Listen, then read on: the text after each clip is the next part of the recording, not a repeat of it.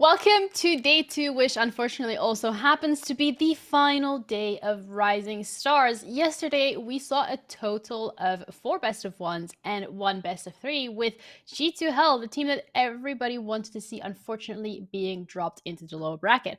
Clash, however, they're sitting very comfortably in those grand finals, and they're going to be waiting until 4 p.m. today before they get their first match. But we have more League of Legends coming your way, because I know first thing on a Sunday morning, what everybody loves to do is log into solo queue and play some solo queue.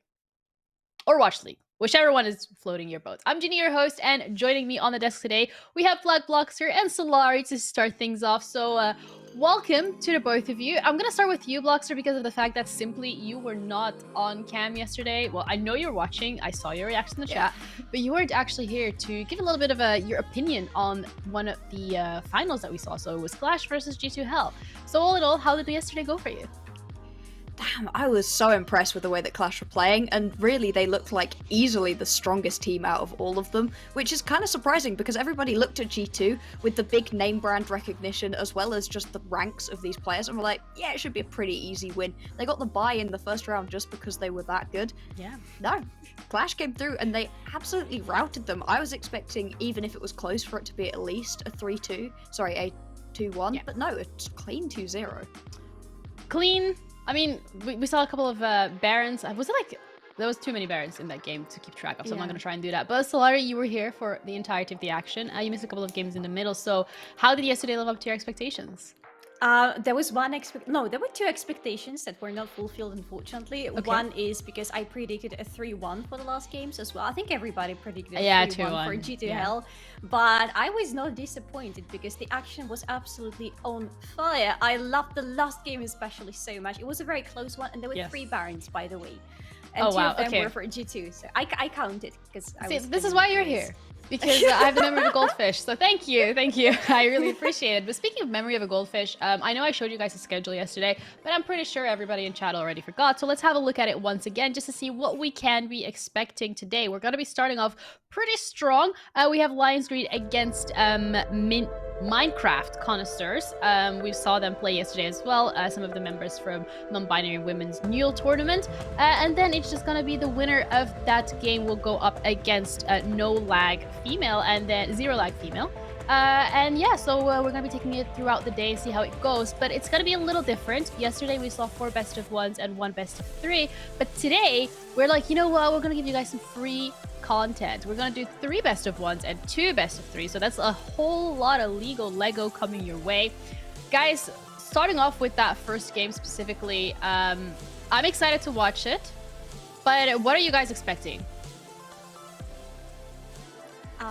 It should be a little bit closer, I think, than a couple of the games that we've seen previously. We've seen quite a lot of stomps, even from directions we were not entirely expecting it. Obviously, we were expecting some of the Masters players to beat on the Silver players, but actually we saw some of the very well-matched teams just get absolutely dismantled, and the kind of theme we've been seeing is teams that have been playing together for the longest seem to be doing their best. Lionsgreed have had this roster for a little while, whereas Minecraft have not, and so it might be that Lionsgreed are able to play together better, but that's not to say that Minecraft connoisseurs haven't been excellent. And as a personal note, really excited to see more of Gertrude the Pony coming from Women's and Non-Binary Newell. So exciting. I love how you mentioned some of the facts that yesterday were a couple of stomps and that did impact the bracket. So we're going to be having a look at the bracket ourselves as well, just to see what we're currently dealing with when it does show up. But until then, Solari, oh, there we go. For the bracket specifically, when we're looking at the way it's played out, are there any names here that you may have expected to be seeing or just didn't expect to be seeing at all? SK Avarosa being in the lower bracket is something that surprises a little bit, considering that yesterday in the very beginning of the show we're talking about them along with the G2 Hell as maybe 2 strongest teams that would definitely exceed going all the way, maybe even through the finals, but here they are sitting in the lower bracket fighting with French Fries 2.0, so that's an interesting turn of events. Yeah, I think SK Avarosa in the lower bracket quite early on as well. I don't think anyone really expected that, but Clash in general coming out swinging, to say the least. And as we can see, they're already sitting in the grand final. G2 Hell in the lower finals as well. So again, they have a chance to get back into the grand finals to get their rematch against Clash. But Blockster, realistically, which one of the teams that we're currently looking at do you think is going to be making it into those lower finals? I think there's a couple of teams that have a really good shot. SK Avarosa haven't shown enough to me that I think they're going to be able to go that far. Minecraft Connoisseur, to be honest, have, and I'm quite excited by that team, but I think it's either going to be Humi or Zero Lag to make it back to face-off versus G2. Humi put up a really good fight versus G2, and I think they might have it in them to make it back, and possibly to flip the switch on what happened last time around, and actually take out a victory versus G2. Yeah, I think yesterday specifically, Humi was the one who gave G2 Hell the closest match after, Clash were the ones to actually be winning. But let's talk about the teams that we're going to be looking at first. So Lions Grid against Minecraft Connoisseur. I know, Blockster, you've given us a couple of insights here, but Solari, in terms of these two rosters, what are you expecting? Who maybe are you expecting to be showing up today? I am expecting to have a very close look at the jungle because yesterday Omulfin Fangirl was a very big surprise to me. I did not expect her to have such a big impact for how the team was playing around them. So definitely my eyes will be in the jungle, and I think we have quite an interesting matchup there as well. Yeah, it feels like the jungle is kind of the matchup that we keep going to, but also the bot lane Blockster.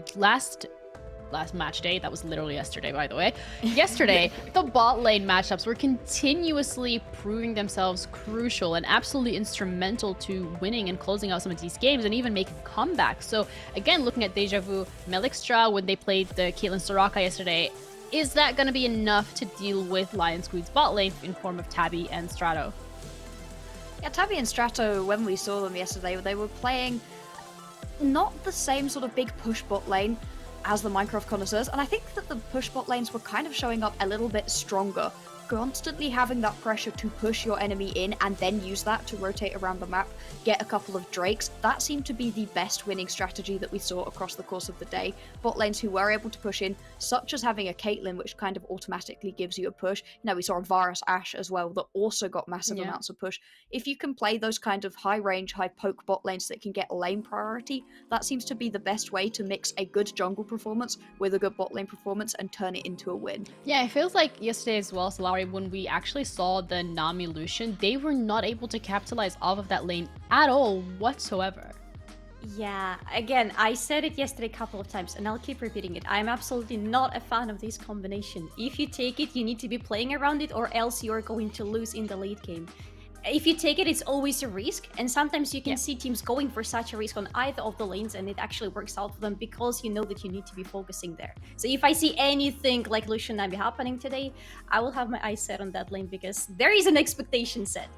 There is an expectation set indeed, and yesterday the poke lanes were the ones that came out on top, and even the survival lanes where we had the Yuumi and the Soraka, those were absolutely terrible to deal with in team fights, let alone the laning phase. So in terms of bans today, Blockster, we mentioned yesterday Aatrox. Solari said it herself, she doesn't want to see that champion coming through, but do you think again today Aatrox is a must ban?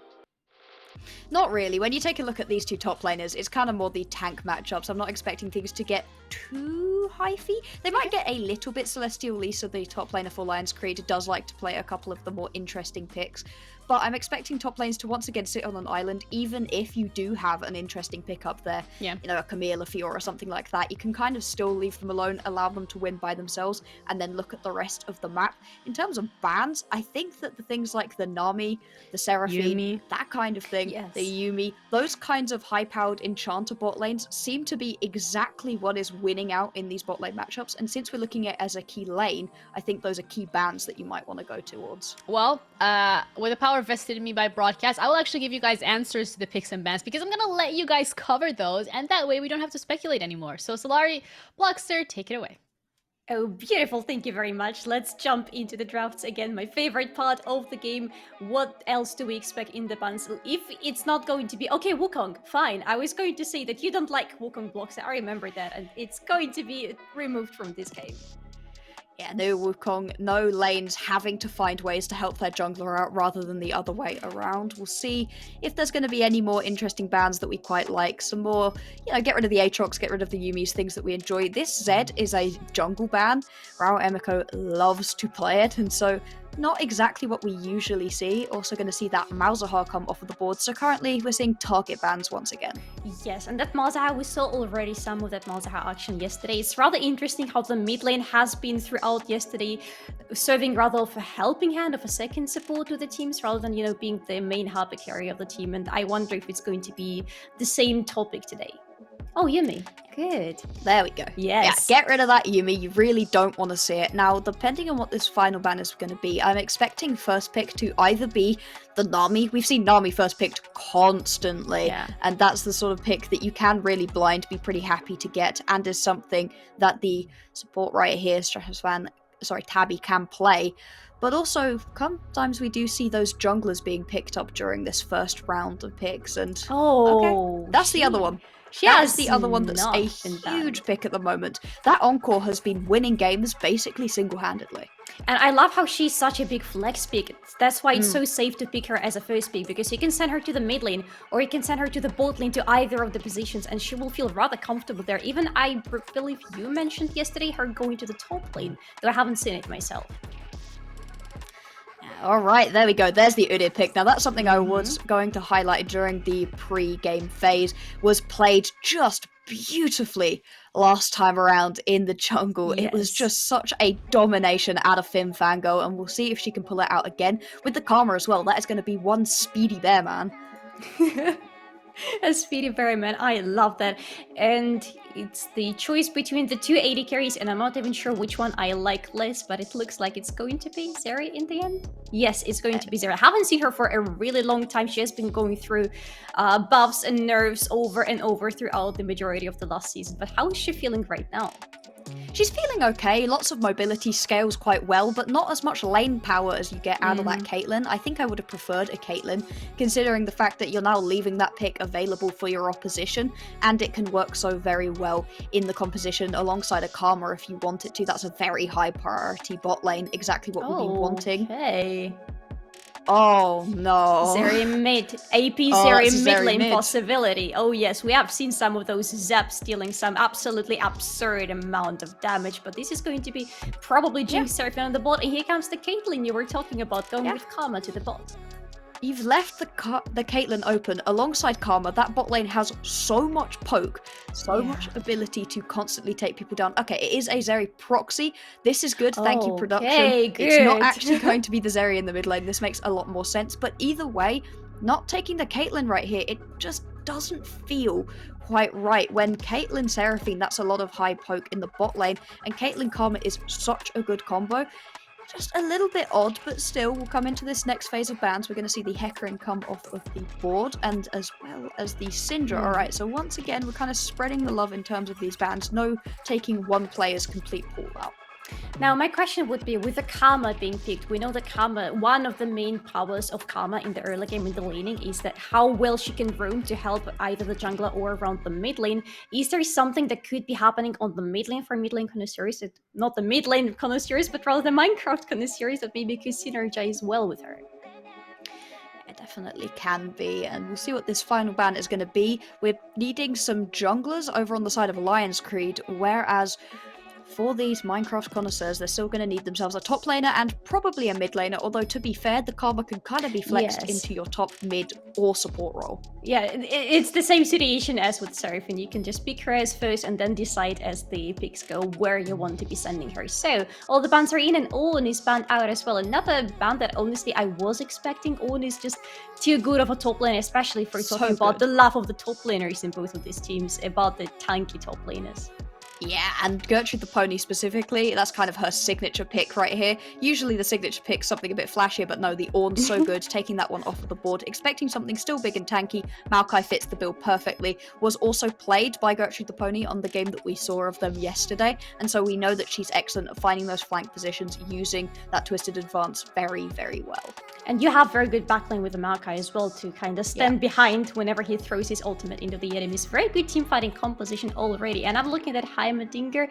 If it happens, it's going to be quite a lot of AP, but it's not going to happen. Thank you very much. This is going to be the jungler this time, and it's going to be J4. I haven't seen him for a long time, but if we're talking about the possibilities of starting a team fight or starting a skirmish or very good gank setup post level 6, this is your go-to man.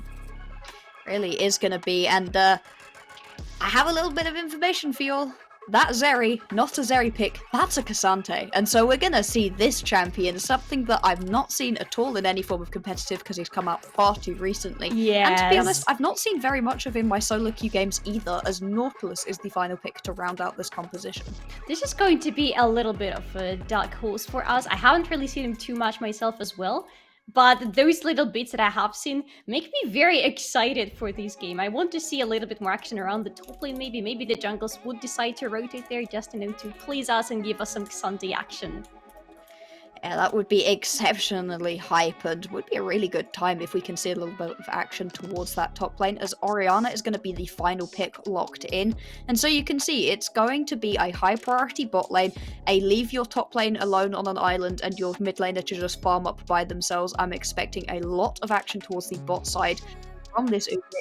Exactly where you want to be looking, and you can see over here, there you go, K'Sante, yes. Jarvan, Seraphine, Jinx, Nautilus. Now that is a teamfight composition if I've ever seen one. Oh, absolutely, and Jinx can serve as such a great hyper carry in this composition. She already has a very good and extremely reliable front lane for her. She has great support in terms of Seraphine, who will have very good targets to send her encore through to hit as many members of the enemy team as possible, and Jinx is just standing on the back lane feeling extremely safe and dealing the damage, doing, the Jinx things. The problem is absolutely the same thing can happen on the other side of the map. So in the last game of yesterday, we're talking about how important it is to be the team starting the team fights, because you usually have the upper hand when you do, and I feel like here it's going to be pretty much the same. Yeah, both of these compositions have the ability for a big wombo combo if you want one. Obviously, the Orianna ball, that shockwave, is one of those premier wombo combo things. It's what you kind of want to take if you want to blow up an entire team all at once. But then you've got your Udyr to just go running into the backline. I really like this composition. You've got Karma to heal and shield up the backline. You've got two tanky frontliners to go sprinting in, and enough damage out of your Orianna and Caitlyn to make the work happen. You just have to make sure to not fall too far behind during the early game, because Jinx, Seraphine, that's the sort of laners that will scale really well, and K'Sante, a little bit of a dark horse. Don't know how well, Gertrude the Pony is at actually playing against the K'Sante, considering we haven't seen it that much. From what I've seen from K'Sante, it's rather interesting how many roles he can fill in when to the team fights, and whatever he decides to choose, he already will have some of the team members doing pretty much the same, because he can just go all in and be the tanky tank, just absorb the damage, especially thanks to his ultimate and thanks to the fact that he will be stacking up a lot of armor, health, and magic resist. So just working there, taking the damage instead of somebody on the backline, or he can go in and try to get somebody out of the fight. And considering that you have targets like Caitlyn and Orianna on the enemy team, definitely you want to be getting rid of them at the moment the fight starts, or even before the team fight even emerges. Yeah, definitely. If you can get onto any of these squishies and blow them up, get yourself into a 4v5 situation, you're definitely in a good spot. Both of these teams have the ability to find catches. I'd say that right now Lion's Creed has a little bit better of an ability to do so. With that Nautilus hook, you can sort of pick someone out of a fight and blow them up before they really have any chance to actually react. And the ability for lockdown CC as well out of this Lion's Creed composition is incredibly strong. But I really do think that we've got to keep all eyes on this Udyr, because, I mean, man, if Finn Vango is able to play it like she did yesterday, I really don't see a situation in which Lion's Creed can fight back, because it was such a dominant performance. How do you shut down this Udyr then? Especially considering the fact that it's a little bit harder and a little bit maybe less, making less sense to go counter jungling hardly after all the changes in the preseason. What else can you do around Udyr? Do you maybe keep your focus on the bot lane? We've seen shadowing the bot lane just in being there, preventing the possible ganks from the enemy jungler being quite successful. So maybe that's something that Lion's Creed would want to do. That's certainly something you can do, and the Jarvan is pretty good as a counter-gank champion. You can sit quite far back with that flag and drag. You don't have to be sat too far forwards. You can sit back in fog of war, wait for the action to unfold in front of you, and then enter into the fight. And also, Udyr wants to run around sprinting at people the speed of light.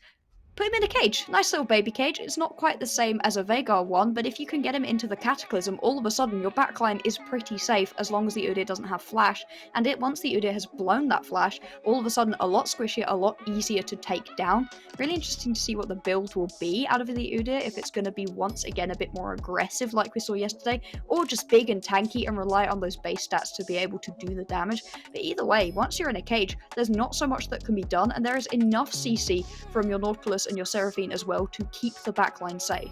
Yeah, it does feel like it's going to be the question of which of these teams has more CC to be able to control all of the carries and all the scary characters on the enemy team.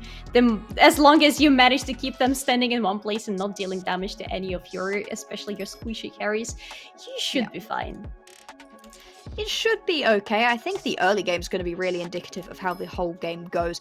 If we see, the Udyr getting to sprint around the map, get things done, find ganks, then great. But if not, and I do worry slightly about that not being able to happen because there's not so much CC set up for ganks, then all of a sudden things could be a little bit easier for Lion's Creed. I think they just need to survive the early game because the scaling they have with that K'Sante Seraphine Jink combo is pretty ridiculous, but if the early game does go in the favor of Minecraft connoisseurs, then things are going to get a little bit more dicey. So we're looking into so many possible scenarios here, whether we are playing from the early game or whether we're just sitting there and nicely, calmly and waiting for the late game. The scaling is going to be rather interesting on all of the sides, but if we're talking about a very nicely going early game, I would say I'm voting for Lion's Creed because I'm looking at that Jinx, and if there is somebody who can benefit from a very good early kills and very nice snowball, that's definitely her.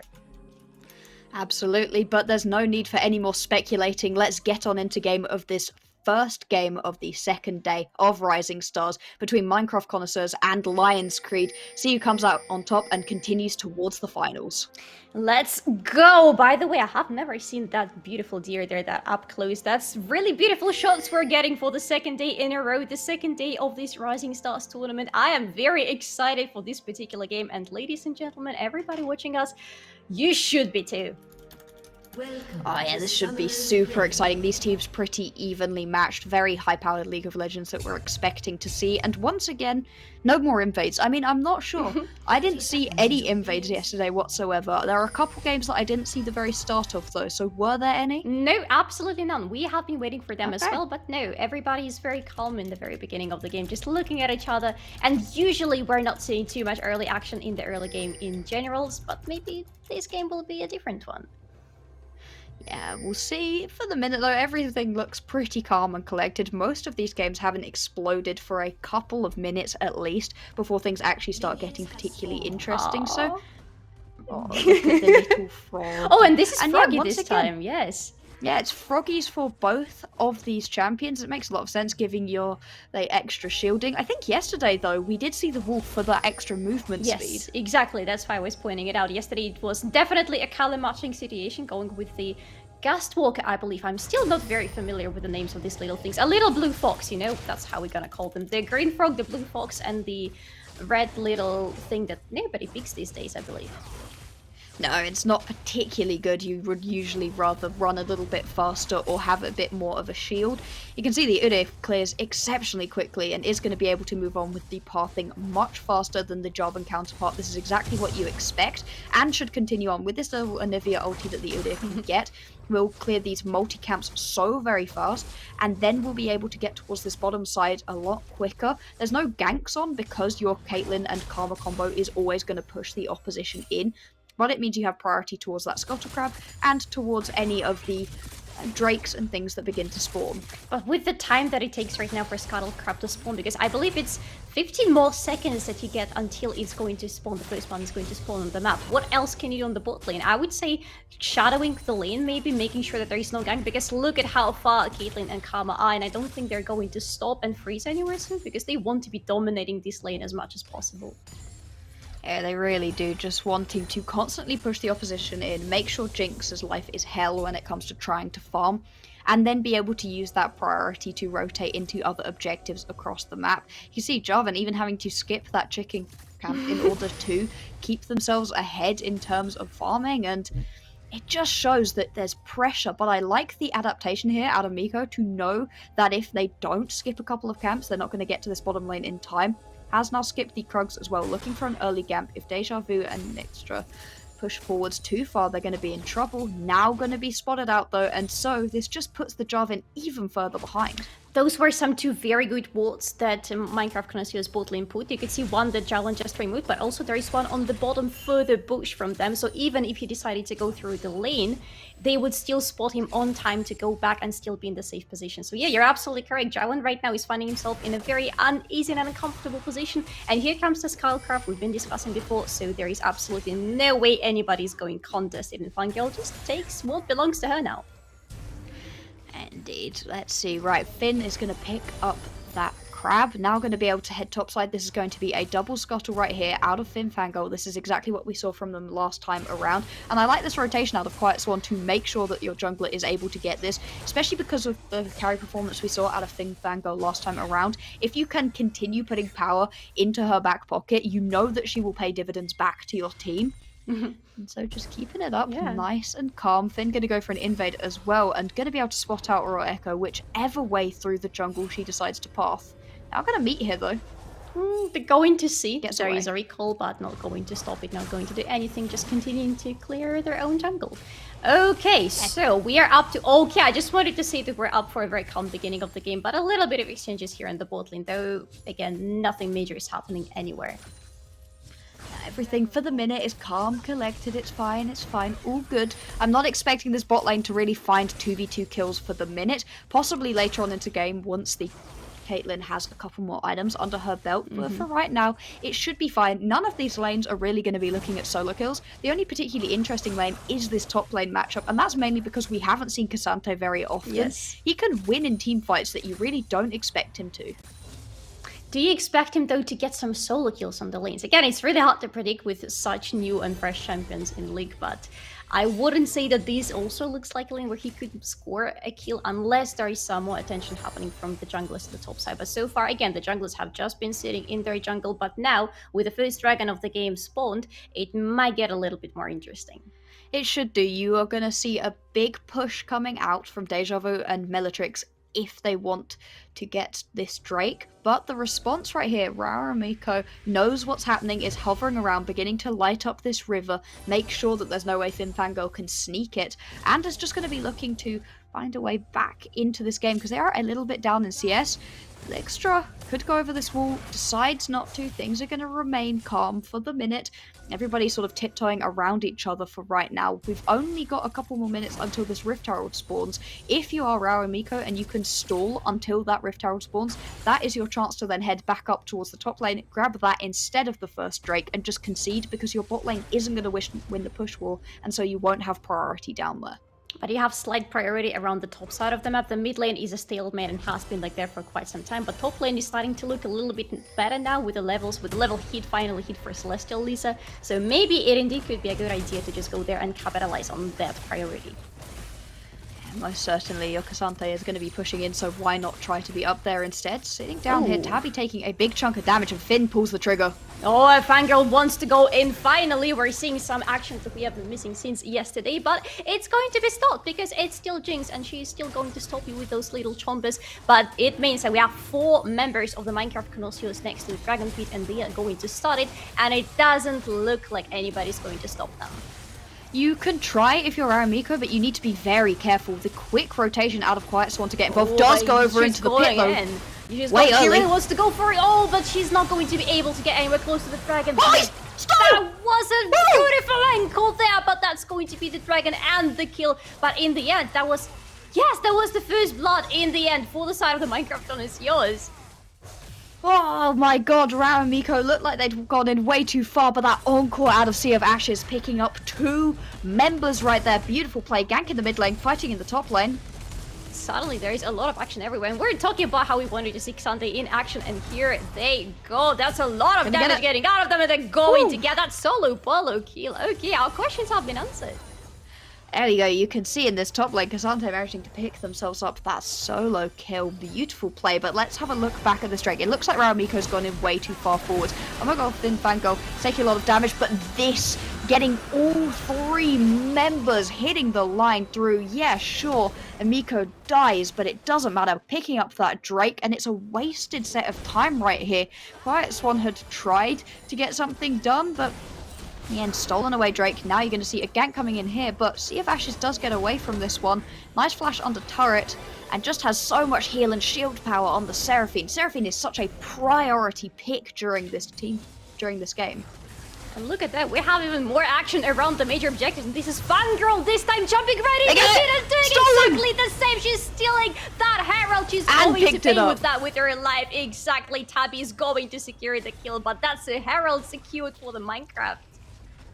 It's a steals game. Everybody's stealing buffs off of each other. Lovely play right there out of Finnfango. Now these kills are going one apiece simply because these junglers are having to run in and nick away the buffs. And unlike the stolen Rift Heralds that we saw during previous series, it was actually picked up as well. So Finn's now going to be able to use this into any of the lanes that she so chooses to give her team a priority lead. You can see the bot lane rotated up, and this is exactly what you want from your heavy pushing bot lane.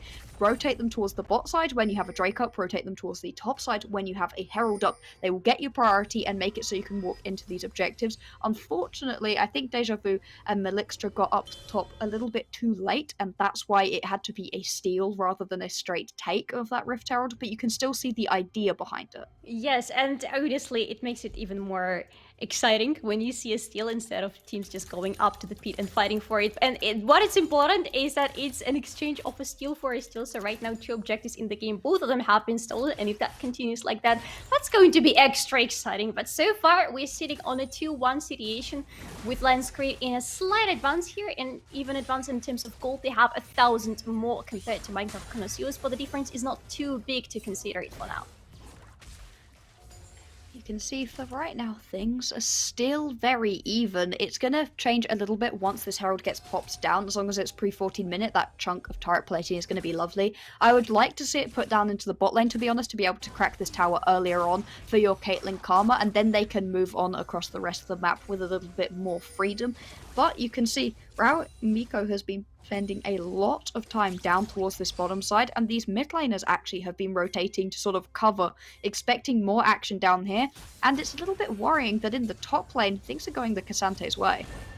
No more solo kills for the moment, but definitely a possibility to go for one. There is still the ultimate available for Celestial Lisa, so if she decides to go a little bit more aggressive, even considering the fact that she's sitting quite close to the turret of Gertrude the Pony, it still could be a second solo kill happening there. But the majority of the action is still at the bot side of the map, still talking about the Herald sitting on Omulfin Fangirl, still talking about the possibility of giving some additional gold to Caitlyn, who I would say out of everybody on their team deserves additional gold and needed additional gold the most.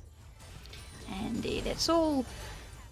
Nobody seems to be falling behind too far right now. You can see there's a little bit of a difference in the top lane, but this bot lane is now going to explode for the favor of Minecraft Connoisseurs. They're going to pick themselves up 2 turret plates even without the Herald, another 2 with the Herald, and this is a huge injection of gold, exactly where you want it. If you can get your Caitlyn ahead, that is going to be absolutely massive for you come to these mid-game team fights, because Caitlyn really has such a strong 1-2 item power spike, and if she can hit that nice and early on, you're going to be able to destroy this bot lane and rotate that pressure around the rest of the map.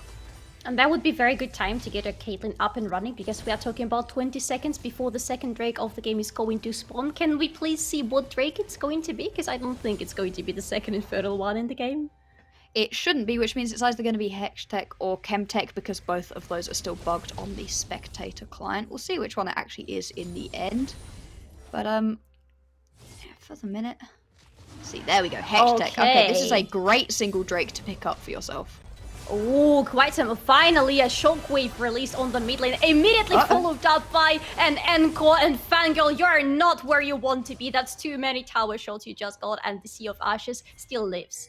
And no flash on Omulfin Fangirl, and that means gonna be taken out very easily, way over aggressive on that play, gonna lose out, and that's right as the Drake is spawning, meaning that your bot lane priority doesn't matter. You don't have a jungler around, it's just gonna be conceded straight over to Lionscreed, and that's now their second of the game, beginning to stack up these Drakes quite efficiently. We'll see what the soul is going to be in just a second, and if it's a particularly high-powered one, then that is a big blunder out of Fangirl.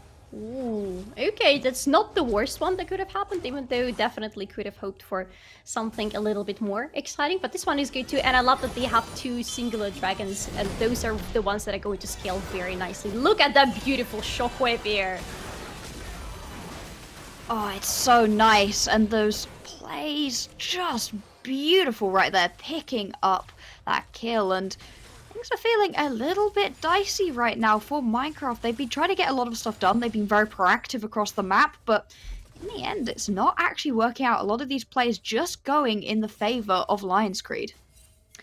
What is it that Minecraft connoisseurs are missing? Because they seem to be quite proactive on the map. They seem to be having all the right ideas in their heads, but something is just not clicking for them. Maybe something will click now, because we're talking about the second herald of the game, which is going to spawn in less than a minute. And Omolfin Fangirl is already on the top side of the map, maybe trying to see possibilities to go into it without a steal this time. Yeah, it would be much nicer to pick it up cleanly. You can still pop it down and towards the bot side and fully pick up that tower if you need to. I mean, considering that the only people who have themselves fully completed items is Finferngo, Quiet Swan, and Sea of Ashes, things are still pretty calm. We're expecting these 1-item spikes to favour Minecraft connoisseurs. Now that they have level 6s and 1 items, that's the point at which things should begin to really benefit Minecraft. Once we're getting towards the 3-4 item points, that's the point where Lion's Creed are going to be a lot stronger into the game.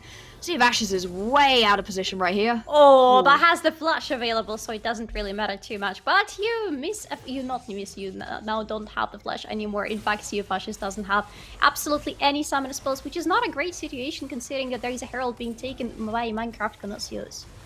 Will Emiko be able to find themselves another steal? Hopefully not. You'd expect better from Minecraft. Going to be turned away, and this one should just go down nice and cleanly. No steals this time around, and that's a clean pickup right here. K'Sante still pushed quite far up if they want to collapse on top of him. Just going to back off. Yeah, that's a lot of people here, so it could have been a really dangerous situation for Xante, but Celestial Lisa is safe in the meantime. By the way, there was the first turret of the game picked up in the meantime. We're talking about the bot lane turret cracked open for Minecraft connoisseurs, but in fact it was their turret that was the first one to fall. Not what you expect. You expect that Caitlyn Karma to be able to fully get that bot lane turret down by themselves. Unfortunately for Deja Vu, Melixtra has been called away many times, having to get involved across the rest of the map. And that means that instead their turret are going to be falling. That's now 2 turrets to 0, despite the fact that Minecraft connoisseurs have picked themselves up both heralds. That is not good use of those heralds, and not efficient map play.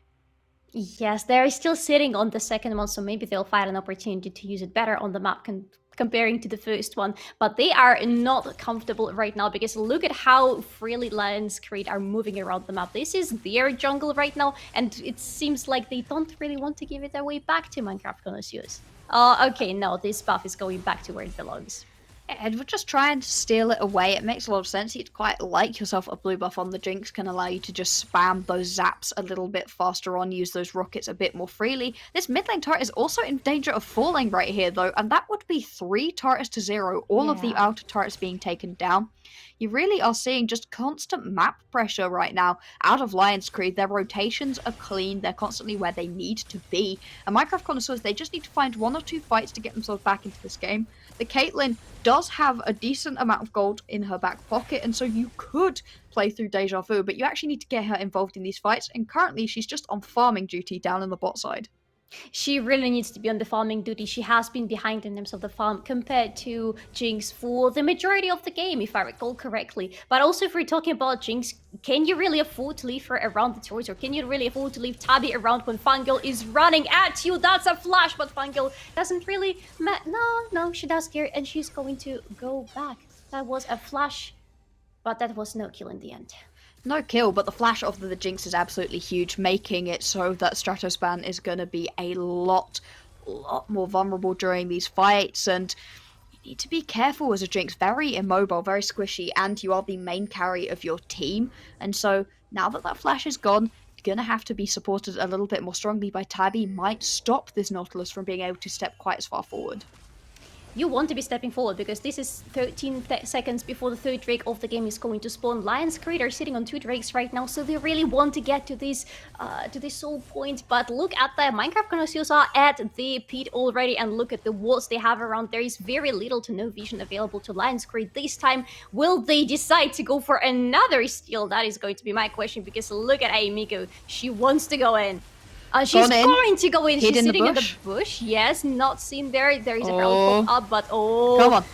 Oh, come on, come on! Oh, no, that is not going to be the steal, and you're going to be punished for it right here, right now, sitting in the pit. Oh, but an encore! Huge! 4 people encore hit, not resulting in the kills, but you don't need the kills after that. That was a win itself.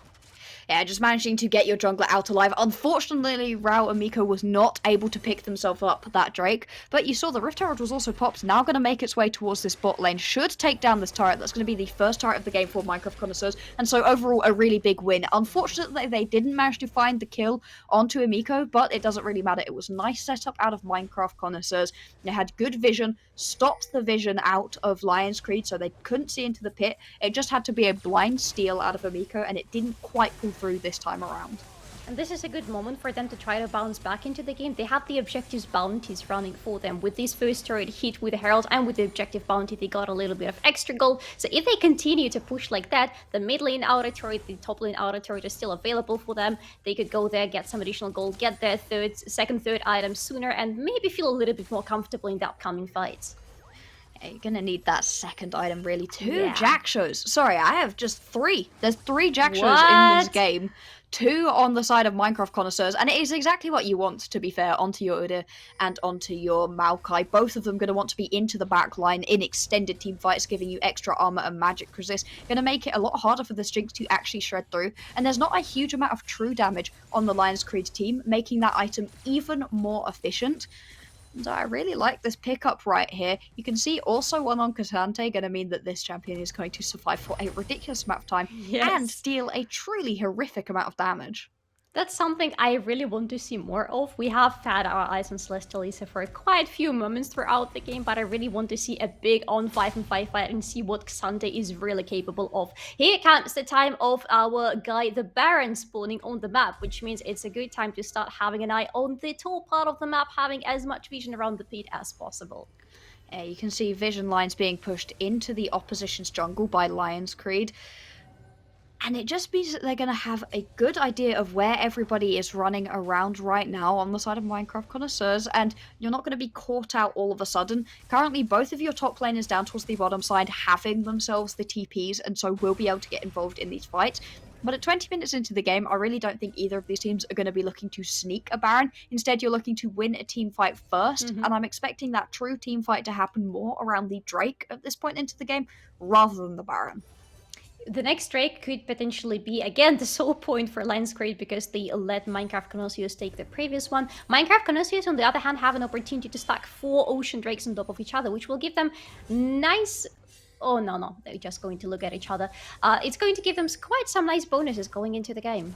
Oh yeah, imagine Finn right here on this Udyr constantly healing up. It would make taking out this Udyr so very difficult, and we know how good Finn could be on it. Wasn't quite as good this game as they were previously. Engage. Going to hook here, and Deja Vu is immediately going so Deja Vu survives. Low. She survives. K'Sante in the back line. K'Sante in the back line. Bad situation. K'Sante in the back line. Why are you so far away? Because you're there to deal the damage. Orianna is going to secure the kill, but one is going to go to the Sea of Ashes as well. The action is so scattered by. Here comes the Celestial Lisa. Here comes the K'Sante. We so desperately wanted to see so much damage, and it's a double kill for K'Sante. Going for a triple. Is it going to be? Yes, it's going to be a triple kill for Celestial Lisa.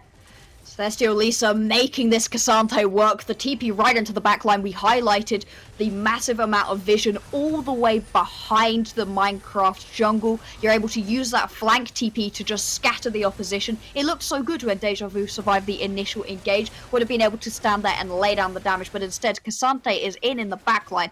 Look at this. You can see Tabi just going forwards, catches onto Deja Vu. Exactly the champion you want to see. Rooted up, gets almost taken down, manages to escape the Cataclysm, but then Celestial Lisa has teleported right into the backline. 4 members have to turn to try to deal. The Encore also managing to catch a couple. Celestial Lisa is just so tanky, constantly able to run through people, constant knockups, damage coming through, and just running interference, meaning the backline can't sit and deal damage, instead are scattered to the hills and picked off one by one by Lion's Creed. What is extremely interesting here is that that's something we saw happening yesterday for Minecraft Connoisseurs. You could see Fangirl going so deep into the enemy's backline and being absolutely unkillable there, and because of that completely disturbing the front-to-back composition of the enemy team. Here, Lion's Creed are doing exactly the same with Celestial Lisa, and it's working so nicely for them. So nice. The all-out being popped just means they're able to survive for so long. Yeah. Not able to be really displaced, moved around, have any big issues in being in the backline. Kind of a perfect flank champion. And this means that you can bully out your opposition. As you can see right now, Minecraft not able to get anywhere near this Ocean Drake. It's going to be sole point for Lionscreed, mainly off of the back of this K'Sante, a champion we weren't expecting to see, but has been working very well. We kind of were not expecting to see. You're absolutely correct. Look at that. Sea of Ashes is looking for an opportunity to maybe go in. The ankle is again available for Serpent, and that's another hook. That's another. So Gertrude the Pooty completely caught out, and there is no way you're getting out of it. It's too much control with the Chompers and with the Nautilus. Just going to get taken out way too far forwards. Gertrude the Pony not in the right position during that fight. It hasn't been a particularly good game for them either. And to be honest, this whole game is feeling a little bit like a stomp right now. Lionscreed, they were able to weather the storm in the early game, and that's what we highlighted during draft. If they were able to weather the storm, things were looking pretty good. And Minecraft, they certainly tried to find things in the early game. They didn't sit back and relax. They tried to get ahead like their composition needed to, but it just never quite worked out. All of the ganks just went slightly wrong. The Drake being stolen away on that early play, kind of indicative of the way that this whole game has gone. And now we're talking about a 9,000 gold difference between the teams. The gap is way too big for Minecraft connoisseurs to see any easy way out of it. The turrets are falling down because the Baron buff is still active for the Lionscreed. They just took down the inner turret on the bot lane, looking to take the A1 on the mid lane as well, which will give them an easier time going into the enemy's jungle even more comfortably than before.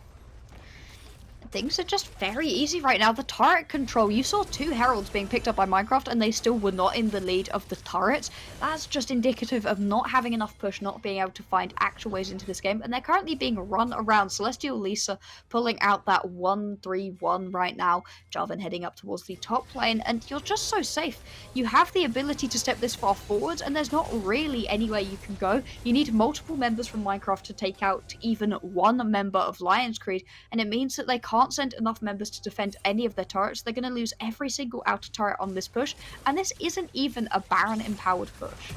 Not anymore. They managed to take down 2 turrets with the Baron, and now they're extending it to the 3rd one without the Baron anymore. But do they really need it if they're in such a great lead everywhere on the map, basically? We have right now less than 3 minutes before the next Drake is going to spawn. If Lionscreed go and secure this one, this is going to be a solo for them. For Minecraft, there is a slight possibility to go and still try to stack these dragons on top of each other, but they're so next to their base right now. They really don't have much vision anywhere in the jungle, so it's so unsafe for them to try and go establish it or do anything around the map.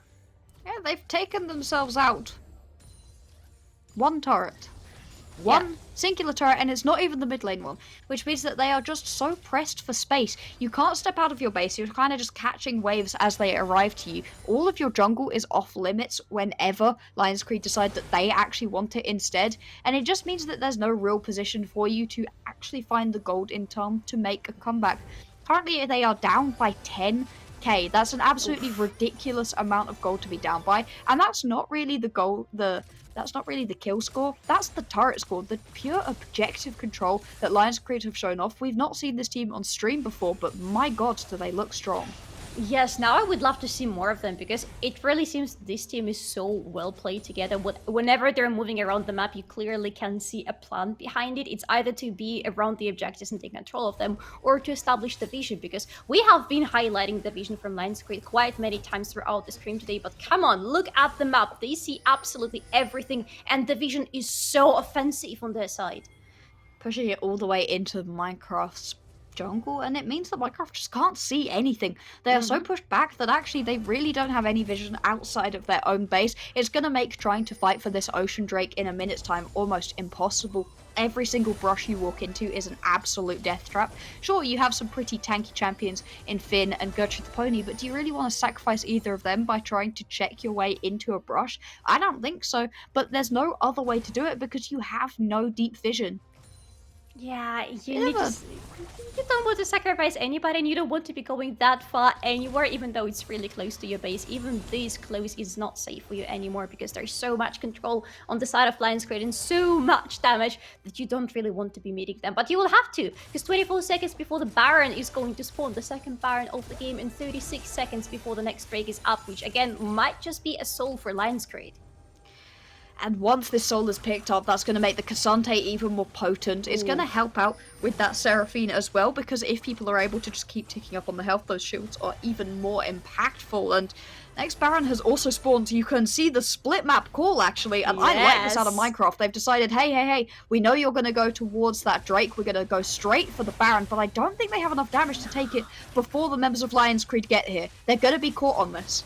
And there are absolutely all ultimates available for Lions Creed, and so much control that they can just throw into the pit, and you being locked in such a small closed space is not good. Like this ankle, for example, hitting 2 people. And follow up with a Cataclysm, and Celestial Lisa is absolutely everywhere, taking kills, followed up by Jinx kills, and again, so much control you can't even run away from anybody. And it's the second triple kill of the game. Oh, we're still continuing. Quite. Swan wants to get away, but Amiko wants to make this an ace, but no, Swan is too quick for you. Oh, what a call right there. You could see Minecraft, they really wanted to. It was a true desperation call, and it does not pay off. They're going to lose the Baron, they're going to lose the Soul, and most likely they are going to lose this game. It didn't matter that there was maybe a bit of a catch right there onto Tabi, because the very second that this K'Sante and Raimiko got into the backline, it was over. This K'Sante dealing so much damage and able to just survive for so long. Healing constantly. That Jack Show giving so much power as he just sits in the backline, happy as anything. Celestial Lisa playing this new champion beautifully, and I think it's going to have to be on the radar of other teams later into this tournament as a priority pick for the top lane. And it doesn't matter how many tanks you have on your team and how tanky they are, because this K'Sante gets right into your backline, and your carries are so very squishy that the moment somebody gets close to them, there is absolutely no way they're going to survive through this. And your own front lane cannot be there to help them because they're busy fighting in the front lane or just trying to understand what is going on. You can see just the amount of damage he can do with those Nontofo strikes, and ooh, it's another Cataclysm on the Deja Vu. Deja Vu, oh, that was a lot of damage coming out of Jinx. You have quite some shields from Karma, but they're never going to be enough. That Jinx is so scary at the moment. Look at this. This is a tanky champion who can also run fast, survive for a long time, has dashes with the footwork, and just kind of an all-round beast in the top lane, this K'Sante. Final stand right here out of Minecraft. Will they survive in this tournament? Lose here and you are out. You're out of playing for those playoffs, Paul. You're out of playing for that prize money.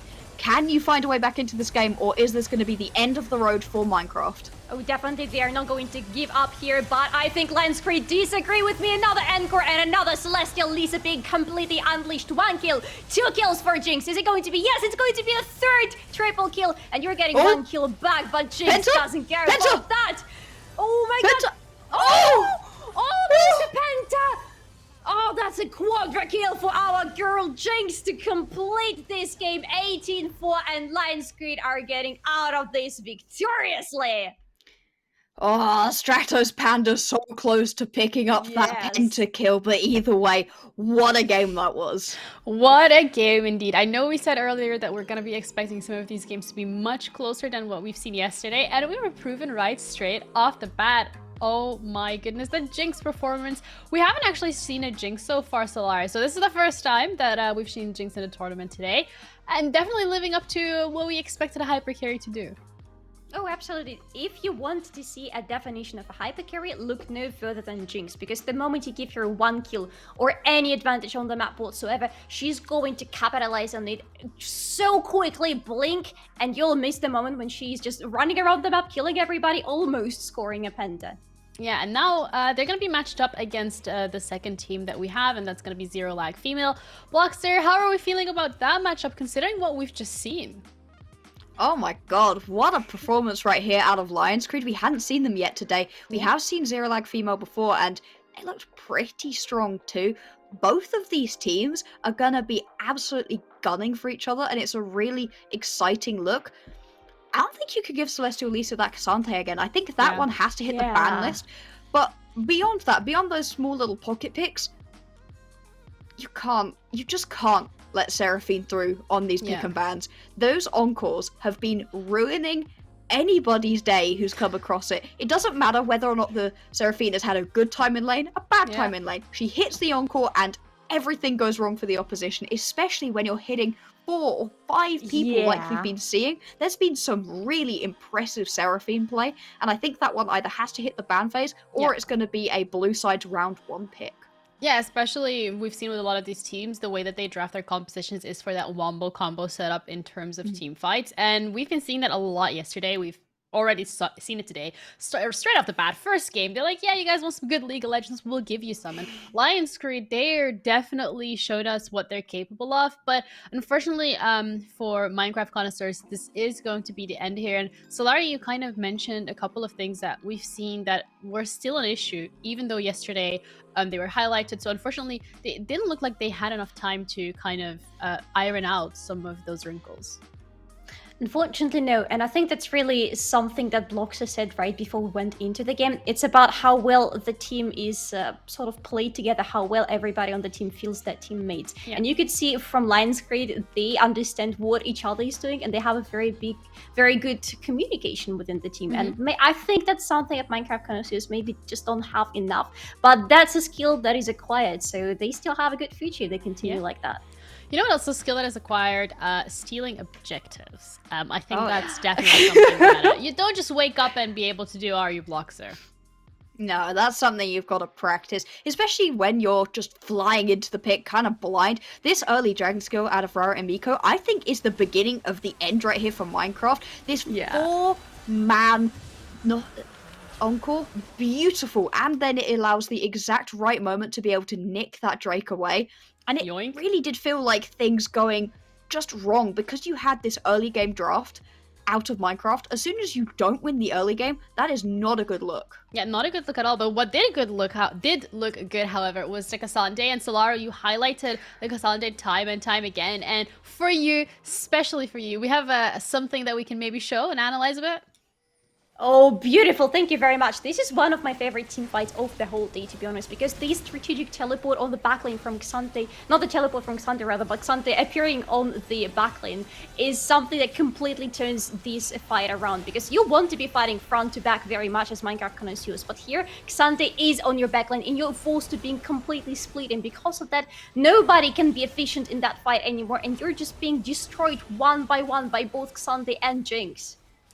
Yeah, the team fights in general from Lions Creed were absolutely beautifully executed. It was very difficult for Minecraft connoisseurs to get onto the backline, which is something that we've seen them actually be able to do yesterday. That was kind of their bread and butter. They're especially into these team fights. But this time around, Lions Creed is like, we know your game plan. We've seen your VOD most likely by the looks of it. And they were really good at protecting that backline and just doing a bit of an Uno reverse and getting on the backline for Minecraft. Why do I keep saying minion connoisseurs? I know this is League of Legends, okay? I think that's the issue here. So, sorry. I do like minions. They give gold. And as an AD carry main, to be fair, everybody likes minions. We all like gold. And it feels like... As a jungler, I love stealing them off of my laners.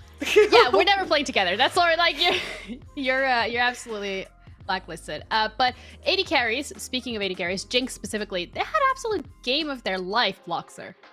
Yeah, that was a beautiful performance, and you could see during these team fights nearly a pentakill. If it was played a little bit slower, it might well have been. And Stratos Panda's just able to sit back on this backline and not get touched. Look at the health bar of this Jinx. Not taking damage, not taking damage, not taking damage. If the only damage you take during a team fight is because you go into the fountain, things are going really well. Just not able to get that kill onto Melixtra. Otherwise, it would have been a pentakill. But overall, it was just a truly impressive performance out of Stratos Panda, someone we haven't seen before, but I'm really excited to see in this next game. Yeah, I've been bullied on a fountain before by a Blitzcrank, but never actually by a Jinx, so I think that speaks volumes to the amount of gold that was in this Jinx pocket and the itemization that they were able to get. Solari, it feels like the gold, it felt like it was very similar for quite a while, and then there was just a blip, and Lions Creed just got ahead, and they just kept snowballing. I really think that Dragon Steal indeed was the beginning of the end for Minecraft connoisseurs. After that, they were not able to find themselves on the map anymore. They were mispositioning over and over and over. But yeah, the gold, I feel like the gold gap was there for the majority of the game, but we were even highlighting it in the beginning. It wasn't really that big of a difference between the teams until it just started to snowball. Yeah, well, with the loss here and the amount of gold that Lions Greed have secured themselves in this game to close it out, there's going to be a little change to the bracket. So unfortunately, to Minecraft connoisseurs, that is their run. It does end here. So we do say goodbye to them. But Lions Greed, they're going to be advancing towards Zero Lag Female. And that's the game that we're going to be going to watch next, whereas Humi is going to be up against SK Avarosa. Now, SK Avarosa and Humi were both covered yesterday as well on the stream, so we're gonna see from Zero Lag Female against Lions Greed who's gonna be the ones who go into the lower semis, and then of course we have the lower finals and finishing it off with the grand finals. The bracket so far I think has been populated quite quickly, if I do say so myself. Floxer from the French Fries 2.0 against SK Avarosa. I know we haven't really had the chance to see the game, but were you expecting SK Avarosa to be the ones to go further? Not necessarily, but I may well have accidentally fallen into the hype train that the French fans had been laying onto the French Fries roster. They were super excited about them. I'd heard just so much chatter about them, but we hadn't actually got to see any of the French Fries roster play. An unfortunate turn of events. I would have really liked to see that all French roster show us what they can do. SK Avarosa, though, they had some issues yesterday, but because they come from a big organisation, they've got coaches, they've got managers, and they're going to have been able to go over their film, see what they did wrong, and I'm expecting a new and improved SK Avarosa. I do worry for them slightly coming against Humi. Humi, who do not have a coach, have absolutely no support structure behind them, other than the fact that they're great players. It'll be really interesting to see who comes out on top of that matchup. We'll have to wait and see after the next game, but... yeah. Is it going to be the big organisation team with a support structure, or just a group of really talented players who come through? If it is Humi, once again, we're going to see this team that kind of took G2 to task, or if it's SK, there's a chance that we could see SK versus G2, which I think would be the most hype matchup we could possibly have. That would probably be very lovely to watch, but it's all in the future. We're going to be heading to a break. We'll be back with the second game of the evening, and that's going to be Lions Greed against Zero Lag Female.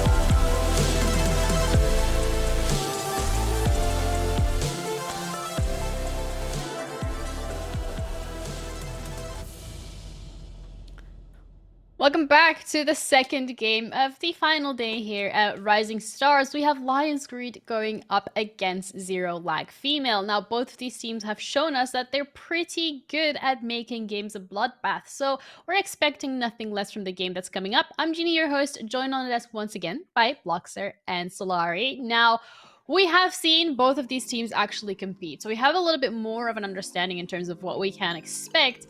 Solari, what are you expecting in terms of playstyle? Is it going to be the bot lane focus? Is it going to be a bloodbath? Is it going to be invading? What do we have on the menu? I hope for a bloodbath. I always hope for a bloodbath, especially since today I'm filling in as PvP. It's very new and exciting to me, but I absolutely love screaming at the team fights, so I want to see as many of them as possible. Okay. But honestly, here I do expect the game being played around the bot lane quite again, because we see just how impactful this playstyle is. Yeah. And I, again, want to see a very big emphasis on the junglers, because here we're talking about two really good junglers who really want to be playing around the teams and around objectives as much as possible. So this clash is definitely something you cannot miss. Okay, well, that sounds exciting. Bloxer, are you expecting the same? I see you like nodding in agreement, so I'm gonna say yes, but I still want to hear it from you. Roughly, yeah, exactly. And also, we've been seeing so much boring top lane, so come on, Celestial Elisa, keep it up with these interesting top lane plays. I mean, in that previous game, her K'Sante play was just beautiful, but her whole champion pool is nothing you could even slightly count as boring. It's things like the Irelia in the top lane, which is like,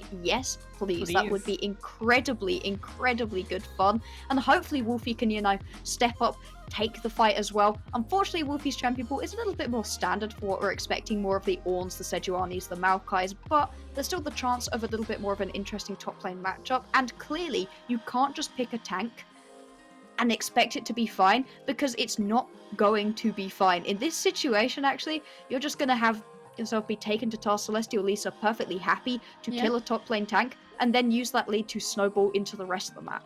Yeah, and I love how you mentioned a top laner for Lions Greed specifically, because we're going to be having a look at the roster holistically from both of these teams. Now, Solari, considering we've already seen all these ladies play so far, who's standing out to you the most in terms of their impact that we can be expecting today? Oh, I still want to say Celestial Lisa, and this is definitely going to be the person that I'm going to be looking at the most. But also, I really want to see Apolloni versus Sea of Ashes. Maybe this matchup is one of the most exciting for me. Both of these players also really love playing around the team, and they are very comfortable filling in sort of a support-ish role. And it's one of the most impactful ones. Maybe not that exciting to see as some assassin flying around, but definitely one of the best ones to have as a teammate. Yeah, and looking at the mid lane specifically, I feel like the more we're going into this tournament, Bloxer, the more the mid laners are becoming a bit more impactful, especially when we have the Seraphine locked in. Or the Syndra yesterday. Like, I love it. Or the Malzahar. We just have a like one champion, you just press R, and it's like, wow, you just single-handedly turned the team fight upside down. So, can we expect to see that again? Do you think Seraphine is going to be like absolutely permaban this time? Because what's going on with that champ? I think quite possibly Seraphine gets permabanned, or it gets picked first on the blue side. All of these mid lane champions we've been seeing actually have been pretty interesting when it comes to rotating into the team fights. I'd say finally the Orianna that we saw earlier was kind of the most boring mid laner that we've actually seen, and that's a champion that's always exciting during a team fight. Yeah, sure, in laning phase it's not the most interesting, but has the ability to roam around constantly. I'm going to continue to say we're not going to see solo kills in the mid lane, but come these team fights or these skirmishes around Drakes and Barons and Heralds that we've been seeing so much, I think that's the point at which, we're going to see these mid laners really get involved with some big ultimates that can really help out. When you love these wombo combo compositions, as these teams have done so far, these mid laners with the big ultimates, the Encore, the Shockwave, all of them can be so impactful. Well, whether or not we're going to be seeing a Shockwave this time around in the game, we'll find out shortly, as we're going to be heading straight into our picks and bans. So Solari, Bloxer, you guys ready? Oh, absolutely. Let's go. Let's go into the draft. So we expect Seraphine, right? We still expect Yuumi because nobody wants to see Yuumi. What is there? Take off that K'Sante. Do not give K'Sante over. Oh my god. If you do and you get beaten by it, I'm sorry, but you are asking for that loss. I mean, it was such a powerful performance out of Celestial Lisa. We're going to see the Zed come off of the board. This is a Zed jungle ban mainly, which is kind of insane that we're talking about that, but I'm just expecting to see a couple more of these enchanters in the bot lane to come off of the board. Win trading Kayn, getting their Kayn banned away, that also makes sense. Yeah, Kayn is the champion that can be ridiculously strong, but with the recent changes, if you get Kayn right on the enemy team, you just want to FF immediately. Indeed, and actually, we have not seen this yet before. We've not seen a champion pool being destroyed like this at all. We've seen usually like a top lane ban, a mid lane ban, one support ban being thrown in. We've not seen every single ban so far being targeted towards one role. 4 junglers off of the board already. Now we're going to see a Seraphine come off the board. Interesting to see if the K'Sante is going to leave. Alrighty, let's see how this goes. So, Wukong is also out of the equation. So again, you should be a little bit happy. It's the second day in a row that they're fulfilling your biggest wish to not see the champion in the game. So is it going to be AK? It's going to be Caitlyn. It's leaving quite a lot of interesting options available. Some of them, again, being that K'Sante may be available for Lion's Creep. It could be if they want to pick it up for themselves. First pick going over... Other way though, this Sejuani is a flex pick, can go into either the jungle or the top lane. Both lanes pretty good and is good at absorbing pressure. So if Celestial Lisa is really feeling herself, you're not going to be in such a ridiculously bad position.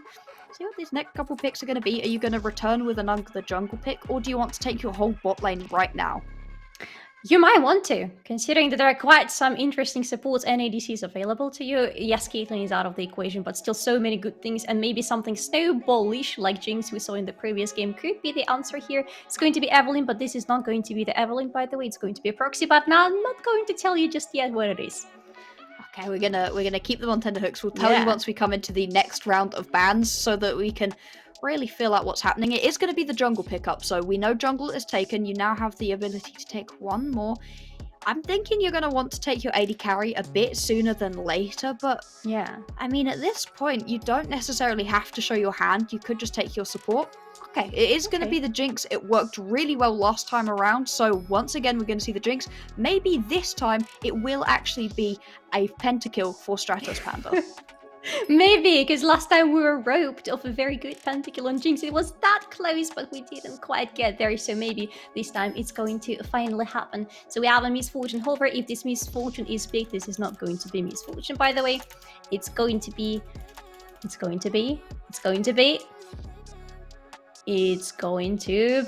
Fortune locked, but again, this is not Miss Fortune. And again, I will not just yet tell you what it is.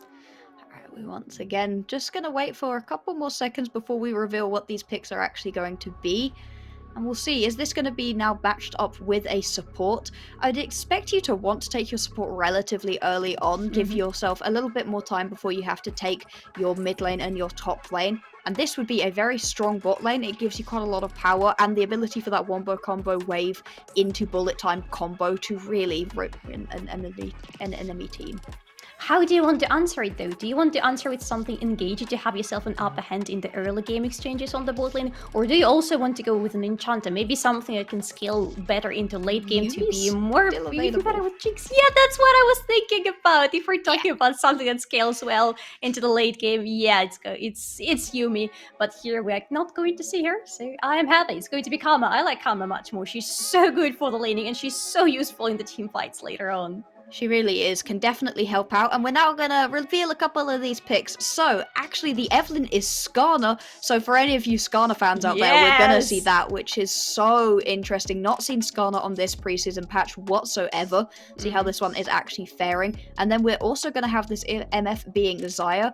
Xayah, Nami. It's not one of those premier bot lane picks, it's kind of a bit of a, hey, we expect you to run towards us and we want to be safe, rather than a pick you're looking at to get too aggressive with, but it does have the ability to once again wombo combo if you want it. Yeah, Xayah is something that also falls in and out of favor as the season goes, and lately we haven't seen her whatsoever because she has not been in a good position, but right now we'll see how it's going to work for her in the preseason. What's happening right now is some more bans that I'm absolutely a fan of because Aatrox is out, gone, thank you very much, but also K'Sante. Unfortunately for us, we're not going to see Celestial Lisa on K'Sante anymore in this game. I think that is certainly fortunate right now for Zero Lag, though, because that K'Sante play was really impressive. We'll see if it's still going to be a quite aggressive top lane matchup, or if things are going to be a little bit calmer. Right now, the top lane focus is real. We'll see if this final ban is going to once again be targeted towards Celestial Lisa. I don't necessarily think that's a bad idea, to be honest. Plays a lot of the things like Riven, Irelia, Akali, all of these big, high-powered top laners. And if you don't want to deal with that, that would make sense. But instead, Syndra coming off of the board, I'm expecting to see, to be honest, the mid lane pick up right now so that you can counter-pick with your top lane. Okay, yes, and it would totally make sense. With Syndra removed, there are still quite many options available for you, depending on what you want to be doing. You already have a really good support in your team. You already have quite a lot of control with Skarner, Jinx, and Karma together. What do you want to pair it up with? Do you really want to have a really tanky, good front laner who can start the fights as well for you? I think that would be a good answer. And if you want all of that in one champion, Ornn is your boy. Yeah, Ornn is definitely good. It gives you a lot of scaling option as well. Because you've got that Evelynn as well, you can take yourself something AD in the mid lane should you want it. And so that's still that's not a pick available. And then, oh, sorry, not Evelynn, of course, yeah.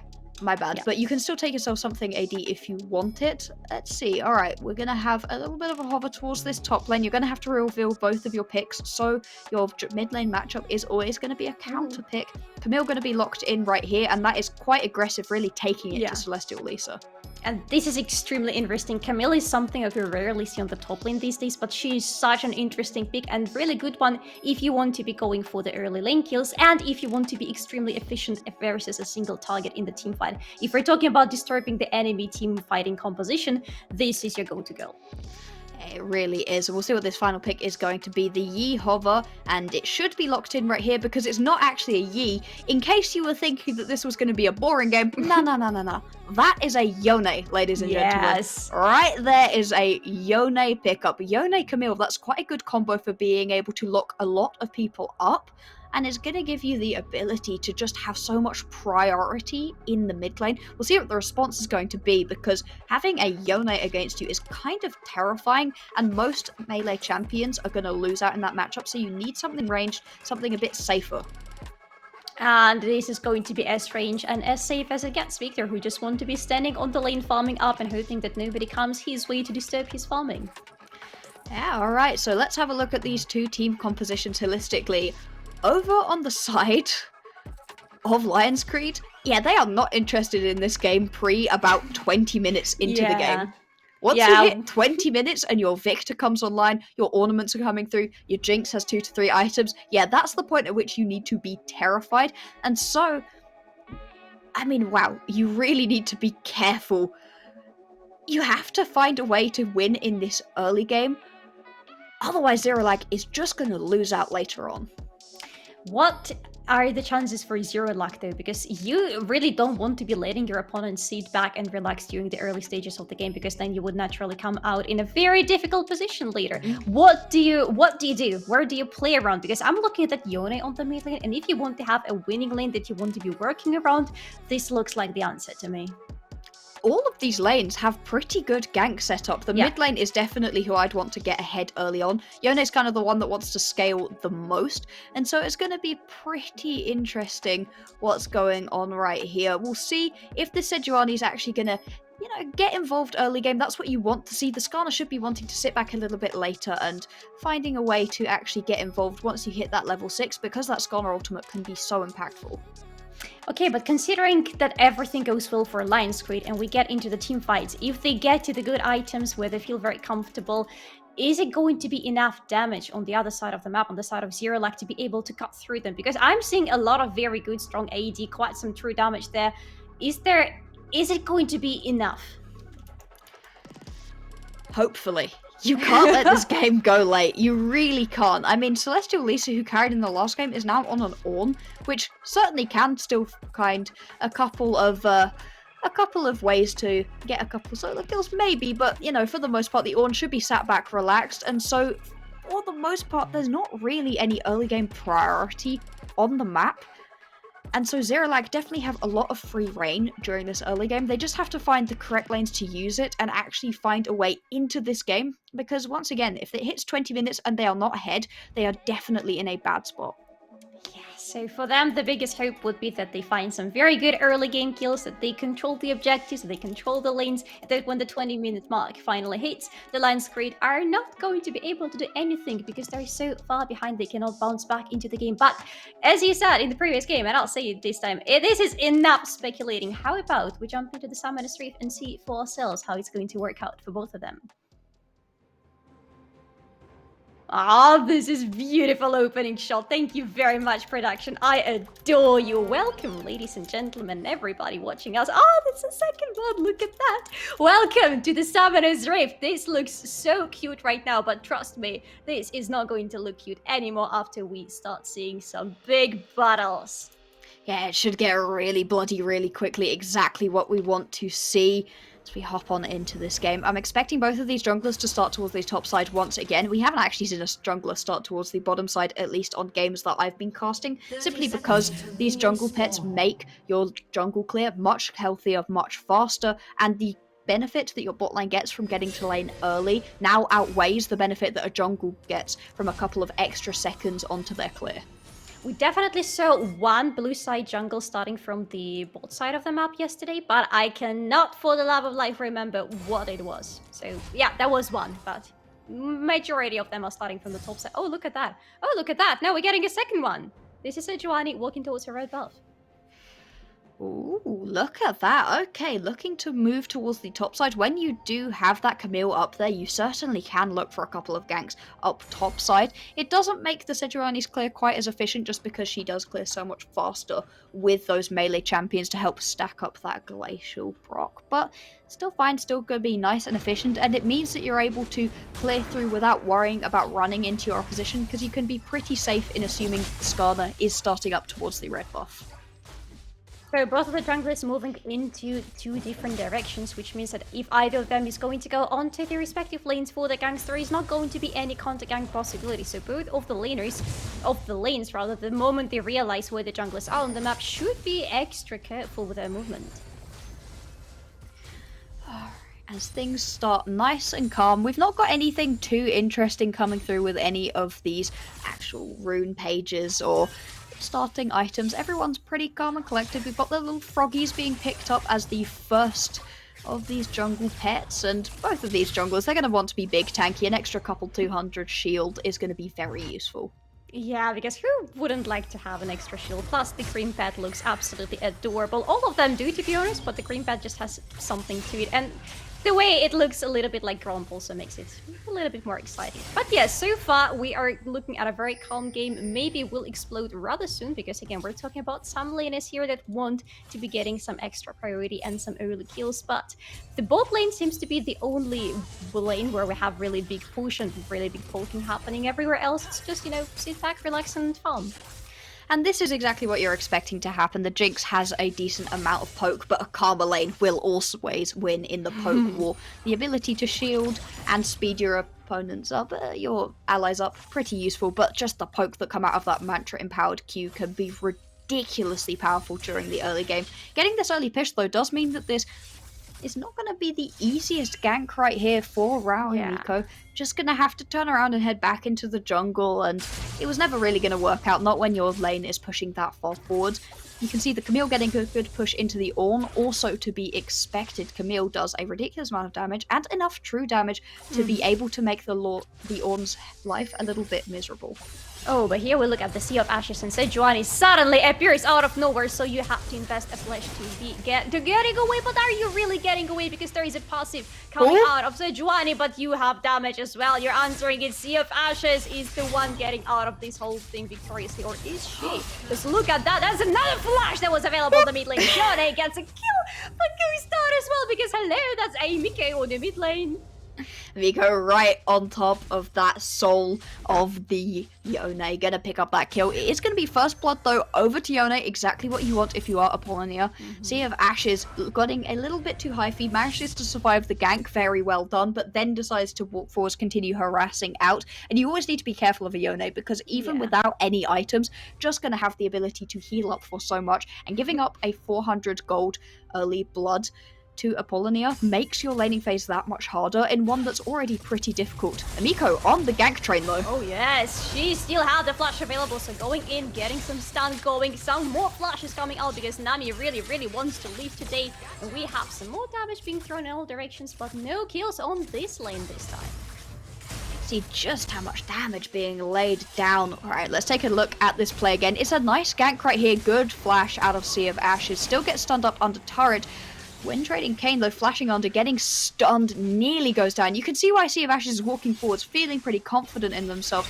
But the Yone just constantly able to heal up for so much, able to dash forward, flashes in, gets the kill, goes back though, and right into the waiting arms of Raumiko. Yeah, that's the problem with Yone. You always have to go back, and there might just be someone waiting for you to return. We have a lot of members on the bot lane, by the way. What is happening up there in the bush? There is a little brawl, fist fight, whatever that is, between the junglers, but it's not going to result in anything. Sejuani is just here to make sure that her low health bot laners are not going to go down. The gank out of Raumiko onto the bot lane didn't result in any kills, but blue flashes and heals out of the bot lane, making it an even more attractive gank option the later on into the game we get. So both of these junglers feeling very proactive. When trading Kayn though, a lot more pressure on them to get things started. This is a flashless Victor. But this is also flashless Sejuani, but she has the Q, so she can gap close very easily. But Victor is just too far away. He was just on the other side of the mid lane, so he's getting away quite easily. Yeah, there was no way that Apollonia could actually chase onto that gank without losing out on a ridiculous amount of gold. A huge wave pushed right under her tower. So in this instead, it's just going to be win trading Kayn, pushing Sea of Ashes out, and then returning back to the map. See this top lane. Raumiko, I think this is once again just another push forwards rather than actually looking for a kill gank. Yes, it's just Amico walking towards the opponent on the top lane, and Camille is now stuck under the turret. There is again Kayn just looking around, making sure that if there is any continuation of the gank, she's going to be around to help, but nothing happens. Not actually going to find anything in that situation, and for the minute when trading Kayn, she's kind of just following around this Skarner rather than actually looking for any ganks of her own in too many situations. We're going to have to watch this constant fight over these turrets for the Skarner. See if the Crystal War is going to be won by Lion's Greed. Ooh, Apollonia going so aggressively again, but there is wind trading Kayn right at your back. Ooh. So you gotta feel safe. Yeah, that was a little oof situation, I agree. Nearly gonna be bad, just lucky that that Q was stacked up to be able to use the dash over the wall. And considering how much action we've had during this early game, we've actually not seen many kills go down. Just one in that mid lane play, and for the rest of these ganks, it's been summoner spells blown, but kills not quite going over. This certainly favours Raumiko, simply because her team Lion's Creed is going to be able to scale much better into the late game. Jinx, a hyper carry. Victor loves to scale, and Ornn helps everybody in order to be able to scale. It's sort of a match made in heaven right here, a very good scaling composition, and so long as Lion's Creed don't fall behind during the early portion of this game, they are going to be sitting pretty coming into the late game. So for Zero Lag right now, the biggest mistake would be to just continue letting the game go very calmly and peacefully. They need to be seeing more kills happening for their side. Apollonia would definitely like to have the second kill, at least the second kill in her pockets, maybe a little bit more to somewhere in the bot lane, for example. But you can see wind trading Kayn is really seen so many times around the mid lane, looking for opportunities to go in and maybe grant Kayn another kill. Not Kayn, sorry, that's Yone. And that's a 2-level lead, basically, in that mid lane. Pretty insane. Celestial Lisa, oh boy. Oh, yo, Celestial Lisa, you have the flash, so you're gonna be getting for quite some time, but there is also the Hextech Ultimatum available for Camille, and if it's 3 members of the enemy team on your lane, not much you can do. Hey Celestial Lisa, you had a good game last time around, but we are not letting that happen again, says Zero Lag. Gonna roam up the support as well. Darkdale on a long trip up towards the top side makes a lot of sense because there is this Herald here. Slightly nerfed Herald, doesn't deal quite as much damage to turret plating, and it's going to be returned for this Cloud Drake for Raumiko. And so overall, a positive trade for Zero Lag. But it doesn't mean that Raumiko is just going to let it all happen, still trying to keep the team within touching distance. The Lions Creed have also rotated their own AD carry towards the mid lane, but have not decided to extend it over to the Herald Pit. They're instead pushing the mid lane turret right now, and if there is something that you don't want to see next to your turret, is the enemy team Jinx. She has done quite some damage to this turret, but even having 3 members of your team at the mid lane is not going to give you the sweet, sweet turret. See all of this map rotation coming out. You're putting your Jinx basically in whichever position is going to get the most farm into her back pocket. Stratopanda had a beautiful performance last time around, got a quadra kill, nearly a pentakill under the fountain, which would have been incredibly hype. And so you're trying to just put as much pressure onto your Jinx as possible. As this is risky. Speaking of pressure, exactly, this is level 6 Xayah, so she could use her ultimate to get away, but doesn't even feel the need to press this button. But look at that, we have another fight, a fight on a fight. Hey, Miko, you're in the wrong side of the map, and you're getting stuck here by Yone's ultimate. Lovely little catch right there by Wind Trading Kayn. Raramiko just standing way too far forwards. Didn't even have a Rift Herald to pop behind the turret, so I'm not sure what they were doing there. Getting called out, punished as well. That's going to be another kill into the back pocket of this Yone. Apollonia in a nice spot during this early game, and this is exactly what you want to see on your Yone. A champion who really can carry any game that you want them to. So we're at almost 11th minute in the game, and we have 2 kills on that Yone. Is it enough of a lead for ZeroLag to feel comfortable about the early game? I think it's beginning to get there, but you're going to need a couple more kills. I'd like to see some pressure being put towards this Xayah rather than just sitting back and farming, because currently she's having to farm up against Sea of Ashes on this Victor, and it's not going so well. You saw the almost 100-0 chunking that happened.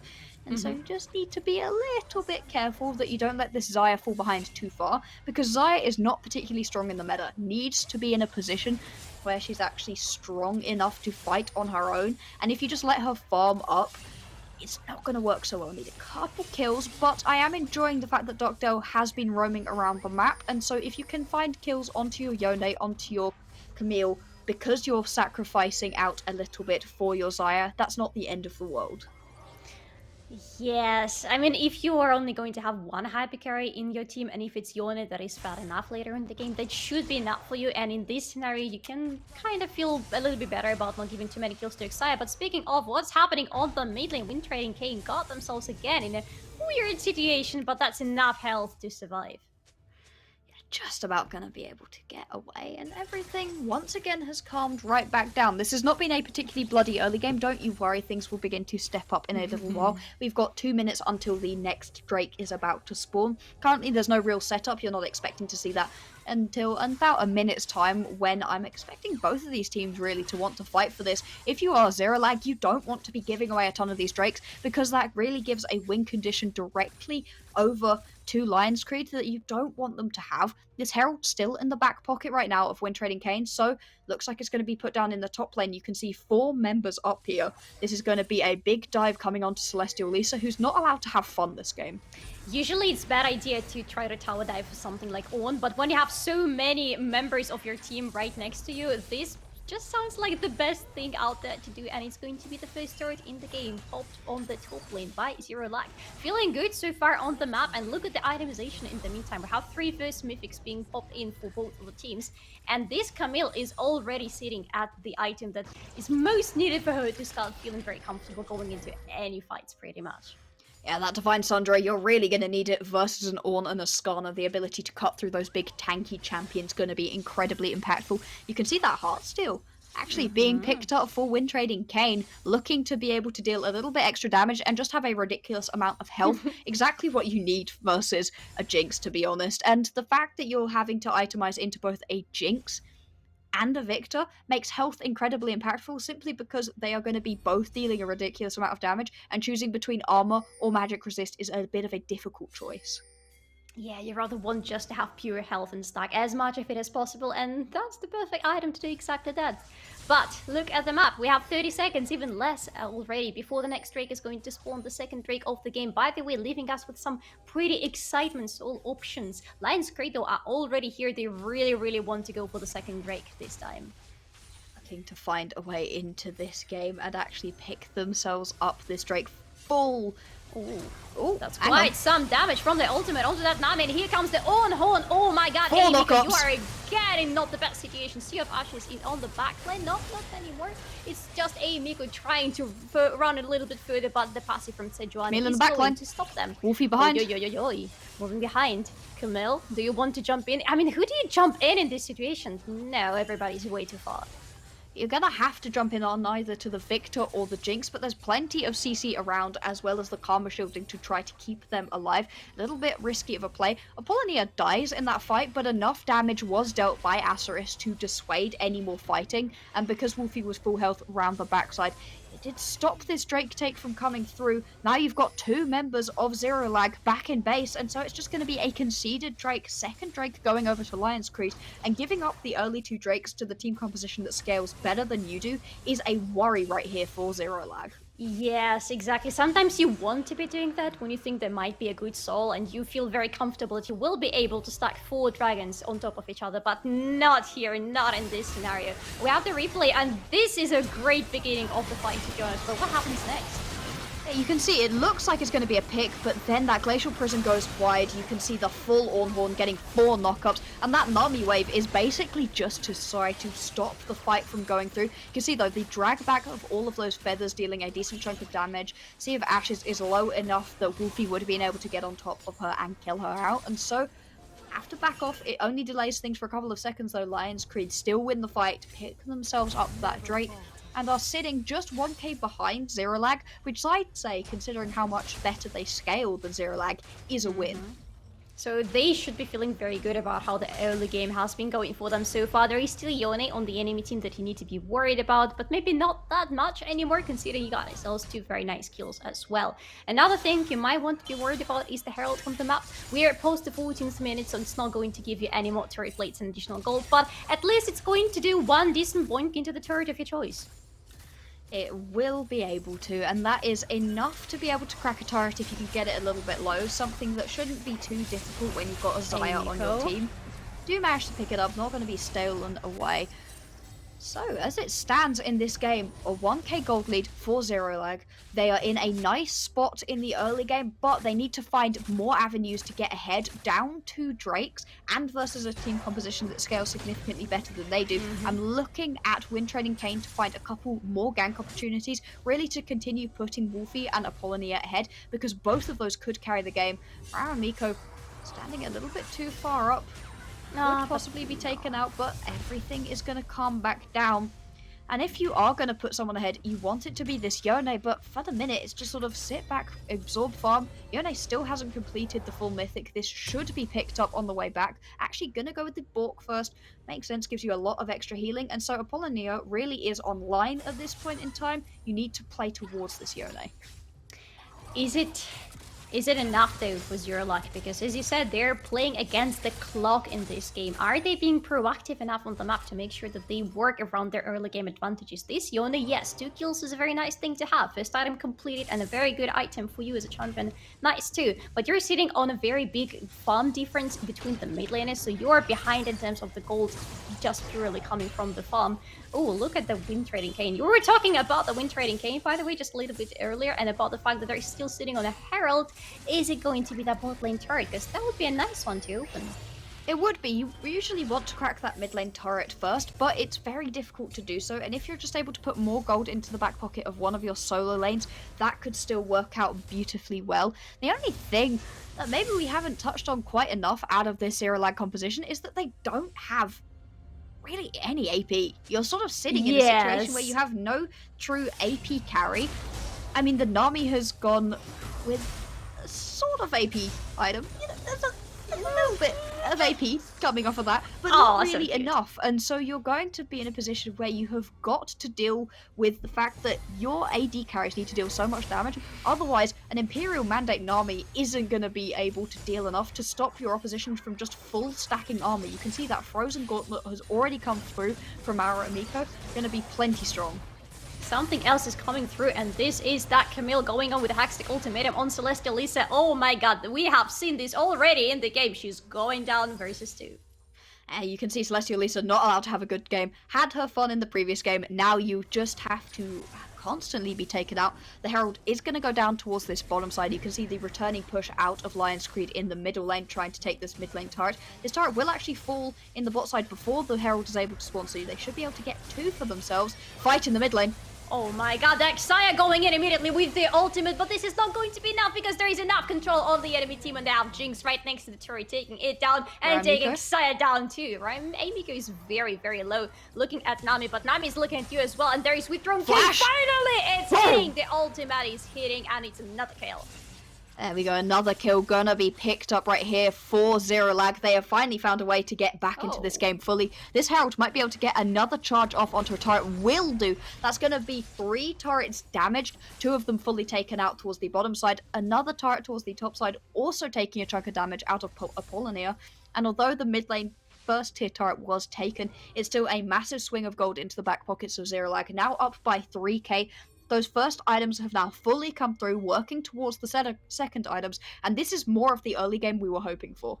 And this is such a good time to take down so many turrets on the bot side and completely clear it out for yourselves, because the third Drake of the game is coming up in 15 seconds, and you really want to go and deny the soul point for Lion's Creed. This is going to be a rather beautiful soul, giving so much tenacity, and you want to have tenacity as Zeralag, because with all of the amount of control available for Lion's Creed, you need to have at least something to throw against it.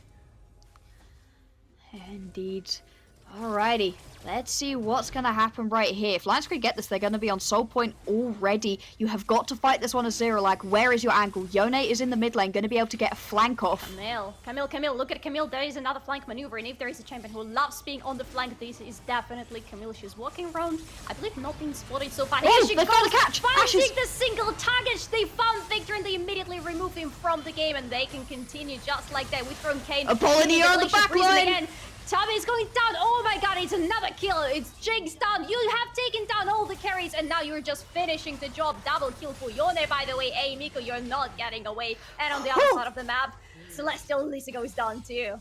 Oh, what a team fight right there. You could see the flank out of both of your solo laners, Apollonia and Wolfie, from different angles, finding their way into that game, and both of them converging on top of Sea of Ashes. That's a huge amount of damage from the Lion's Creed composition taken out. They're scattered to the hills, surrounded by the opposition, taken out. It's now going to be a Baron and the Drake picked up for Zeralag, and this game has just exploded into their favor. When you're playing so front to back, it's so important to have your backline always secured, especially with the vision, because look at that, Camille. Yeah, you know where Yone is, so you can kind of expect him coming from that direction, but with Camille, you absolutely do not expect her, and because of that, it's an easy early kills of the carries. Oh, the fate sealed out of Apollonia on the backline as well. And once you take out those big carries, you can see the 2 big tanks of the team just get melted out slowly but surely. And you're able to rotate that back into a Drake and a Baron. When the game felt so close for so long, this has been a massive swing, and exactly what Zeralag needed. They were staring down the barrel of massive amounts of scaling, and they hadn't found success with their early game composition. The 1 to 2 item spikes had come online, and that's the point at which this composition was truly at its strongest. They needed to find something in that moment, and they did. So look, we have 7,000 gold difference between the teams, approximately. Again, I absolutely do not count. We have the Baron on the side of Zeralag, and we have finally at least one Dragon with them. Is there still enough time for Lion's Creed to go back into the game and have all the scaling hit him and to help him, hopefully? Not him, them. They should still be okay if they can stall this game out a little bit more. Those 2 Drakes have put them in a really good position as, Sea of Ashes. Will they be able to get away from this gank? Because it's looking a bit risky. It's Camille. She could have gone there, but that could have jumped forwards. Decides not to. Everything is fine. You still have so much scaling on your side. You're not feeling too bad if you're Lion's Creed, but considering how close you kept the early stages of the game, you really don't want to have allowed this much of a swing to have come through. You're still waiting on that level 14. Celestial Lisa is nearly there. 1 more level before you can start laying down those ornaments onto either Sea of Ashes or Stratos Panda. Probably. We'll see which one actually gets that upgrade. I mean, if you can put it onto that Kraken Slayer, you're going to just be able to melt through anybody in front of you, tank or not. And again, putting it onto that Liandry's the burn. Oh my god, what is the damage? That Camille is not supposed to be that trading Kane's here. Yeah, she's going to go down, unfortunately, because that is Skarner. He does not want to kid around, and with throwing Kain, he's being slowed down so massively. And another slow instant coming down from Karma. You are getting away because you're Sejuani and you don't care. Look at that, and look what they're losing for it. With the Baron empowered minions, going to lose a mid lane turret in response. Going to lose most of the health on their bot lane turret as well. And considering the fact that that started off with Wolfie getting a kill, that is certainly a winning team fight right here. Apollonia going to use that Fate Unsealed to try to get away. Should still go down, does go down. Big shot down into the back pocket of Stratos Panda. That was a good attempt though of getting away, and it was still worth sacrificing yourself because now you have 2 inhibitors open, and in that scenario you are really, all you're doing is waiting for the next Baron, right? Because 3 minutes and a half, even less, you get the next Baron. 2 inhibitors completely open for you. Take your Baron empowered minions, go take down everything else that is left on the enemy base. Yeah, here comes Apollonia being very aggressive here, really wants to finish the turn, getting away from the Onhorn, but not getting away from the Own itself. Oh, the sniper shot. Very nice super mega death rocket right there out of Stratos Panda, showing that still has a lot of power on this Jinx. But it's a worthwhile trade, it really is out of Apollonia. She had the decision, do I walk away and survive, or do I go for this turret? Taking the turret, I think, is the correct decision. You now have 2 open inhibitors, the base is cracked wide open for Lion's Creed, and you're in a situation where if any of these team fights do end up being won by Zero Lag, they can get into the base and possibly threaten to end the game much, much easier. Got a Drake spawning in 1.5 minutes. Currently, the vision score is a little bit even, actually. There's plenty of vision, but it's not pushed up particularly far for Lion's Creed is the issue. Not for anybody, to be honest. I'm not seeing too much of the offensive vision coming from any of the teams, but right now I would say that it's a good time to try to focus the vision around the objectives. Yeah, nobody's going to get the soul out of the next dragon, but at least it's going to be the soul point for Lion's Creed and a good dragon to take just as is, so maybe an opportunity for them to do at least something on the map, because right now they're being stuck at their base. Hey, you can't walk out, you can't go farm your jungle camps, really being pushed in. And Lion's Creed, in order for their composition to come online, you're really looking for that 3-4 item spikes. Your Jinx has hit 3 items.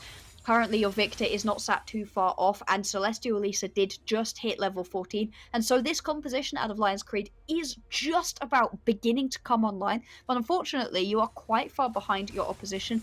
Mainly in terms of just pure map pressure, but there is a full 7k lead. Oof. You need another 10, 15 more minutes for Lion's Creed to get back into this game, but I don't know if they have that much time.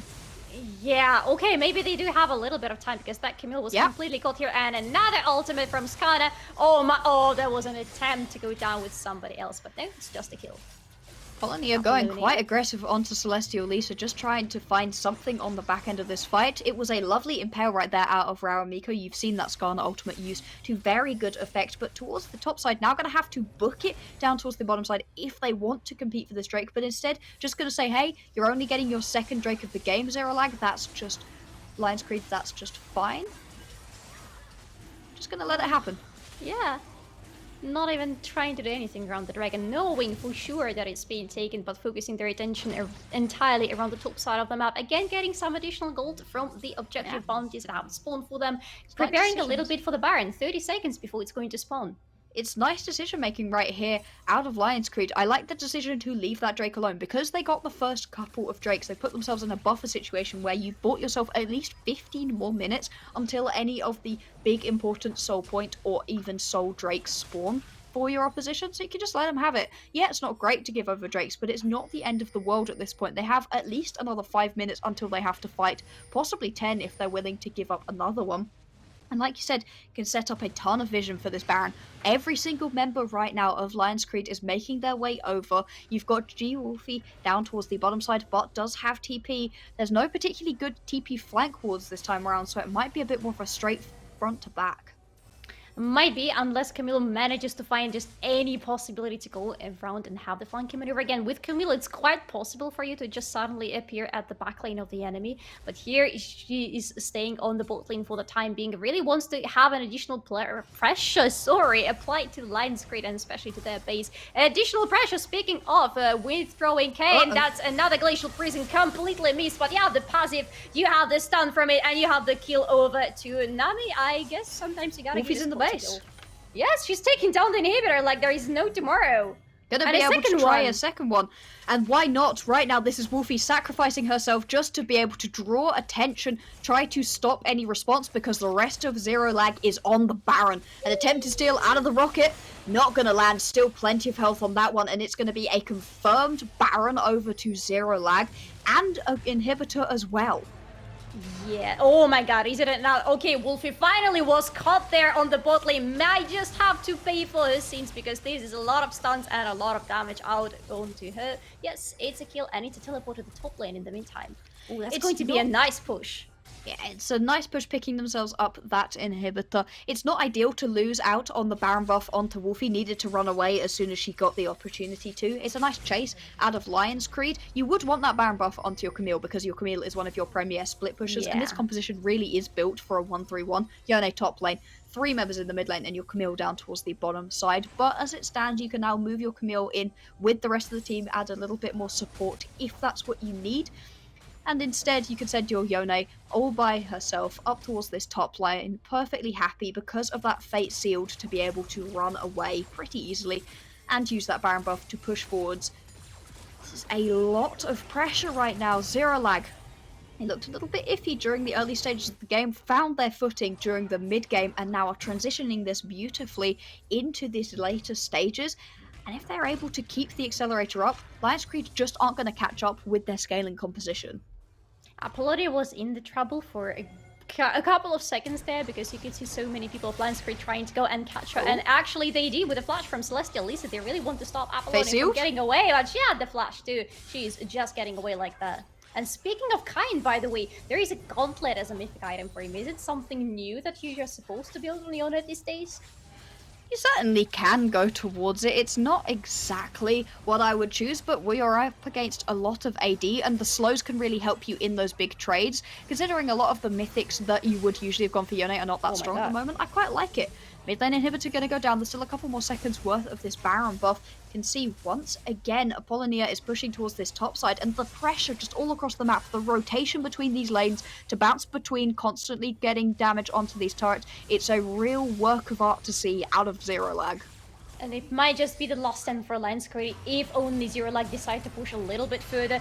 But, oh, they found Wolfie again. They really want to catch her out, but this time she's going to get out. Look at the turrets at the Nexus. One of them is going down, almost. There is only one other turret left on the base standing and protecting the last inhibitor that is still alive, but is it going to be alive for long? There is no more Baron buff available, so it might just be a good time to turn around for Zero Lag and withdraw for the time being to see what else they can do on the map, but they don't want to. They want to keep going. Here comes the Glacial Freeze onto Celestial Lisa, and Tabi is going down so quickly, but has the shield fortunately going to get away. But in the meantime, Lion's Creed are losing absolutely everything on their base. 2 turrets down, the inhibitor down. Only 1 turret is standing between Zero Lag and their pass forwards. And oh my god, what a beautiful one we have here with Nami's ultimate, with a Hextech ultimatum at the base. Celestial Lisa, Sea of Ashes going down, but Sea of Ashes is getting a kill, but is it going to matter? So low. It is! Look at that! Miku is chasing, withdrawing. Kayn wants to get another kill. Oh my god, Nami is down as well. Double kill for Jinx. Here comes another kill, potentially, yes, because it's a root. And withdrawn Kayn. Come on, tell me, is it going to be a kill or not? Is it? Oh my god, yes, it's going to be a kill. Little bit of an overstay right here out of Zero Lag. They thought that they could end the game. You can see why. They've taken down every single turret in the game. Every available turret is in their back pockets, and it's an exposed Nexus, but they overstep massively. They're going to lose a Drake for it as well. You can see the idea. Wolfie goes flying into the backline. The Fate Sealed across, kicks up 4 members, into 4 members going up through that Nami wave too. It looks so good, but Wolfie gets taken out in the backline. Members are surviving on low health, and you're constantly taking damage off of the turrets as well. Lovely Super Mega Death Rocket to pick up another kill, and then everybody's scattered to the hills. It's not ideal. You would want this kind of team fight if you are Lion's Creed to have happened quite a while ago, but as it stands, picking it up now is getting you slowly towards that point at which you are going to be in a really nice spot, but you have no base. All it takes is Wolfie slipping around through the backside to be able to end the game. one little ward somewhere at the base of Lion's Creed, one little Camille teleporting and getting your Nexus down would have been the end of the game. At least Lion's Creed got themselves a third Drake, so right now at least somebody is sitting on the soul point, but doesn't really matter too much when your base is about to be destroyed, because look at the amount of minions marching towards them. It's a lot of additional gold, but it's also a lot of additional enemy team members going towards you. They want to take that and hit down because it's the last thing that you have on your base. Got to be so careful right now that you don't get overrun. Gotta find that last stand fight. Ornhorn goes wide. Yes, it's going to be the Glacial Prison hitting so nicely, and this is the beginning of what Stratus Panda? Fight. Oh, he's getting a kill. Look at that. This is Axic Ultimatum on what the very Stratus Panda? Wolf is going to go down. Gets a kill. Gets excited. Again, they're so low on health and nobody is She's there excited! on the other side. Oh my god, she's so excited. Look at that. She's chasing with Drone Kane. She wants another kill. But Sejuani, is she getting away though? Is she? Yes, she is this time. But look at that. Only 2 members are alive. Jinx is online. Yeah. You need to be so careful. Look at it, Both of these teams, they're going to find them. Oh, there's another kill. Oh no, this is disaster right here for Zero Lag. It's beginning to get harder and harder to actually find objectives in this game, to be able to actually finish. Stratos Panda is fully online. She was the MVP of the previous game, getting herself a quadra-kill, now with 4 completed items, as well as that Masterwork ornament.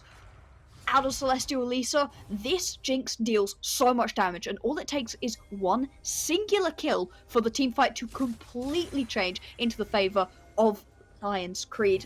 If they're able to win this game with 0 turrets and 0 inhibitors being up at one point into the game, that will be absolutely ridiculous. That would be a big challenge. Like, you know, in single-player games, sometimes have really hard challenges to complete. This is going definitely to be one of those for Lion's Creed. If they manage to do that, they're my absolute heroes after that. But look at the map. We have the Baron already up and running. This is probably the only thing that would help Zero Lag to take down the enemy base finally. Yes, it's not really a big base. A couple of inhibitors and just a little Nexus. No turrets left, but you are not able to make this final push without some additional help. And this Baron would be that additional oomph that you're missing. Gonna need to have every bit of help you can get. It only takes 3 members, and you can see just trying to take it out. But right now, Tabby and Strato Panda are around, but you can't leave the base too much. It should be easy to pick up. TP gonna come through as well from Apollonia. So, Baron up minions pouring into the base. 0 turrets alive. 2 inhibitors, 1 down in the top side. If Strato Panda can pull it out, this will be the most insane play we've seen the entire tournament, but everything is on them. We saw previously that a Hextech Ultimatum out of Wolfie wasn't enough. A Hextech Ultimatum plus Apollonia going in with the Fate Shield should be. But you gotta find that angle. Yeah, we gotta wait for a little bit longer and see if it's going to happen, or whether we're going to have the most insane comeback that we've seen for quite some time now. It's okay, guys, it's okay, we still can come back, don't worry. We have absolutely nothing left in our base, but it's still winnable, guys. I'm telling you, absolutely. You can hear it, you can hear we still win, we scale, and the thing is that they do. This composition right here, out of Zero Lag, they don't want to be grouping up. You want to send somebody topside, 3 members mid, 1 towards the bot side. Now you can see Apollonia top, Wolfie bot lane. This is exactly what this composition wants to do. If you group, you give the opportunity for Strato Panda to be able to find that fight, find all of those resets. Once she's excited, things could go so very wrong. The engage comes through. Ornhorn, they really want to be the one starting the fight. The Glacial Prison was used on Celestial Lisa alone, so now a very crucial ultimate is not available for Zero Lag anymore. They are still trying to push through all 3 lanes. This time Wolfie is alive, so they have a little bit of an additional chance of doing something. No, they still cannot. They really want to take that and keep down Wolfie. Are you sure you want to be doing that? You're alone and you have 2 enemy members trying to take you down. If you die, it's going to be a disaster. The Execution is not going to save you. Apollonia, oh my god, the same here. Versus 2. Is she going to? No, she's not going to get out. Lion's Creed are still alive. They're still defending. Oh, they got all 3 inhibitors though. They're gonna rotate back down, but then again, those 2 early Drakes picked up by Lion's Creed is everything. It's bought them enough time that they don't have to go and try fight for this Drake if they don't want to, but they may well do. A trap has been set. Zero Lag, they know what's happening. They know they're gonna come in for this. Oh! With throwing giant out of nowhere, jumping right onto Sea of Ashes, going to figure it out. Look at that. Xayah is down. Why was she so far, so close to the enemy? I guess we'll never find out because it's a dragon for Lion's Creed apparently. It's gonna be so for Lion's Creed. They're gonna have to get back to base right now. There are minions pouring into their base. Gonna pick up Wind Trading Panda. No, that was an attempt to take down super somebody. Minions. Minions for the win! Minions for the win! Minions really want to win this one, but no, Celestial Lizzie is going to stop them. Another breathing moment for Lion's Creed. I can't believe it! Everybody, this is the last stand for both of these teams. If you lose, you are out. You are out of contention for the prize pool. Your day finishes right here. What a feeling it would be for Zeralag to have been so in control of this game, to have gotten every tower, every inhibitor, and you just can't make it. This Jinx is full build. I repeat, this is a full build Jinx. This is a full build Victor. Your team scales so much better than your opponents because you have that on, and you now have to run, if you're Zeralag, into this absolutely death machine of a composition from Lion's Creed in order to just kill the Nexus. It's so close. Lion's Creed are so close to being able to make the comeback, but Zeralag, they can taste the victory. Can we by any chance have a look at how much health is available for Ornn? Because his health bar seems absolutely ridiculous, which is to be expected when you're building a hard steal on Ornn. What else is going to come out of that? Look at Lion's Creed in the meantime. They're clearing out their base. All these gold being thrown at them constantly. For the last, 15 minutes, all Zeralag have been doing was sending a lot of gold towards the base of Lion's Creed. And Lion's Creed should have been very thankful for that because the items are finally all there. Oh, everything's so tense. We're waiting for this. It should have been a last stand for Lion's Creed 10 minutes ago, and yet they're still standing. It wasn't a last stand, it was the beginning of the end for them. They want to start this comeback. Everything's online. They have everything that they need. They still have the ability to step out of their base, something you shouldn't be able to do with this many inhibitors down. You can see control wards littering their base as well. They don't want any TP flanks because that could be terrifying. Wolfie plus Apollonia into the backline when you stepped out would be enough to end the game very quickly.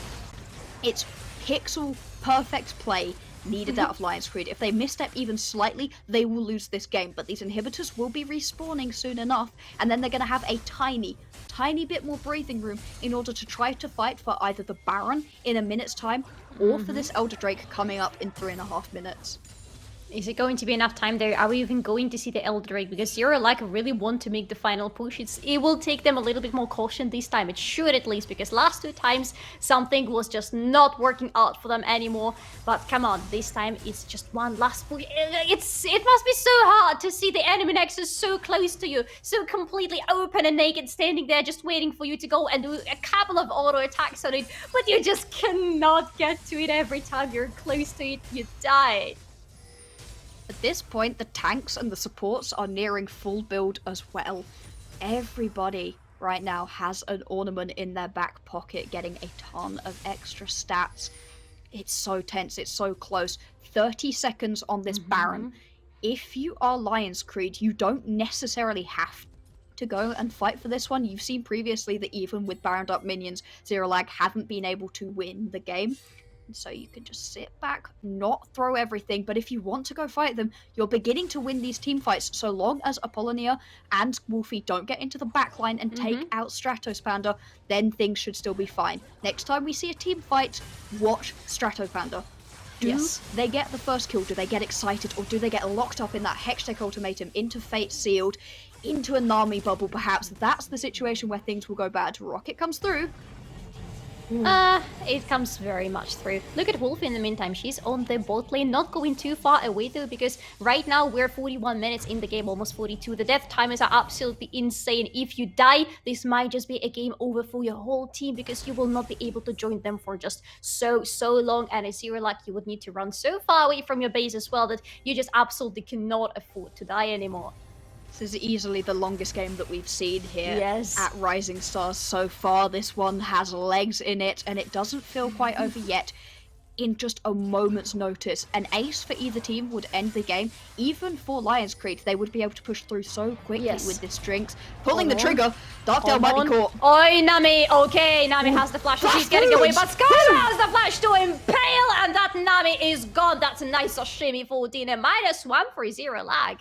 Oh, what a little catch right there. It looks like a lot of ultimates blown for only a support, but it doesn't matter. It relieves so much pressure. All of a sudden, that 1-3-1 doesn't work anymore, not without the Nami. That Nami wave has been crucial in both engaging and disengaging these team fights. It's a nice catch, and you haven't lost too much out for it. Your Skarner still has Hex Flash.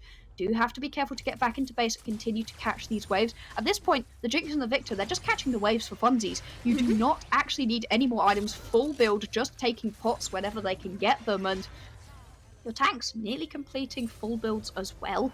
Basically, everyone in this game has every item that they are possibly going to pick up so far. So very tense. Winner moves on in the tournament, loser goes home, doesn't have a chance to play for the £3,000 prize pool at the end. Look at that, 25 seconds before the Elder Drake is going to be up and running on the map, and this might just be the last thing that ZeroLag were desperately lacking to go and win those team fights, because they have been trying over and over to go 5-5 or just have something happening on the enemy's base, and we're not able to find a win. Win! Oh, yo, Kain! You better get out of it. There is an Ornhorn, I believe. Yes, but it's going in a rather different direction. It's all good. Wolfie, you are in so much trouble right now. You better get out. ZeroLag yes, right now. They're taking the Drake. Oh, they're on the Drake. They're gonna get the Drake. Wolfie needs to just keep buying as much time as possible. This is gonna be the Elder Drake. Keep running around, keep jumping. Your Camille can do it. Yes, gonna get here away. Comes the Drake. They can turn around now. They can fight. Finally, they have a fighting chance. They have a massive buff running on them right now. They can go and have this fight and have this final push. Oh, that's what happens when you have no towers up and available and a Camille who can shred through the base so fast. You couldn't afford to let Wolfie into the backline. You had to turn away from that dragon, despite the fact that that's exactly what Lions Creed wanted. They now have to commit the last stand. Oh, Glacial Prison is going a little bit wild there, not really stunning anybody. Wolfie is again acting as a bait on the other side of the map, trying to get as many members of the enemy team paying attention to her. Nobody else as possible. Look at everybody else. They're taking down the second inhib. The third one is almost down. Wolfie's still dancing around it. 2 down. Only 1 is left. With impale onto Kain, and he's going down. Doesn't die. Sejuani is getting out. Look at that. Wolfie's still possible to go to the backline. There is a kill. Stratopanda. Oh my god, look at that. It's so much happening at the same time. What Stratopanda? Kain is going down. Look at Jinx. Look at everybody. Jinx has got this. Jinx has got this. Whoa! What was that? Oh my god. It took everything out of ZeroLag to be able to win that game. I did not keep count of the Barons, but I do know that they tried to get that in all 3 inhibs down multiple times. I would say like 4 times they tried to end the game, but it wasn't enough for ZeroLag, and simply because of the scaling composition that Lions Creed had locked in, and the fact that it felt like there was no AP from the side of ZeroLag. It was just a full AD comp. We got some Glass Cannon Yode, we got some Glass Cannon Camille, Sejuani acting as a little bit of a front line, a couple of the ultimates going wide, and they really struggled against Lions Creed. They did not make this easy. I think we should all just like breathe a little. I'm actually shaking really badly from that game. Oh my god. That was an incredible game. It was insane, to say the least. Just the fact that how far Lions Creed has pushed ZeroLag and vice versa. Both of these teams didn't want to give up, but it felt like Lions Creed, they put on quite a good performance in terms of defending, but Wolfie, Solari continuously getting the attention away from their team.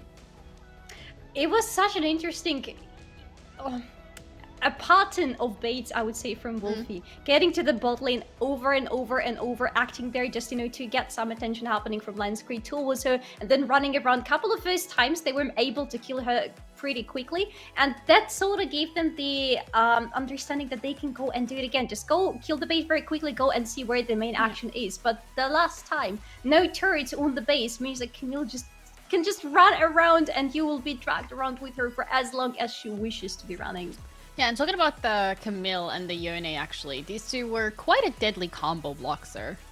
Oh yeah, once those two got onto the backline and locked somebody down, could just absolutely destroy. This is the moment at which this game went fully into the favor of Zerolac, managing to get onto Sea of Ashes, take them out so quickly. Then Wolfie goes towards the front side, Apollonia goes towards the backside with that Fate sealed, managing to get right on top of Stratos Panda, exactly who you want to be able to take out. A deadly combo right there, managing to just win this team fight, and this was where the game went fully into their favor, and it felt like it should have ended much quicker than it actually did. Yeah. Lions Crew did not make it easy. They were like, this is our home, we're defending it, this is our base, get out. Get off my lawn! But eventually, Zerolac did manage to actually secure it, and they needed a Baron, an Elder, a distraction from Wolfie. Another Baron. The thing is, it's a lot of the times when we see the teams have already broken open 3 inhibitors, they're very much tunnel visions. They get okay, we have 3 inhibs open, we're just going to go on to the next one, we're just going to end. A lot of times we see people trying to split push. We see teams trying to just go for the backdoor, expect a special. But this time around, it felt like Zerolac, macro-wise Solari, they perfected it. Yes, absolutely. I mean, it was...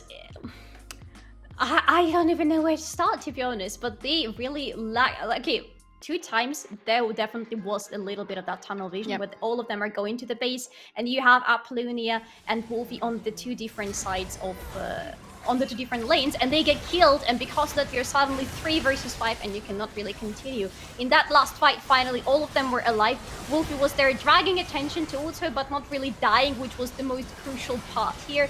And then you just go all in, and in this fight so much was happening that I don't know how you can follow up, because there's just flashes, kills, the Elder Dragon buffs, everything. Oh my god, the Nexus is down.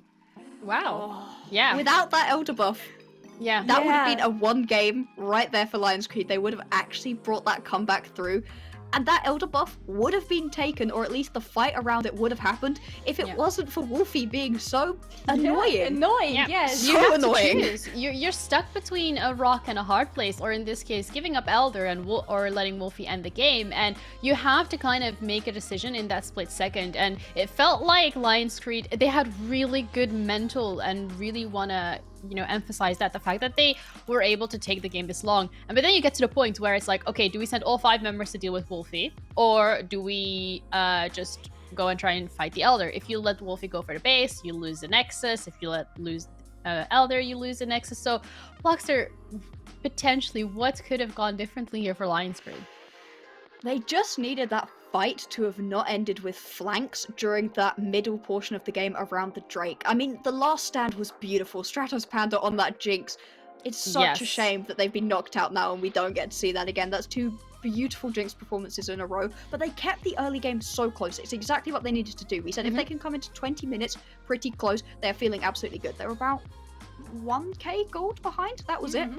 Picked up those early 2 Drakes, which in the end ended up being the reason that things lasted as long as it did. And it felt good, it felt great. And then you go a little bit too far forwards, you don't have your flanks covered. Unfortunately, you lose your Victor. And from that point onwards, things began to fall further and further and further behind, and your composition, it needed time to scale. They could well have allowed that 3rd Drake to have just gone over. They'd picked up the first 2. You don't need to fight for it. Over aggression right there at a time when their composition wasn't powerful is the reason that Lions Creed have fallen down and unfortunately are not progressing in this tournament. Unfortunately not, and that also changes the way that the bracket is being set up. Lions Creed now another team that we have said goodbye to today, and therefore it means that Zerolac Female is going to be advancing against SK Avarosa to determine who is going to be facing G2 Hell in the lower finals. Now, you said it earlier, Blockster, we're all looking forward to G2 Hell against SK Avarosa potentially, but from what we've just seen, it feels like Zerolac Female has what it takes to push G2 as well to their absolute limits. I mean, the lower semis are going to be coming up next, but before we head over, we're going to be taking a little bit of a break. Thank God. Get some water, have a little bit of food, relax, go out, see a little bit of sunshine. I know that doesn't actually exist here in the UK, depending again on where you live. As far as I'm aware, it's really dark outside, but like get some sunlight somehow, get a little relaxed, because that game, I know we all need to just like breathe a little. So we'll be back in a bit. Don't go anywhere, as the 3rd game is going to be coming your way.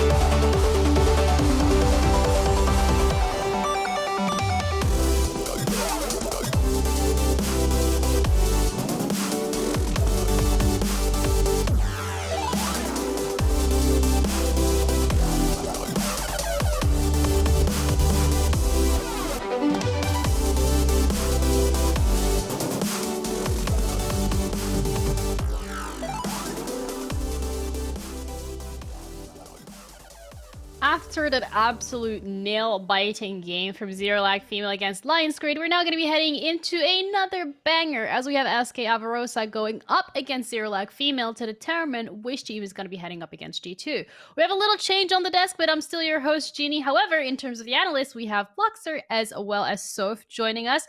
Solari tapped out for a little break because I feel like much needed one. Soph, welcome. Have you had a chance by any means to catch that last game? I did, indeed I did. Oh my god, I was getting ready for the broadcast, I must admit, but I was keeping tabs on the game, and I was just looking at the minutes going by, and the game going back and forth, and the base is getting destroyed, but they still defending so hard, and then it was 30, 35, 40, 45, and I think we approached the longest game in the tournament so far, competing with last yesterday with, I believe it was G2 and Clash. That's correct. It was it's currently the longest one as well, and it felt like Zero Lag Female Blockster, they struggled to close out the game, and it's mainly, I would say, down to their composition, because macro-wise, the way that they played it actually had such a big lead and were able to secure that Elder was absolutely beautiful. Yeah, it really was a good look, but oh man, that game, it felt like sort of swimming through tar. That's the best way I can describe it. Like, I don't even want to imagine that, but thank you. Yeah, just an absolute uphill battle right there to actually get towards the end, despite the fact that those mid-game fights were so good. Overall, they were looking really, really nice. I'm impressed with the way that they played. But damn, I mean, it just didn't end well. If that game had ended 10, 15 minutes earlier, I'd be coming into this one like, yep, I'm gonna win. SK have got no chance, but as it stands, things feel very, very close. Yeah, and also the fact that SK, as you mentioned earlier as well, Blockster, they have an organization behind them. They have coaching staff, they have managers as well. So if anything, like yesterday after the loss that they had here on stream, Empress went and streamed some solo queue. Like, if that doesn't tell you how strongly resilient this team is, and I don't know what will, because solo queue is probably worse than playing the games here in an actual competitive tournament. So, like, you know, respect. But in that regards, it feels like on the flip side, it's Zero Lag Female that are coming after such a difficult game. Like, that game was mentally challenging, to say the least. It was so difficult to deal with, and so, you know, hats off to Lionsgrid for being able to push it through that far, but they've only had 10 minutes to reset, whereas, you know, SK Avarosa, they finished their game earlier. It wasn't as close of a game. So do you think potentially, so if they're coming into this more fresher? I definitely would say so, but on the flip side, I believe that Zero Lag might be coming in just really, really warmed up, and that might be something that works super well for them, because we know how sometimes getting a bigger of a break makes us feel less in the momentum, in the flow of it. So I believe that we have pros and cons for both situations. But I think Zero Lag might be on the upper hand just because they're like, we're onto the groove of things. We are going to get there. We've just fought such an incredibly challenging game, and we can take down SK Avarosa. Well, that is going to be a battle potentially uphill again, Blockster, simply because SK Avarosa, the games that they've played today so far, looking just at the timings, again, we haven't really had a chance to see their games on stream today yet, so this is going to be the first time we're showing them today. We showed them yesterday. Their games were very quick, very swift. So in that regards, it feels like potentially they've come in much more refreshed, and they're really feeling themselves today. Really are, and it's exactly what you want. You want to be coming in with this kind of momentum as well. It's like we're saying, hey, we know right now the Zero Lag are feeling themselves. We just saw them take a win, but it's not as if SK have been sat here gathering dust throughout the rest of the day. That might be an issue for G2, who haven't played. We'll see them in the next round. Both of these teams coming in warmed up, ready, and as SK, you have got something to prove, because we only saw them once yesterday, and we watched them get put into the dirt. Ooh, oh, wow. Okay, I love how you're putting that, but looking, okay, they got put in the dirt, potentially, sure. Yes, respectfully. I'm gonna add that to it as well. Okay. The roster from SK Avarosa, however, going up against the Zero Lag roster. So is there any individuals that you want to highlight? So far, we've really focused on highlighting jungle and highlighting bot lane, but if anything, we finally had a treat in top this time around in the form of the Camille. Are you expecting potentially the top laners from both of these teams going up against each other to be an island, or do you think we might be seeing a little bit of a change in the pace of the game? I think we might see something different coming into this one. I believe that when we get to semifinals and finals territory, teams are looking forward to being more challenging, to being more assertive in what they do, and sometimes the island is just too much of a waiting game to continue having it on the board. So if we have a look at, for example, SK Avarosa with Fang in the top lane, they have these champions like K'Sante, Aatrox, Camille, Sat, Mordekaiser that can be put into play, that definitely do not belong in an island, unless it's Shadow Isles.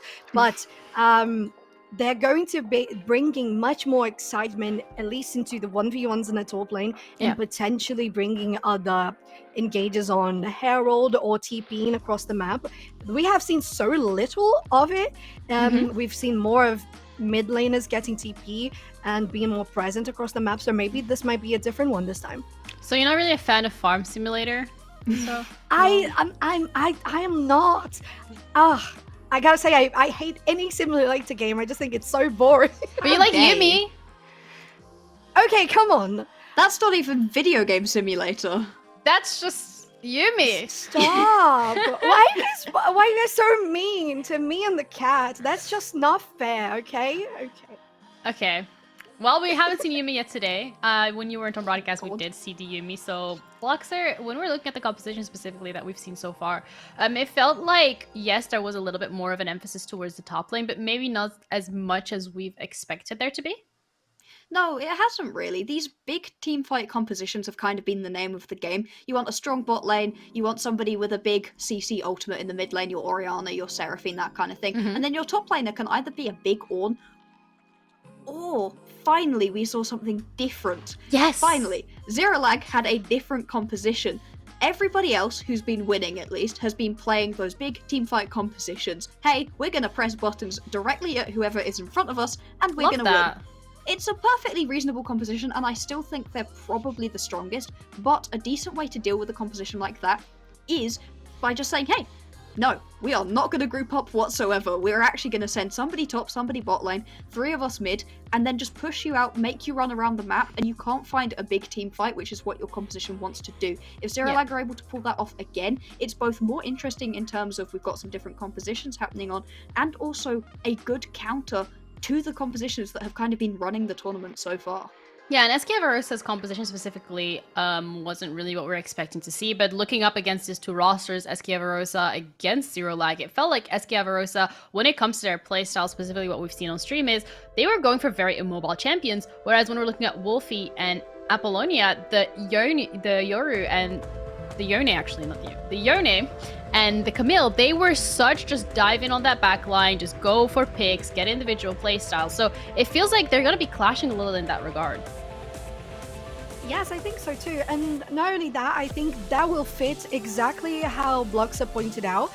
Just having a different style of comp that is going to try to avoid the 5v5s and instead getting those backline picks, as you just mentioned, Ginny, getting those skills in the mid lane and the top lane, and in smaller fights and smaller trays like 2v2s.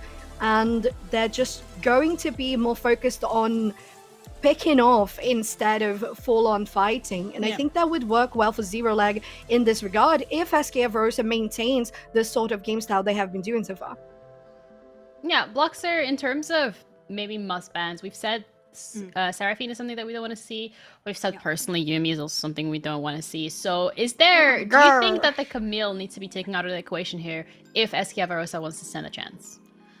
Not necessarily. If you want to play your big teamfight composition and you want a tank in the top lane, then yes, I think taking this Camille off the board is a very good idea. It's good into things like the Ornn, like the Maokai, all of those champions we've seen top lane, has the ability with so much true damage in the kit to just cut through them, really can run the lane, and just gives you so much priority whenever you do find a pick with that Hextech Ultimatum, because people can't get away from you. However, if you do want to go toe-to-toe with the Camille, that's where the Camille can begin to fall down. The Aatrox has been hovering along the bans, never quite stepping up. Aatrox can be decent into that Camille, give you a little bit more of a skill matchup. And so it really depends. Do you want to concede your top lane? If you do, ban the Camille. If you don't want to concede your top lane, then you can let it through and focus your bans elsewhere. Well, whether or not top lane is going to be conceded, we'll find out as we're heading into picks and bans. So for the first time today, please take the lead on this one. Hey, absolutely. Thank you so much, Eugenie. We're jumping into this one. So exciting, Bloxer. We have two giants on the board, don't we? We really do. SK with all of this backing as well as this... I mean, what a matchup we have right here. Gonna see both the Aatrox and the Kayn coming right off the board. We saw the Kayn being banned last time around. Win Trading Kayn absolutely loves this pickup. And then the Aatrox, we've talked about it. It can be great. It so can be, and right now in the pre-patch, like in the preseason, it has been such a highlight in regards to getting into fights, dealing so much damage and still being able to sustain himself for so long. So it's definitely a very safe ban. We have Sion coming along as well. I think that's a little interesting.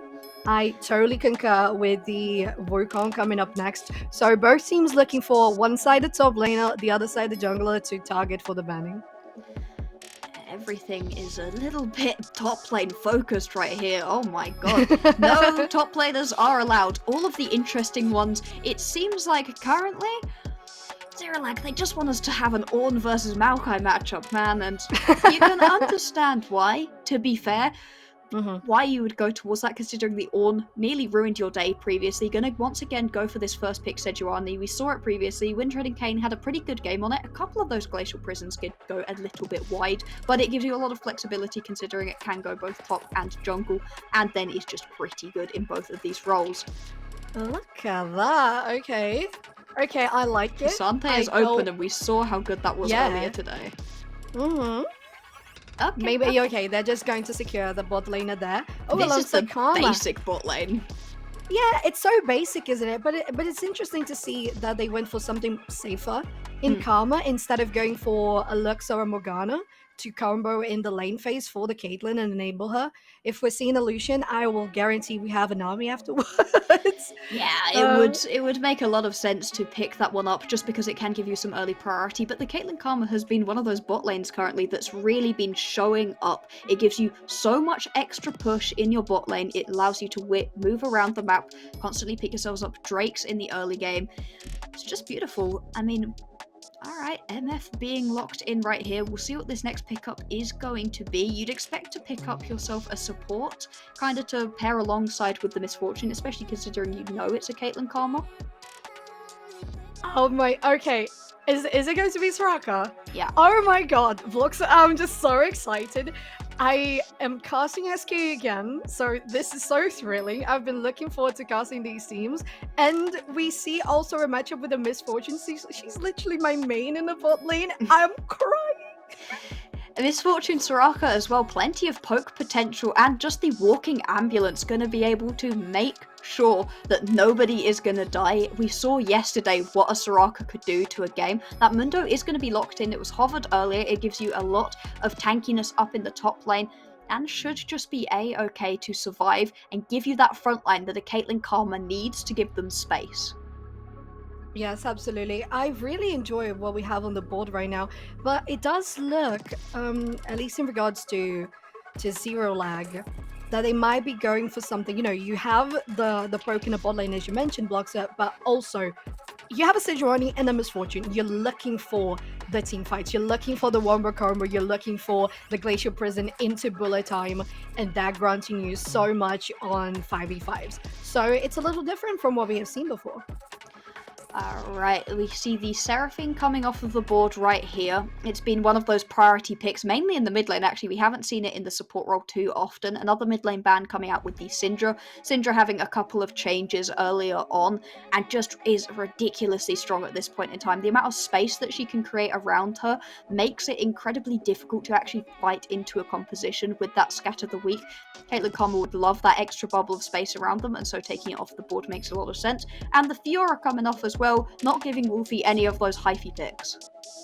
Yes, they don't have any of those. Okay, they're also going for a Silas ban on this one. So, of course, we were going to see, since we didn't have any mid lanes confirmed so far, that the bans are going to be towards that mid lane.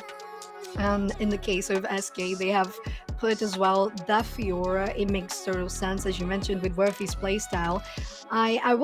We have seen, as you said, so much of Syndra and Seraphine. So it's either would be a banning, insta-ban on them, or insta-picking them.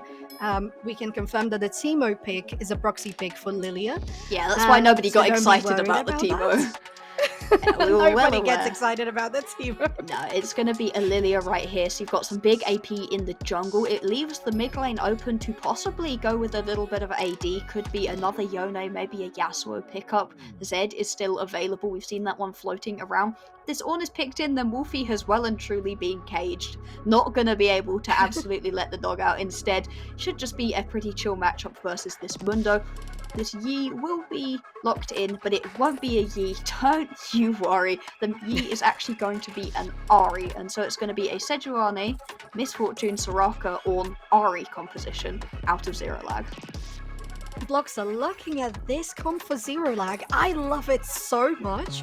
I think it's so well rounded. You have the front line, you have the engages, you have the sustain, have the damage, and also have the Ahri to just make things even more well-rounded, because you're not going to rely on every fight being a full-on 5v5. The Ahri can get those pickoffs, can get those engages, can roam so easily, and that's going to allow for great plays in the beginning of the game, especially towards the level 6 for Ahri, and then enable better team fights towards objectives like Drake and Herald. And okay, the final is going to be Viktor. We have seen plenty of him as well in the tournament, right? Yeah, he's been really strong. We saw him in the previous game and what damage he could do to the opposition, although we did see the Viktor being caught out in what was kind of a pivotal moment. Different player though, gonna be a new game. We'll see if this Viktor can once again scale beautifully, and that's kind of what these compositions are once again. You're trying to win a little bit earlier on right now as zero lag, whereas SK, they're pretty happy to sit back and allow the game to come to them. Yes, absolutely. And well, it's going to rely on them having a nice and safe early game, and I think especially in regards to the bot lane, that's going to work perfectly. We have the Karma, and in this scenario, not enabling Caitlyn to go in and be aggressive, but rather just protecting her, making some space so she can be very on the defense side of things, away from any fighting, so that she can scale. On the top lane, you have Mundo, so he's going to try to get the island going, so is Ornn. So they're going to be slapping each other's faces, but nothing's going to come much of fruition on it. But yes, as you said, SK looking to have a stronger mid to late game composition. Yeah. If they can get something out on the Caitlyn early game or on the Viktor, amazing. They would love that. But at the same time, they don't expect it to happen, especially with the Sejuani, especially with how much the bot lane on the side of zero lag is also super protected. Yeah, indeed. Both of these compositions trying to do slightly different things for themselves. We've got a small technical difficulty, so we're just going to go go into a quick 3-minute break, and we'll be back with the fully redone drafts and then into game as quickly as possible for you. Thank you for your patience, and we'll be back in a sec.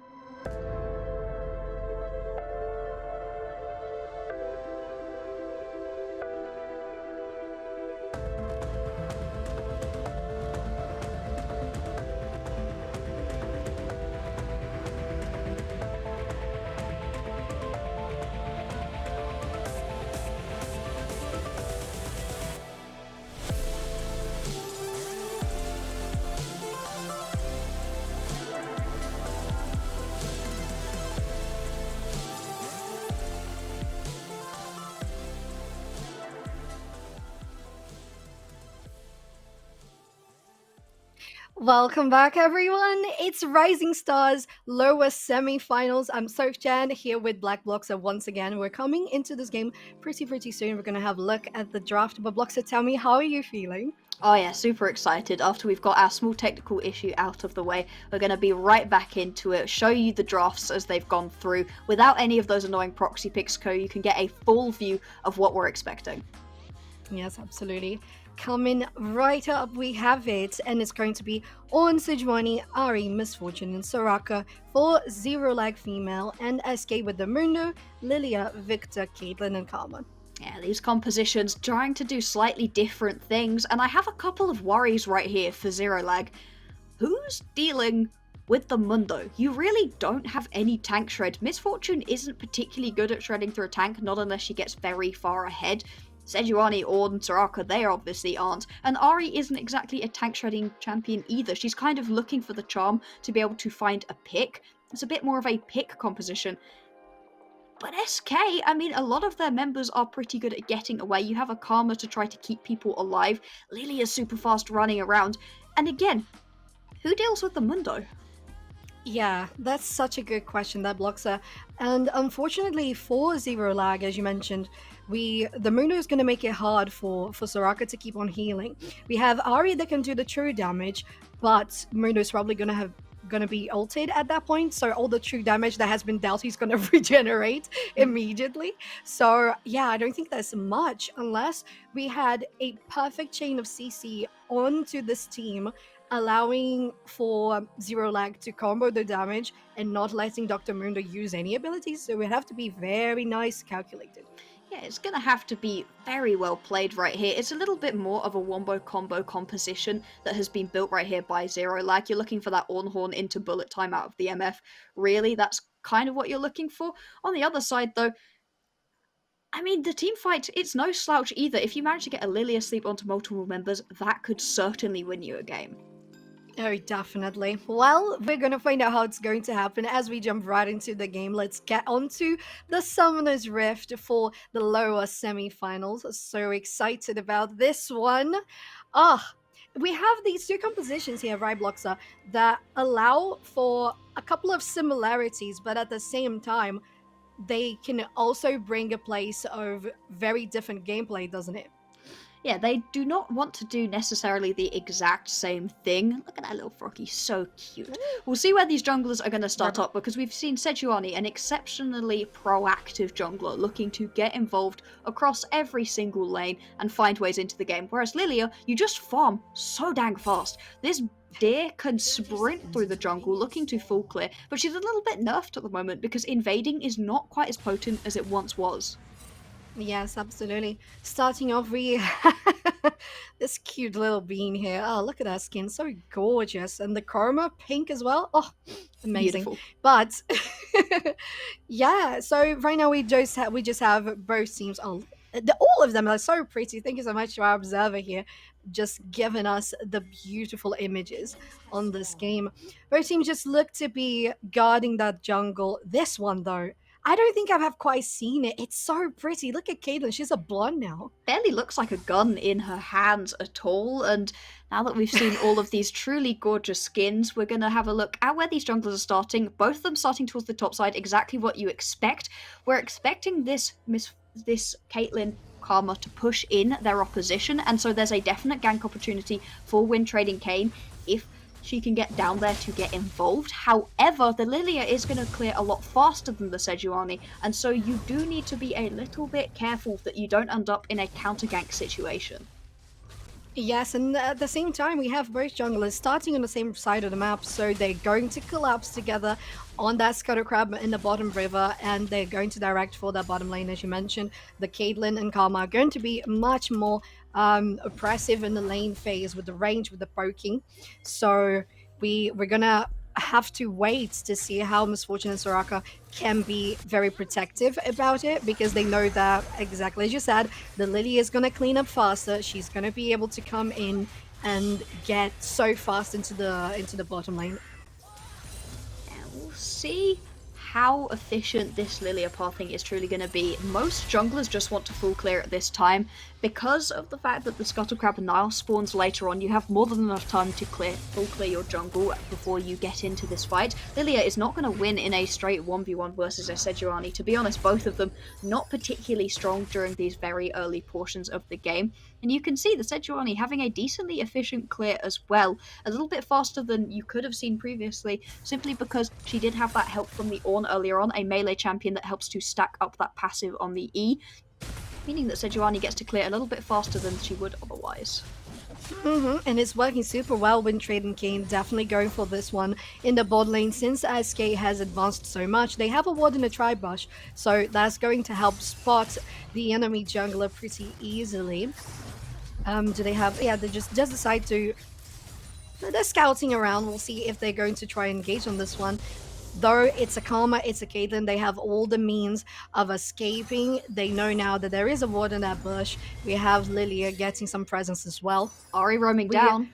Yes, not only the bot lane following up as well. Ahri coming is going to get that secure on the Scuttle Crab for Zero Lag female on this one. And since Lilia is retreating, resetting full base, Sejuani might even get both of them on the map. You can see pings towards this Scuttle Crab, but unfortunately Wind Trading Kayn is just going to get there quicker. This was going to be a nice and easy double scuttle, entirely because the mid lane of Apollonia, as well as Asurus and Darkdale, decided to roam up towards that Scuttle Crab and just help out, and that's what you need to do, giving such a good level of clear right into the back pocket of Wind Trading Kayn, someone who played very well in the previous game on this Sejuani too. I'm really looking at those Glacial Prisons out of Wind Trading Kayn to see if this game should go well. Gank and and counter gank opportunity here. Top lane is already going very, very fast. The Fang's health bar is going really low on this one. They have to flash away. The damage from Lilia is stacking on Windtrade and Kayn. They might be in a bad position. Maybe they're going to get something out of it. Nice protect from G-Wofi. And they managed to stay in front to get any access run on their face instead of that jungler. And the pressure is going strong in the top lane for SK. In the bot lane too, we have some damage going on Marcia, getting the help from Bijash on this one. The Ignite drops on Azirius. That's falling very, very low, but Miss Fortune still has a lot to be able to maintain herself in the fight because of Darkdale on Soraka. Nobody ends up dying despite the fact that we have action in the top and bottom lanes. You could see the idea from Windtrade and Kayn trying to get onto Fengdiary. In the end, though, ends up losing Flash, nearly losing their life. Empress with the nice counter gank. In the bot side of the map, you can see summoner spells being blown left, right, and center.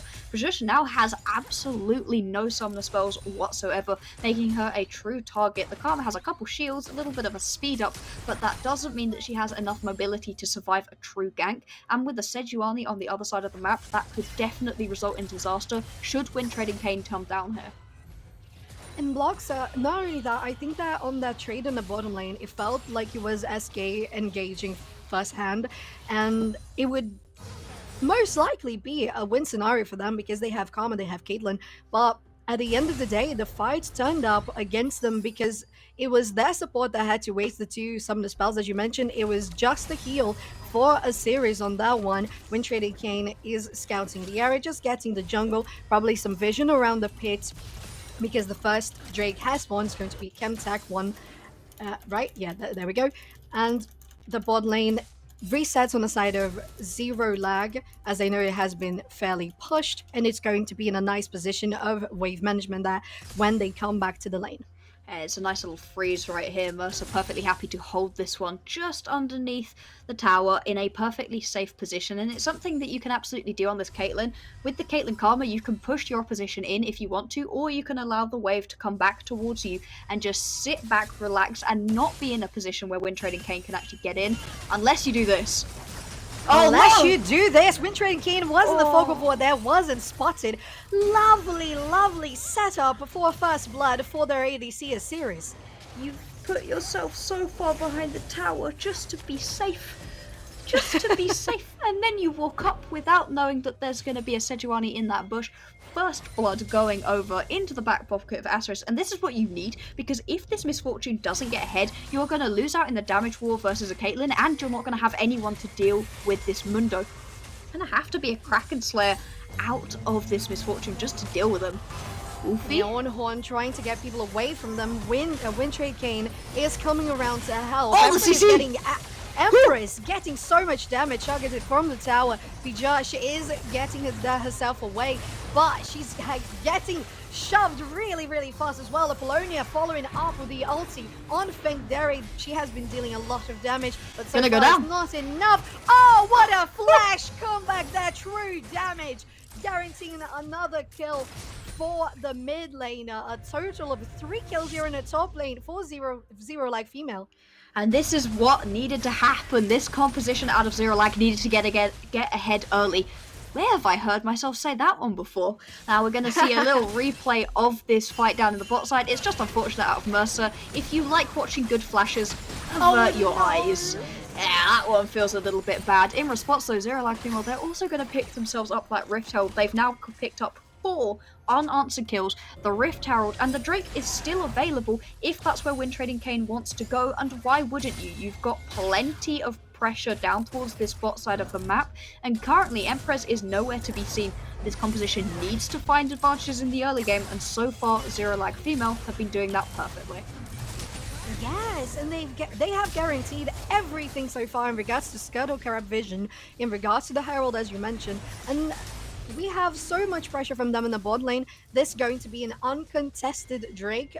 As long as the Lilia doesn't decide to go for something, she might go for the Ahri instead. She's still in a very good position. She knows the rest of her team is down at the river, so she's very safe, even though there was help of Empress and Bijash on this one. Another Fog of War scenario. Glacial Prison connects. The damage is on. They have to go over the wall. Big sleep. Flash is gonna land. Oh, the stun from Escape as well, getting the 4 members over zero lag female in a pinned up spot, just preventing any further engages. But Zero Lag has been very, very aggressive overall and guaranteeing so much pressure all across the map. Really have been just the proactivity that we really needed to see, and this is the issue that Sejuanis have often been facing. They haven't been proactive enough. That is not what Wind Trading Kane is doing right now, finding ganks all across the map and using vision to do so effectively. You can see all of the control wards across this bottom side of the river. It just means that any time a member of SK decides to walk into this river, you're going to know where they are and you can set up a little trap for them right now. Just beautiful play, and the control it's affording them is so nice. Only a 1k gold lead though at this point in time. Once that Herald is dropped, that pressure can begin to turn into a genuine gold lead and advantage. But for right now, things are a little bit more even than they may originally seem. And we thought that maybe it was just going to be a very pacifist top lane, but Ornn is doing a lot of damage on the Mundo. In the bot lane though, Wind Trading Kane has dropped the Herald. It's gonna deal all the damage. The platings are going to be shared. Just trying to get some disengage on this one. Caitlyn also trying to get the pacifier, the Piltover pacifier on the enemy champion. There's a series dealing the ricochet, the bounce damage on the enemy ADC too. Wind Trading Kane still in the bot lane. There is no vision. The sweeper is there, and so is the sweeper in the top lane. Empress was trying to get something on G-Worthy, but they're in a very good position to just keep on safe. Yeah, this top lane matchup, it's a little bit of a wet noodle fight, as much as a... Oh, engage! Oh, Glacial Prison blocks her! They're gonna be destroyed! The Q lands, and the series gets another one. Nice dodge, Darkdale, preventing that ace in the hole from going on to our pig rider, Sejuani.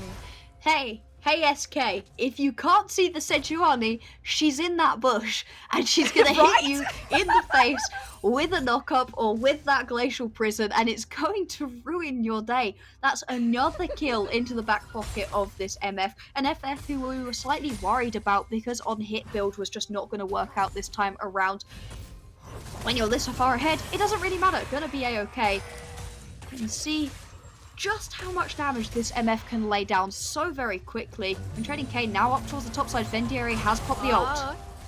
Yes, G-Worthy gets the on-horn there, but the flash from Fendieri gets them away just for a little bit. Wind Trading Kane has all the stuns landing, and the damage is going to be enough to take down Fendieri. Goes back to base, and Zero Lag female guarantee. Oh, this Chroma though, I don't usually. Oh no, this is the bunny skin. Oh, it's so pretty. I thought it was the ultimate one.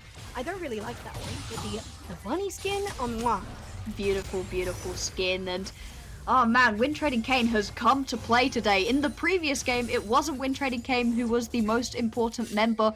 Dodge out of Apollonia. It really was Wolfie and Apollonia in the previous game running around on their Yone and Camille duo. This time around, Wolfie, Wind Trading Kane's like, nah, you need to look at me, and is showing up big time. This gank in the top lane is just well executed. You can see Fendieri manages to flash away from this Ornn horn and thinks, maybe I can get away, but with that passive procced already, it means CC is going to land, and between Ornn and Sejuani, you have so much CC. It means Fendieri just isn't able to walk away and finally does go down. Yes, as you said, it was so beautifully executed. Fendieri, they tried to do what they could, which is the only escape possibility, the flash. Fendieri is very close on this one. G-Worthy dealing so much damage on her. And the turret also targets them. I think it was just one hit. But G-Worthy really showing, you're not coming here to just attack my tower. You're not farming deep on this lane. You're gonna get very hurt if you do so.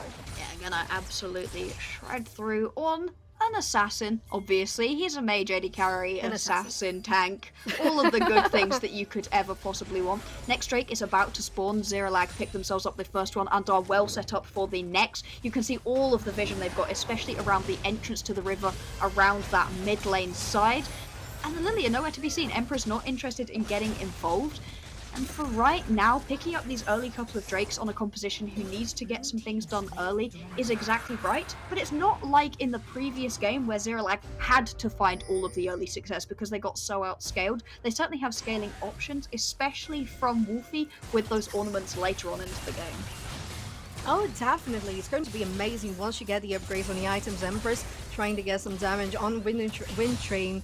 Trading Kayn, there we go.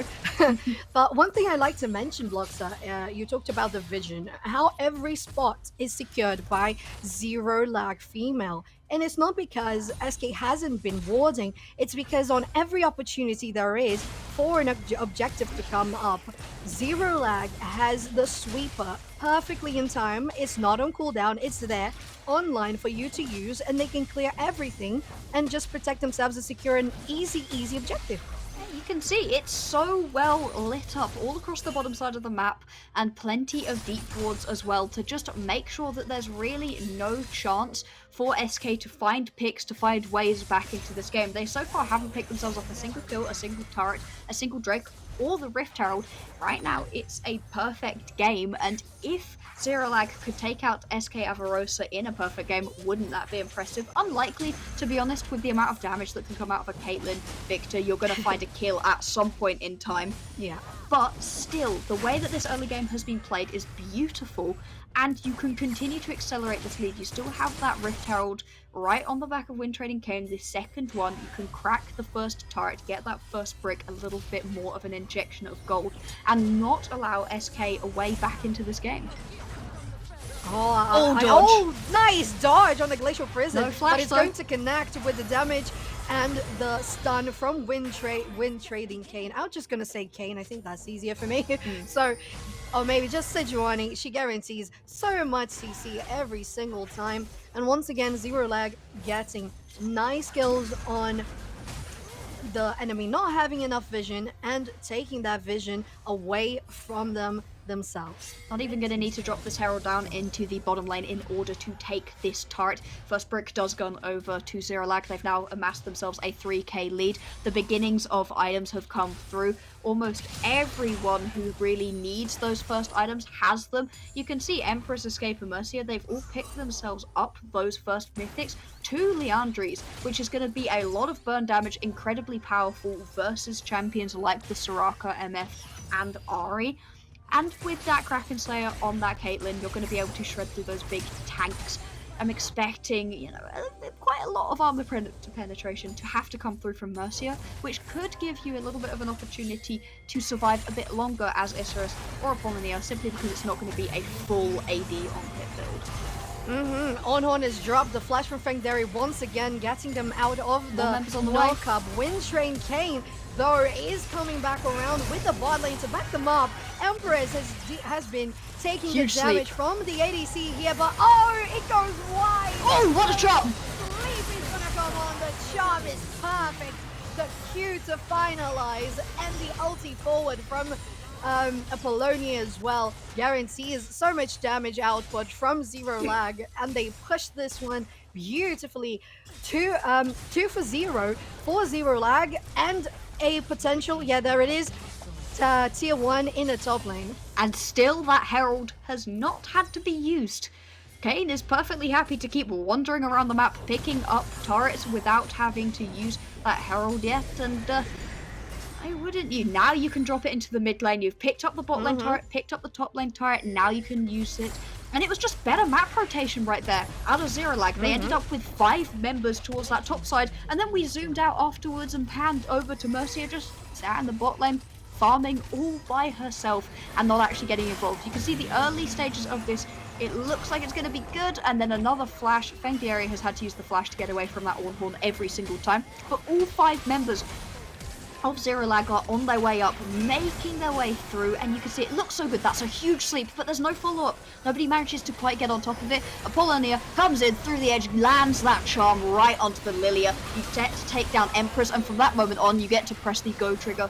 2 full kills, then you can turn it into the turrets and increase your gold lead massively.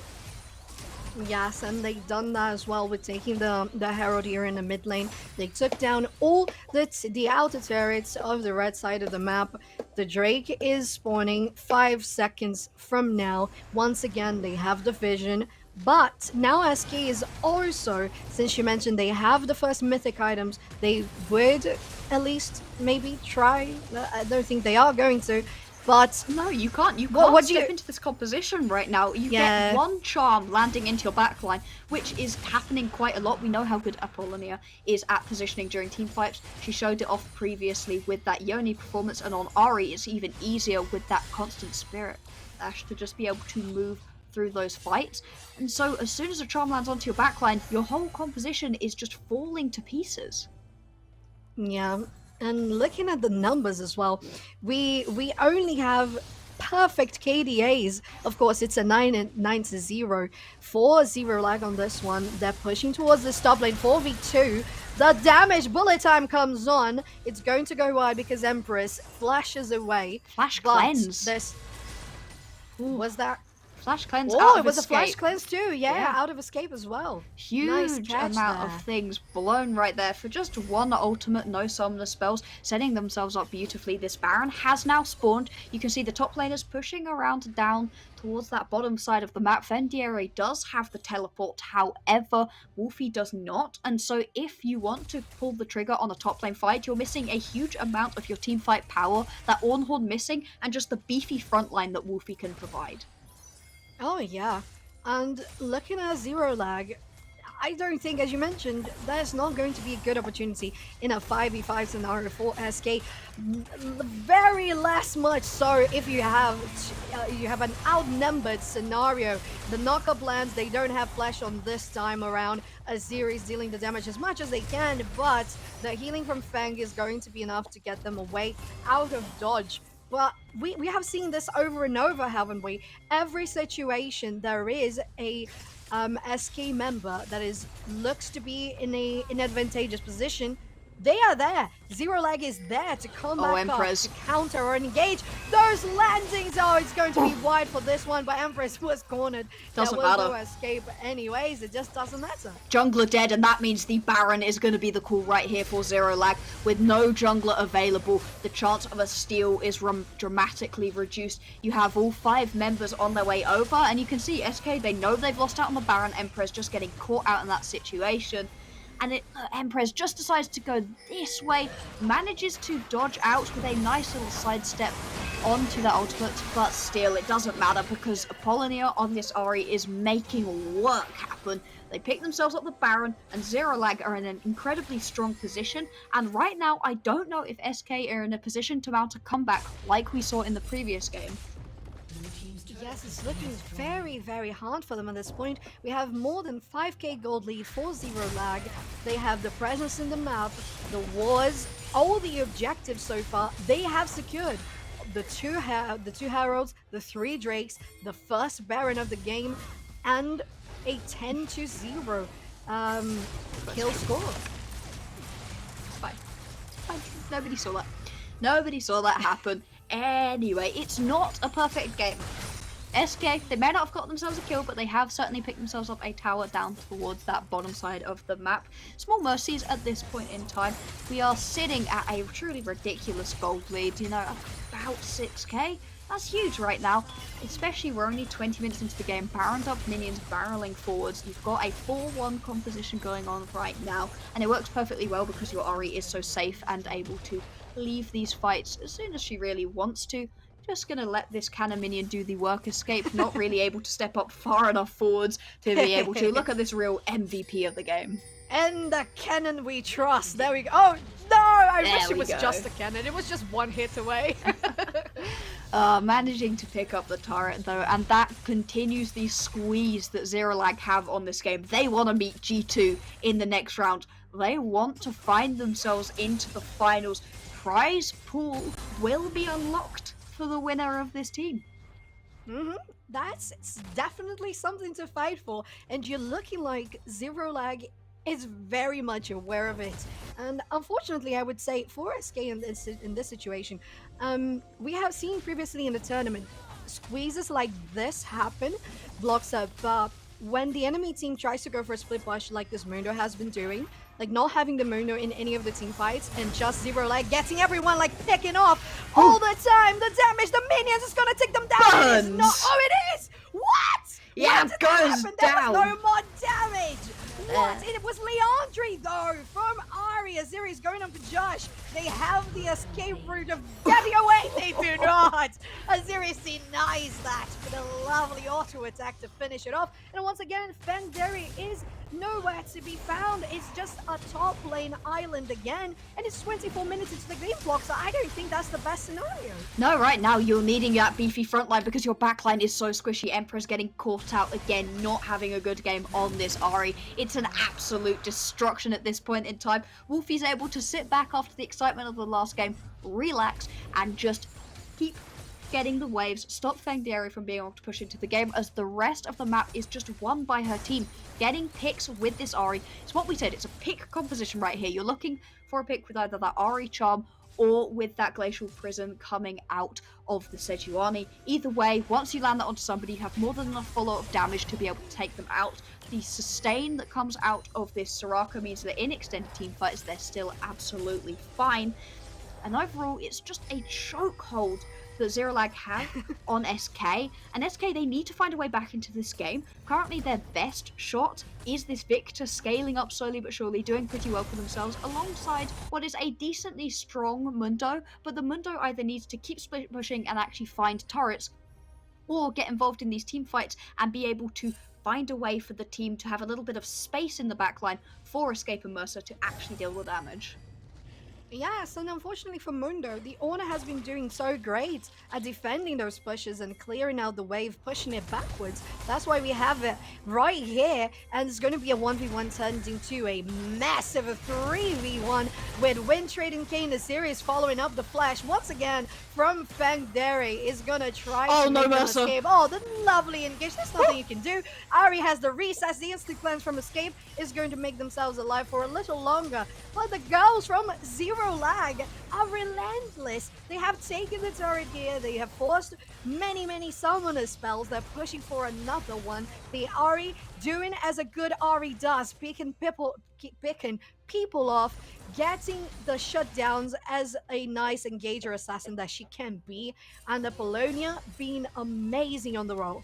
I sometimes worry about Ahri's in this kind of composition where you're trying to go for a big wombo combo because she doesn't have that potential. If you're trying to... Oh my god! Oh my god! Bye-bye! Oh, the own horn into bullet time. This Misfortune doesn't even care about cooldowns. Nope. It's still 50 seconds for the Baron. There's still plenty of time for that ulti to come back. Apollonia, though, being cornered by Fengderi on this one. The Q is not going to land, so damage from the true damage is not gonna be there. But lovely dodge, as you said, blocks her on the axe, is gonna make herself very comfortable, and she's going for. She's feeling a little confident on this one. Well, she's got backup arriving, and you can see the longer that you make this Mundo sit around towards the bot side, the more time the rest of your team have to get things done elsewhere. But just needs to be careful here. No Glacial Prison up and available for Wind Trading Kayn means that was unlikely to turn into an actual fight. And all that Apollonia needed to do was to hold Fengderi, make sure that they weren't able to get any damage onto the turret, and wait for Wolfie to get back, because Wolfie's the one who's actually supposed to be dealing with this Mundo and dealing with them relatively effectively. Mundo is slowly but surely getting these turrets down, finding global gold for her team. The only reason probably that things are staying within touching distance, but barely. It's a 10k gold lead. Soul already picked up for Zero Lag. They're looking for their second Baron of the game, and is there any chance that SK can even try to go in onto it? Yeah, I don't even think so. We have to be available from Worthy as well if it was necessary. There is no hard CC from Mundo that would deny the TP. That is not even needed. Zero Lag gets the burn for herself. The second of the game, they had all the objectives. 1v1 down here. A little miss from G. Worthy gets an emote back from Feng.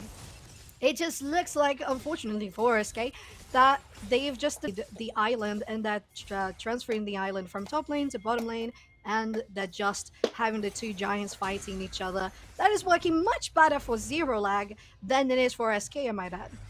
Zeralag are playing this game with a lot of very clean map rotation, as well as clean macro and micro play. The plays coming out of Apollonia have been beautiful, and we saw great performance on that Yone in the previous game. Once again, looking nice and clean.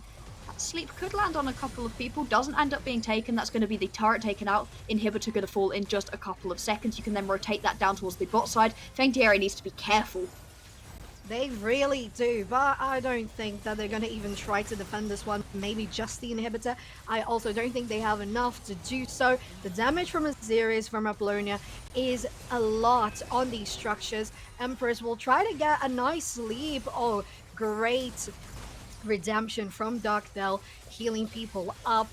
To be fair, she was the only person who needed it. The rest of the team was already so healthy. They have the Soraka for themselves. Apollonia gets some damage there. The Liandry is ticking, so it goes down to about 60% of her health bar on Ahri. They're going to push for the top lane. So, as you mentioned, Bloxer, just lovely macro rotation and guaranteeing everything on every side of the map. Apollonia going in, they get the damage, they get the charm. And there we go, once again, nice flash from Escape. Get herself the escape on that one, because it was going to be a certified kill if it went wrong. And there we go, once again, Windtrading Kayn is going in for those stuns. Azirius is so confident on the damage of this Misfortune. She gets the finish off on the enemy champion. Empress is gonna go down. The Nexus Stars are going to go down. Nexus is going to go down. And this is the most perfect game that we've seen here in the Rising Stars tournament. Zeralag getting herself into the lower finals, Bloxer. Oh boy. I feel like I have to put my glasses back on because when I was looking at the scoreboard, it looked like there were 0 kills. Now, that can't be right. No. No, that cannot be right. It feels bad. Was it? Wait, was that? Am I not blind? Was it actually 0 kills? Yeah, that was 0 kills for SK. A LEC backed team. They got dismantled. You all were like, ooh, when I was earlier saying about SK getting put in the dirt, but this was a true stomping. And right now, Zeralag, they're looking like one of the absolute strongest teams, putting themselves into 3rd place at least in this tournament. And God, I think they might be able to take it to G2. That is concerning. To begin with, the fact that both of these teams have actually managed to make it this far, but it's still so one-sided when we're looking at the games from Zeralag. It feels like this is a completely different team than what we've seen yesterday. The way they're executing their team fights, the way they're setting up their laners, the way they're setting up for objectives. So, can they do anything wrong? I mean, we haven't seen it so far, especially not on this game on broadcast, because, oh my god, Ginny, I was saying, there was one point in the game where it was 99.9% perfect, because as Bloxer said, there was one turret that SK had taken out at that point, but countering that, we had all Heralds, all Drakes, and 3+ turrets for Zeralag against SK, and it was around, I don't know, 20 minutes, I think it was. So how? I don't think I have an answer to your question, because they have shown that they haven't made any mistakes on this one, so they really need to keep this up, because this is grand finals potential.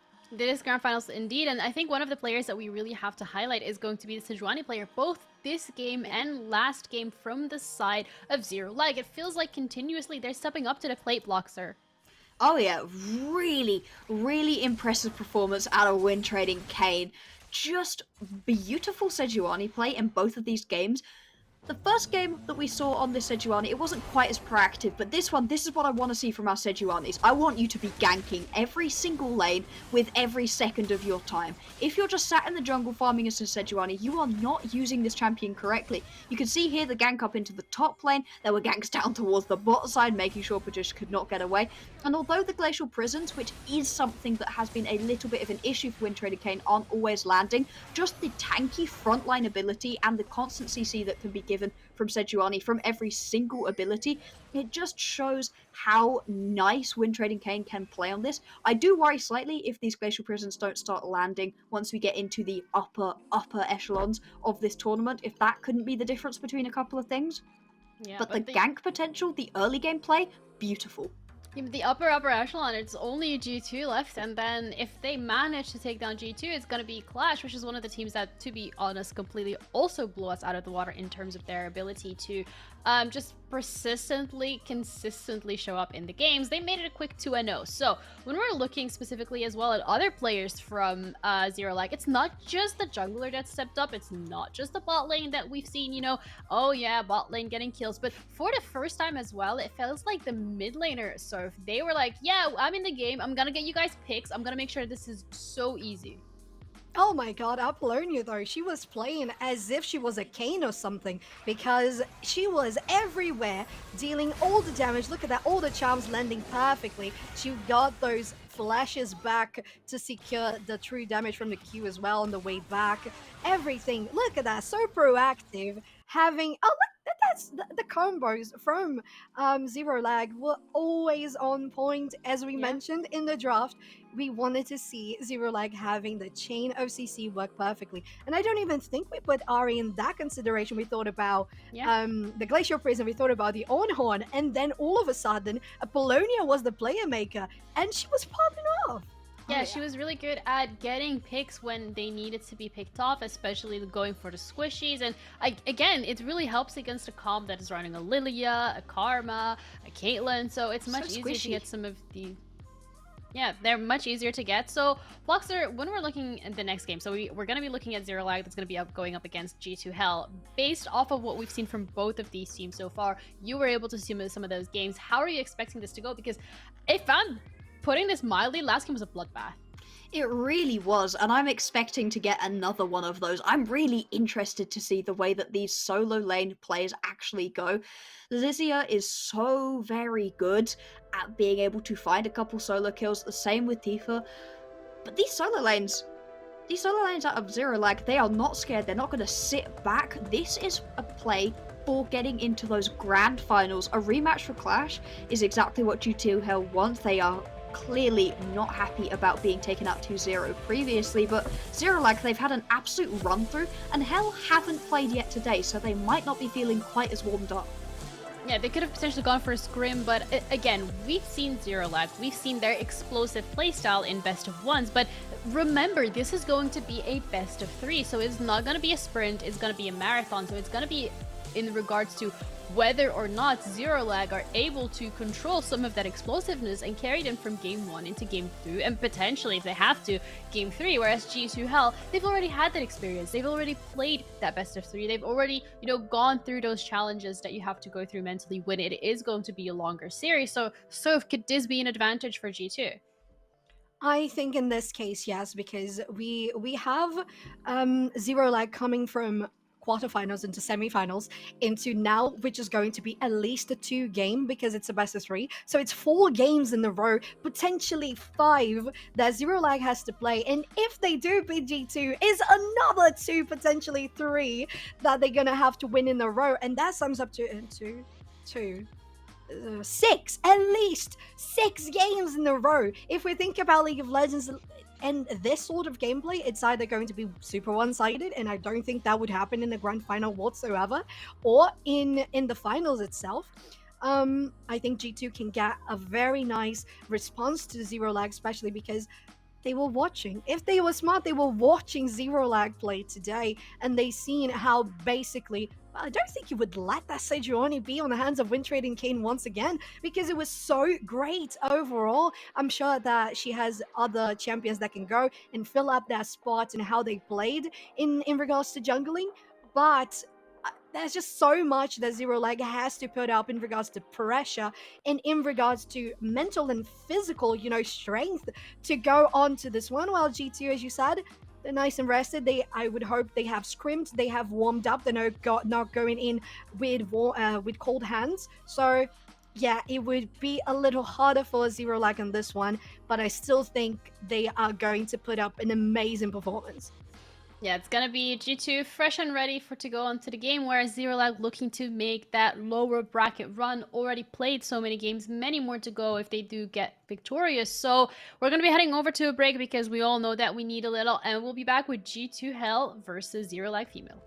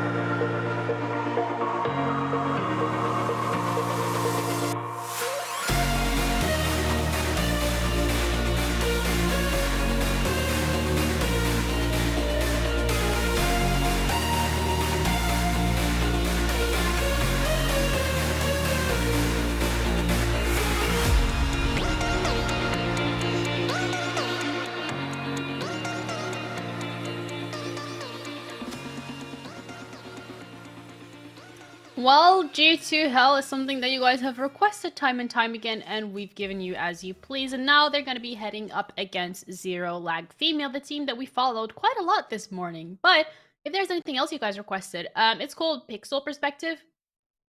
We've seen you chat and we heard you, and you're gonna get exactly that. I'm Gina, your host, joined on the desk once again by Bloxer and also Soph. Now, both of you are actually familiar.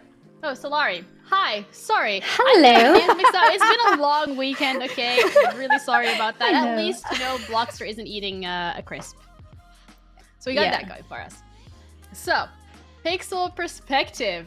You guys know the rules, but if you're new here in Twitch chat, how it works is there's a pixelated image, and you're going to have a guess at what champion it is. It could be a base, it could be a skin. You're just going to have to type it in the chat and see whether or not you're right.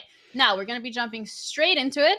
Solari, I hope you've had a good break, because I'm going to start picking on you first this time around, because we did miss you. I can tell that you're shocked by how pixelated this picture is. I have no idea what that is. Production knows, but they're not going to leak it unless we're right. So it's going to be a skin. That's all I can tell you. Chat, as I said, just write it in chat, whoever you think it's going to be.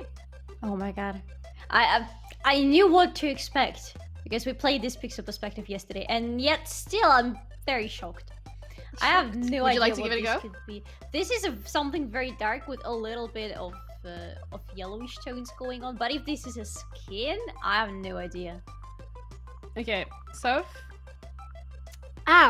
maybe one of those steel skins, like Garen and Lux, something like that. Okay, Steel Legion. Oops. Steel Legion.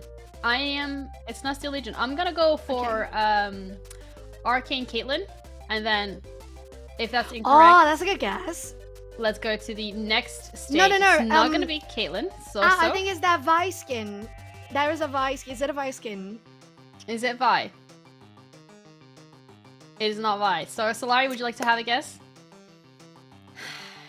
You know what? This is not getting easier. Yeah, it's absolutely not helping. Well, Solari, you want to have a go? I have no idea what's going on. No idea. Okay, is this going to be BMO by any chance? It's not Teemo either. Well, can we go to the next stage, please? Have it, like, less pixel... Oh! It's Vi? No. This is Yi, Project Yi. What? Wow. Good job. Look at guys, you guys are making this more and more difficult. But let's go on to the next one. Let's go. Oh, well, this is something very... Spirit Blossom or something Star Guardian. Yeah. Okay. Is it Spirit Blossom or Star Guardian? It is a Star... No, it's not a Star Guardian. We are wrong. Is it Nami? Koi Nami? No, it's not. Oh, Nami. No. It's the Brazilian-inspired Nami skin. It is not Nami. So, can we go to the next stage? Okay, there we go. Solari. It's Arcade. Oh, sorry. No, go for it. It's okay, go. It is Arcade. You can finish the guess. Who do you think it will be? Oh no. Misfortune. Arcade Misfortune. Yeah. Is it Arcade Misfortune? Yeah, it is. Yay! It does look. I mean, I didn't even know if it was. I'm just saying it is because it does look like it. But let's go on to the next one. This time I'm gonna pick on you first, Soph. Looking at the color scheme here, please just give us a random guess. Just throw it out there. It doesn't have to be correct. The Arcane, the Caitlyn. Is it Arcane Caitlyn? No. Yeah. Solari, would you like to have a go next? Just whatever comes to your mind. Don't think about it. Just throw it out there. Arcane Vi. It's not Vi. Let's go into the next stage. So I'm gonna come back to you. Oh, yeah. Okay, go for it. Is it a bug by any chance? Is it a jungler? Oh, Kha'Zix. It's not a jungler. It's not a jungler. Sorry, guys. Oh I'm giving you fake news. Fake news. Okay. Is it Malzahar? Is it going to be Malzahar? No. Let's go to the next stage. Have it a little less pixelated. Okay. What is this? Okay. What? Oh. Surf? Is it someone with a sword? Is it someone who has like an eye? Oh, it's Vel'Koz. Is it? What? It's not Vel'Koz. How is it? How is it not Vel'Koz? Not production telling me most people have eyes. Thank you very much, Alex. I really appreciate it. Oh, it's Kai'Sa. Is it? It's also not Kai'Sa. Okay, can we have it less pixelated, or is that just gonna reveal it? Is it Bel'Veth? It's not Bel'Veth. Okay, let's just reveal it then. Oh my god! Oh, that is so hard. That's even a limited skin, isn't it? Is that Mordekaiser? I don't even know what that is. It's Darkstar Mordekaiser, yeah. Oh wow. Oh, that's pretty nice skin. Okay, let's do one more. If you got this correct, chat, like, dang. I am impressed. Big brain. Okay, next. Thank you. Oh, well, Solari, whatever comes to mind. Nami. You know me. Okay, it's going Nami. To be Okay, Nami. so 3, 2, 1. Debona, Messi. No, it's not you. Let's go. Next stage. Come on. Let's get this rolling. What? Oh, Nessus. It's Nessus. Basic Nessus. Are you kidding me? Oh, yes, it how is. did you see that? Okay, so well, thank you for participating. You win. Congratulations, chat. Thank you for participating as well. I know you're trying really hard, and that's all that matters. Okay, when you try so hard and only get so far. But in the end, it doesn't really matter. This time around, it does matter, okay? This time it does, because I'm proud of you. Thank you for participating. Aww. But we have an absolute banger coming your way. This is currently not the right teams. We're not going to be looking at these two. We're going to be looking at G2 Hell against Zero Lag Female. Now, Solari, have you had any chance to catch last game? Or should So fill you in on how incredibly crazy one-sided Esquiavarosa versus Zero Lag was? Yeah, I mean, I did see the game, and I saw the final kill score, and I guess that's all that matters. Yeah. Well, let's look at the rosters. Let's have a look at the players that are going to be going head-to-head, toe-to-toe this time around. Hopefully, it's not going to be that one-sided from Zero Lag Female, because it feels like every single game, there's at least 1 or 2 players from this roster, this lineup, that are just showing up. Whereas yesterday, when we were looking at G2 Hell, it felt like, as a whole, as a 5-man, they were kind of struggling to just really come up with a solid and consistent plan, so... Yeah, I totally agree with that. And if that continues, it's going to be another stomp for Zero Lag, because the way they played this last match, it really shows either not giving any opportunity for the enemy team to get a breach on their mistakes, because these guys haven't been making mistakes.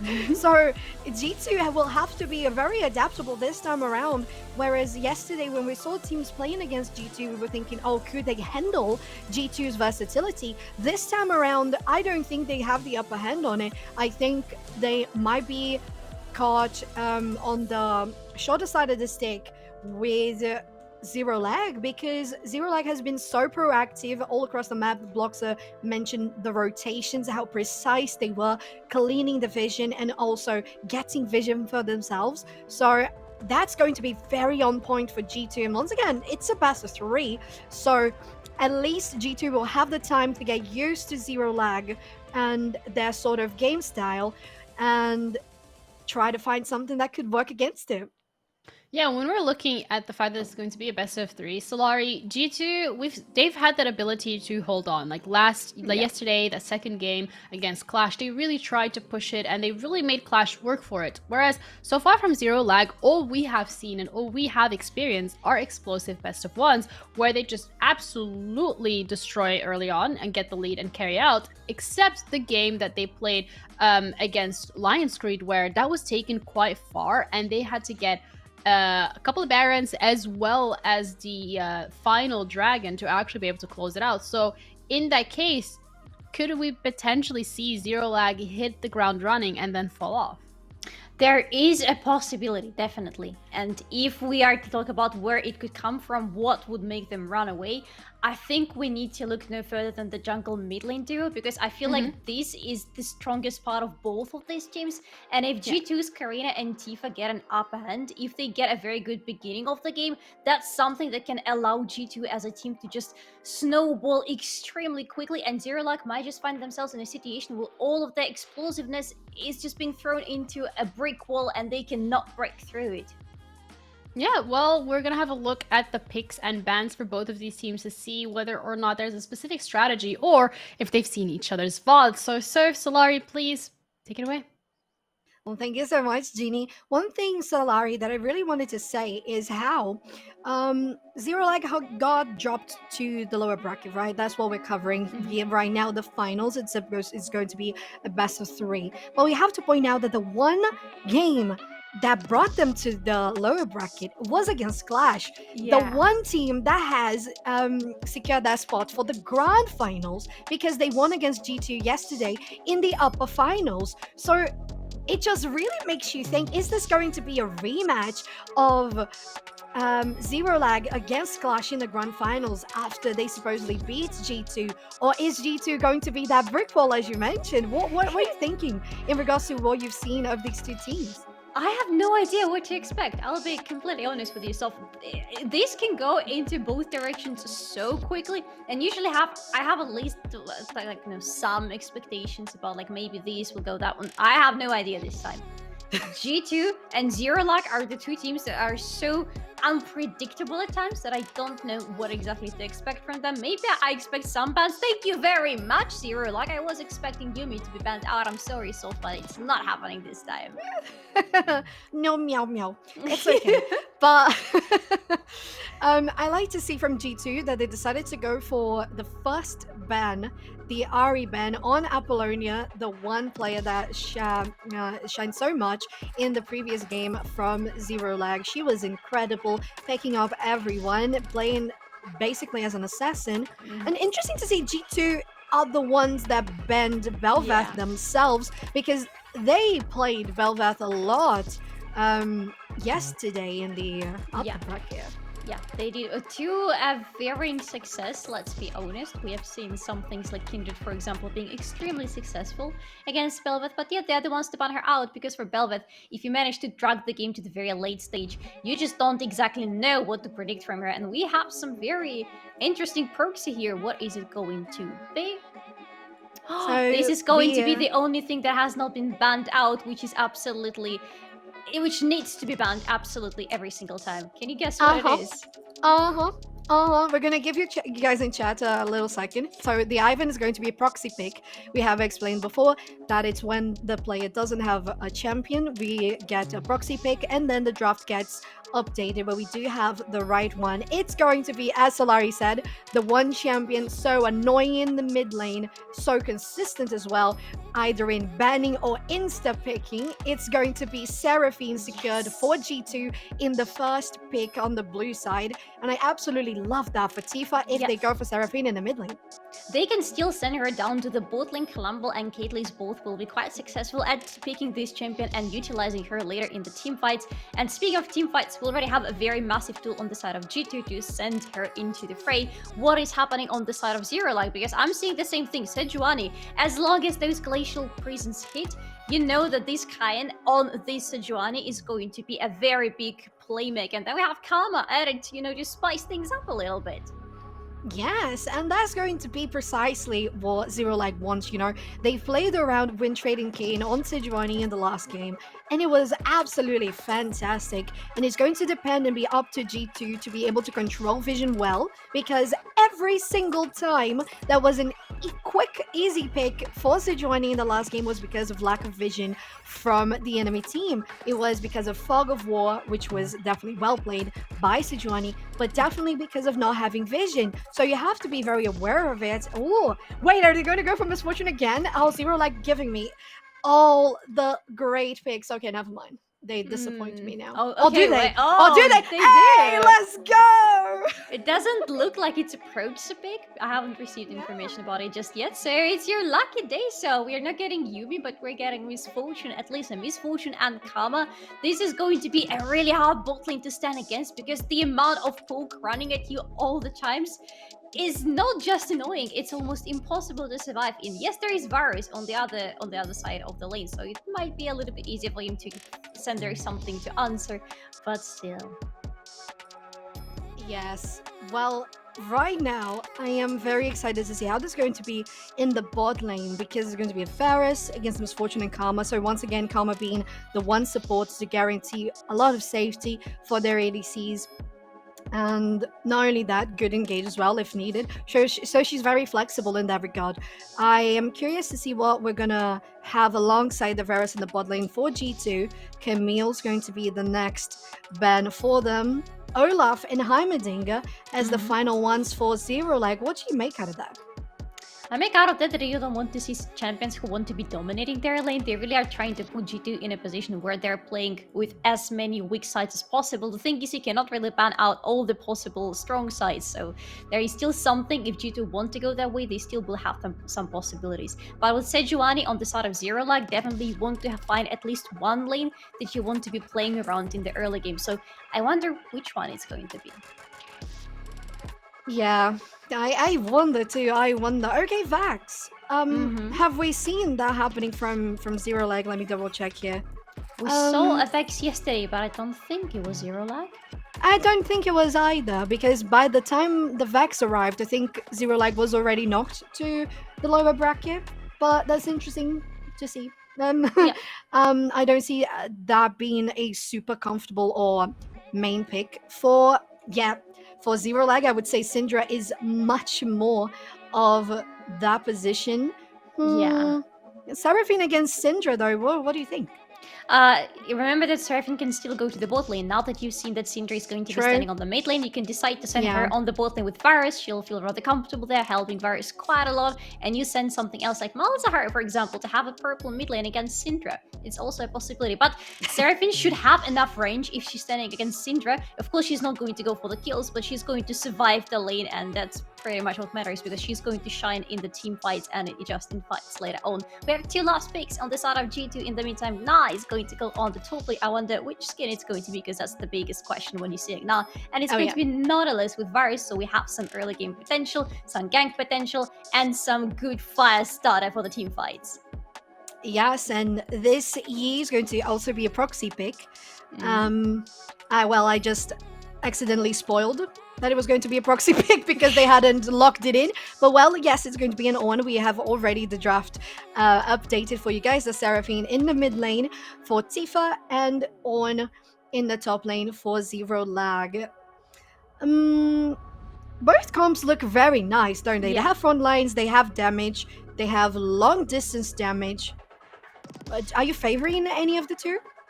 Honestly, I love both of these drafts as well, but G2 have a little bit harder one to play around, because you really need to be aware of your positioning because of your Seraphine, and you need to always be playing around this Mega Gna form on the Gna, because the moment he goes into the big Gna and uses his ultimate in some very enclosed space, you know that you're going to most probably win the fight, but you really need to be wary of those timings for his, not rather timings, but his, how do they call it? The anger? What is it called? I'm suddenly having a brain lag. The fury? What is it? Yeah, wait, hold on. I know, right? As well. I don't remember. Production, do you remember? I have to Google it now. No.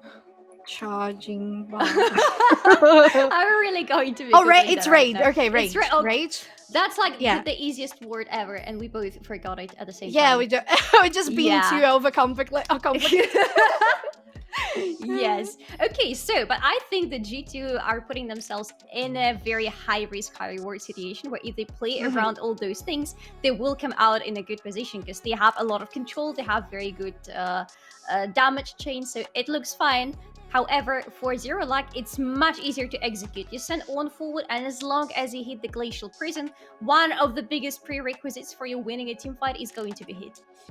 Yeah, not only that, you can stack up with the stuns from Syndra as well. You can try to prioritize two methods, right? You can have the Syndra getting the execute as their main resource of damage, or are they going to use the unleashed power before to hit multiple players with the stun, scattering of the weak, right? So there are a couple of possibilities where you can just be a little more targeted towards the Varus, for example, or the Seraphine, but especially the Varus, so squishy. And alongside the Nautilus, it's great, but you're gonna have to be glued to your ADC, because in the bot lane, if you have a nice game coming from when trading Kayn on a Sejuani, it can get so ugly so fast, because we know how she can get those engages like just like that. You don't see her for 1 second, and just like Bloxer said, you have to assume that she's right next to you, just smelling your fear. Yeah, absolutely. Now, the thing is Sejuani going to be able to go for the ganks is what I will need to have my eyes on, because with Miss Fortune and Kama, yeah, you have a very good setup for you to go to the ganks, but also, you know, that Miss Fortune is a champion who tends to be very pushy on the lane, especially with Kama. You have so much poke and so much wave clear potential that you tend to be pushing the wave all the way towards the turret. Is it going to be the case? Because then it's going to be hard for Sejuani to go in. Yeah, I don't think Miss Fortune is going to push whatsoever. I think she's going to be freezing. The only push I might see happening is the early one for level 2, which at the same time I don't think is the best option, because Nautilus is not going to be taken down quite easily. You're going to have to get a very quick lockdown on the empowered Q from Karma, and then the roots following up on top of an Ignite to take down Varus. And at the same time, if Nautilus stays in the way, nothing's going to happen. He's just so incredibly tanky. So I would expect to see the Miss Fortune Karma bot lane to be more like freezing and really managing the wave so they can have Sejuani coming in. And at the same time, Varus can be very pushy as well, because if you want to get a nice arrow on your opponent, you might be taking so many minions in the meantime. So the damage on the minions might be inadvertently taking pushing the wave forward. So there's a couple of things that we can keep in mind. Whereas the Miss Fortune, you can just not click Q, or when you do, you make sure that the bounce is going to be on a champion, not on another man. Exactly, but we'll see how exactly it's going to go, because Soph, how about we stop looking at the drafts and start looking at the game?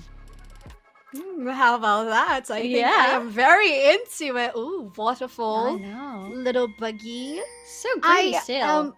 Right, like the whole map is amazing, and we wouldn't even know all about it if we didn't have this amazing observer and production on the back end. Look at that. This game is gorgeous, isn't it? Oh yeah, and we have already the first Drake. Look at that. The first Drake of the game is going to be the mountain one. So a little bit of a spoiler, a little bit of important information.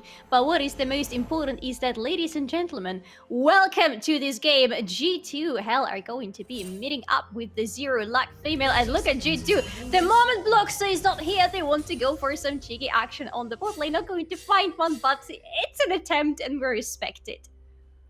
Yes, the only thing they take there is that Karma placed the ward and they were able to take it down. Though they seem to be very aggressive in pushing for this one. A nice ward from Aziris as well. I don't believe, yes, they have a ping there. Yeah. So Zero like knows there is a ward. They are aware that Sejuani is on the red buff instead of the bot path here. So at the end of the day, this has only been for controlling of vision. And Solari, I am not mad at all. I know, right? Again, going counter jungle is not that efficient anymore, and you'll want to focus much more on your own jungle. But at the same time, we were talking about the whole bot lane situation with the Sejuani potentially ganking and changing everything so much, or the whole balance on the bot side of the map. This ward is so important for you to have an understanding, a general understanding of how Sejuani is moving around the map. Now the bot lane will be a little bit more prepared in terms of the timings, understanding when Sejuani might just be coming their way. Yes, and we see how both junglers are in the top path there. They are going to converge for the bottom, have a nice clear, full-on clear on the jungle. And when they do so, they're going to meet at the Scuttle Crab in the river, then possibly transition for that gank in the bottom lane you predicted there, Solari, which will depend on how they're pushing. And it looks like Varus might be the one that's more on the pushing side of things. For the moment, yes. The lane seems almost at the mid stage of it, but Varus is indeed a little bit more pushy. Oh, the thing is, how did that not hit? The thing is, the hitboxes in this game can be a little bit tricky sometimes, and you never know when some things are going to hit you or not. Have you ever played against Morgana, my friend? Oh my god, so true. Those hitboxes can be so deceiving. Nice bounce there from Aziris. But I think Columbo was not expecting that not to be a max range. They were fully expecting it to hit. So was I. I believe you were as well. Yeah. So, especially since Nautilus, you talked about hitboxes. Nautilus is the one that has the biggest one of them, doesn't it? Kind of true, but you never know what to expect from this one, to be honest. But here, you know what to expect from Nautilus in general. You know that the engaged supports are going to be stronger in the early game compared to Enchantress, so you want to see him engaging, but you might not want to see them in your jungle. Yeah, they are able to clear out the water from Zero Lag in that bush. They still have one here close to the tri-bush as well. So once again, just fighting for the vision, and I think that was really good. They made Zero Lag's bot lane have to reconvene as well there in the jungle, and that probably made them miss a couple of CS. I believe that Azirius had to come as well, so it might have been a problem for Zero Lag, which is very nice executed from G2 instead. Yes, and G2 are feeling comfortable in this part of the map right now. Look at that, the first Scuttle Crab has been taken. Might be a possibility for a double Scuttle here, but I'm not sure about that because Karina has to go and finish the clear in the bot side of the jungle. And after that, I think she's going to meet the Wind Trading Kayn on the Scuttle Crab, or going just to meet the Scuttle Crab already dead, you know, just see the corpse of it. I mean, can you count it as a corpse? No, I don't think it's a corpse, and it doesn't sound well. Forget it. I think we can just say that it got absorbed by the water, you know, it just went into. It's hiding. It's just hiding. Yeah, under it's the water. hiding. Look at that. It's hiding. Yes, Scuttle Crab lives. Yes, it never dies. Legends never die. Yes, and Scuttle Crab is a legend. Come on, it's so important for you on the map. It's such a big vision. Look at the little boy. For you. It's so cute. Look at it moving around. Yeah, look at it, Krabby Crab. Yeah, it's so cute. Oh, it's so cute. Oh my god. Yeah. But talking about how we were expecting things to rotate around the Scuttle Crab in the bottom river, it kind of happened, but at the same time it didn't. That was a very wide but nice dodge from Colombo. Yes. Darkhold though. Getting a little root there, but it's just an exchange. Yeah. But now I believe that Zero Lag has noticed that Karina is on the other side of the map. That's why they're pushing so hard. They know Sejuani is around the corner as well to help them up if necessary. But everyone looks to be visible in the mid lane, so there is no problem there. But this is good time to start dominating your lane because the dragon is up, as was shown very nicely to us by production. Thank you very much for the beautiful shot there. Oh, look at the top in the meantime. Lysia is taking quite some damage. The thing with the Gna is a small Gna deals quite a lot of damage, but the moment you're able to gap close to him, you can bully this little thing. As long as you know he's not going to rage for you at you for doing that and turn into a big one. Oh my god, this is so cute! It's not the cutest skin for Gna, but oh my god, it's still very nice. I mean, I think it looks adorable. Yes. The chroma as well. I think that's a chroma. Usually the very green skins are chromas. Yeah, they tend to be. Right? Well, TP used by Lysia because G-Wolfie pushed so much in the top lane, and Colombo looks to be very much interested in something, and so are the two junglers. They're coming in, and the root on Azirius, followed up by a cleanse, has been a lovely. Cultist, though, has been taking a lot of damage. Follow up from Wind Trading Kayn, and flash forward for Colombo as well. Karina is there. The damage is gonna fall. First blood for Cultist. Another one down. Misfortune is gonna be the next one. Karma as well. A triple KO for G2 here in the early game. Incredible how they made that happen. Starting so very strong. Absolutely love the fact that Karina was around by the moment with Wind Trading Kayn. I'm even losing my ability to speak. Decided to go on the bot lane and have some action there. Both all the junglers were around the bot lane, which makes so much sense again considering the fact that this dragon is already on the map. This was a very beautiful initiation from Colombo there. Finally, that hitbox hit exactly where it was supposed to hit, and Ignite was used onto Cultist, hoping to take her down, but it was used a little bit too preemptively. Still enough healing to get out of this situation, and look at that, Trundle goes in, and Trundle in the early game has some absolutely ridiculous amount of damage, and you absolutely don't want to see him around your lane, because as much as Sejuani is tanky and has the damage as well, she cannot really compete with Trundle, and not many junglers can compete with early levels Trundle. That is so true, Solari. And one thing that I like to add on that engage from Colombo is how they used the support item, right, to finish off and execute the minion and instantly go for the engage, instantly go for the hook just behind it. So it was super nice setup. It was very clear that Azirius was gonna be knocked down. Colombo looking for another one. Sejuani is around and they have been spotted. So blue team is going to decide not to pursue any further. It would be a 3v2 and they're not very interested in it. No, when it comes to the early trades and the early skirmishes, G2 really want to have Trundle next to them, because Trundle is the thing that is going to carry the team in the beginning of the game, and later on, when everybody is finally grown up, they will carry the little Trundle on their shoulders, because he's going to be more of a utilitarian tool. But for now, he is able to chunk somebody very quickly, so when it comes to any fights, you don't want to stop them all to have them if Trundle is not around. And with Trundle taking down the first herald of the game, or the top side of the map, you want to be very protective on the bottom side. Yeah, you really do. Wind Trading Cane is there. Know that there is a tri-bush ward, so they're going to be careful not to be spotted.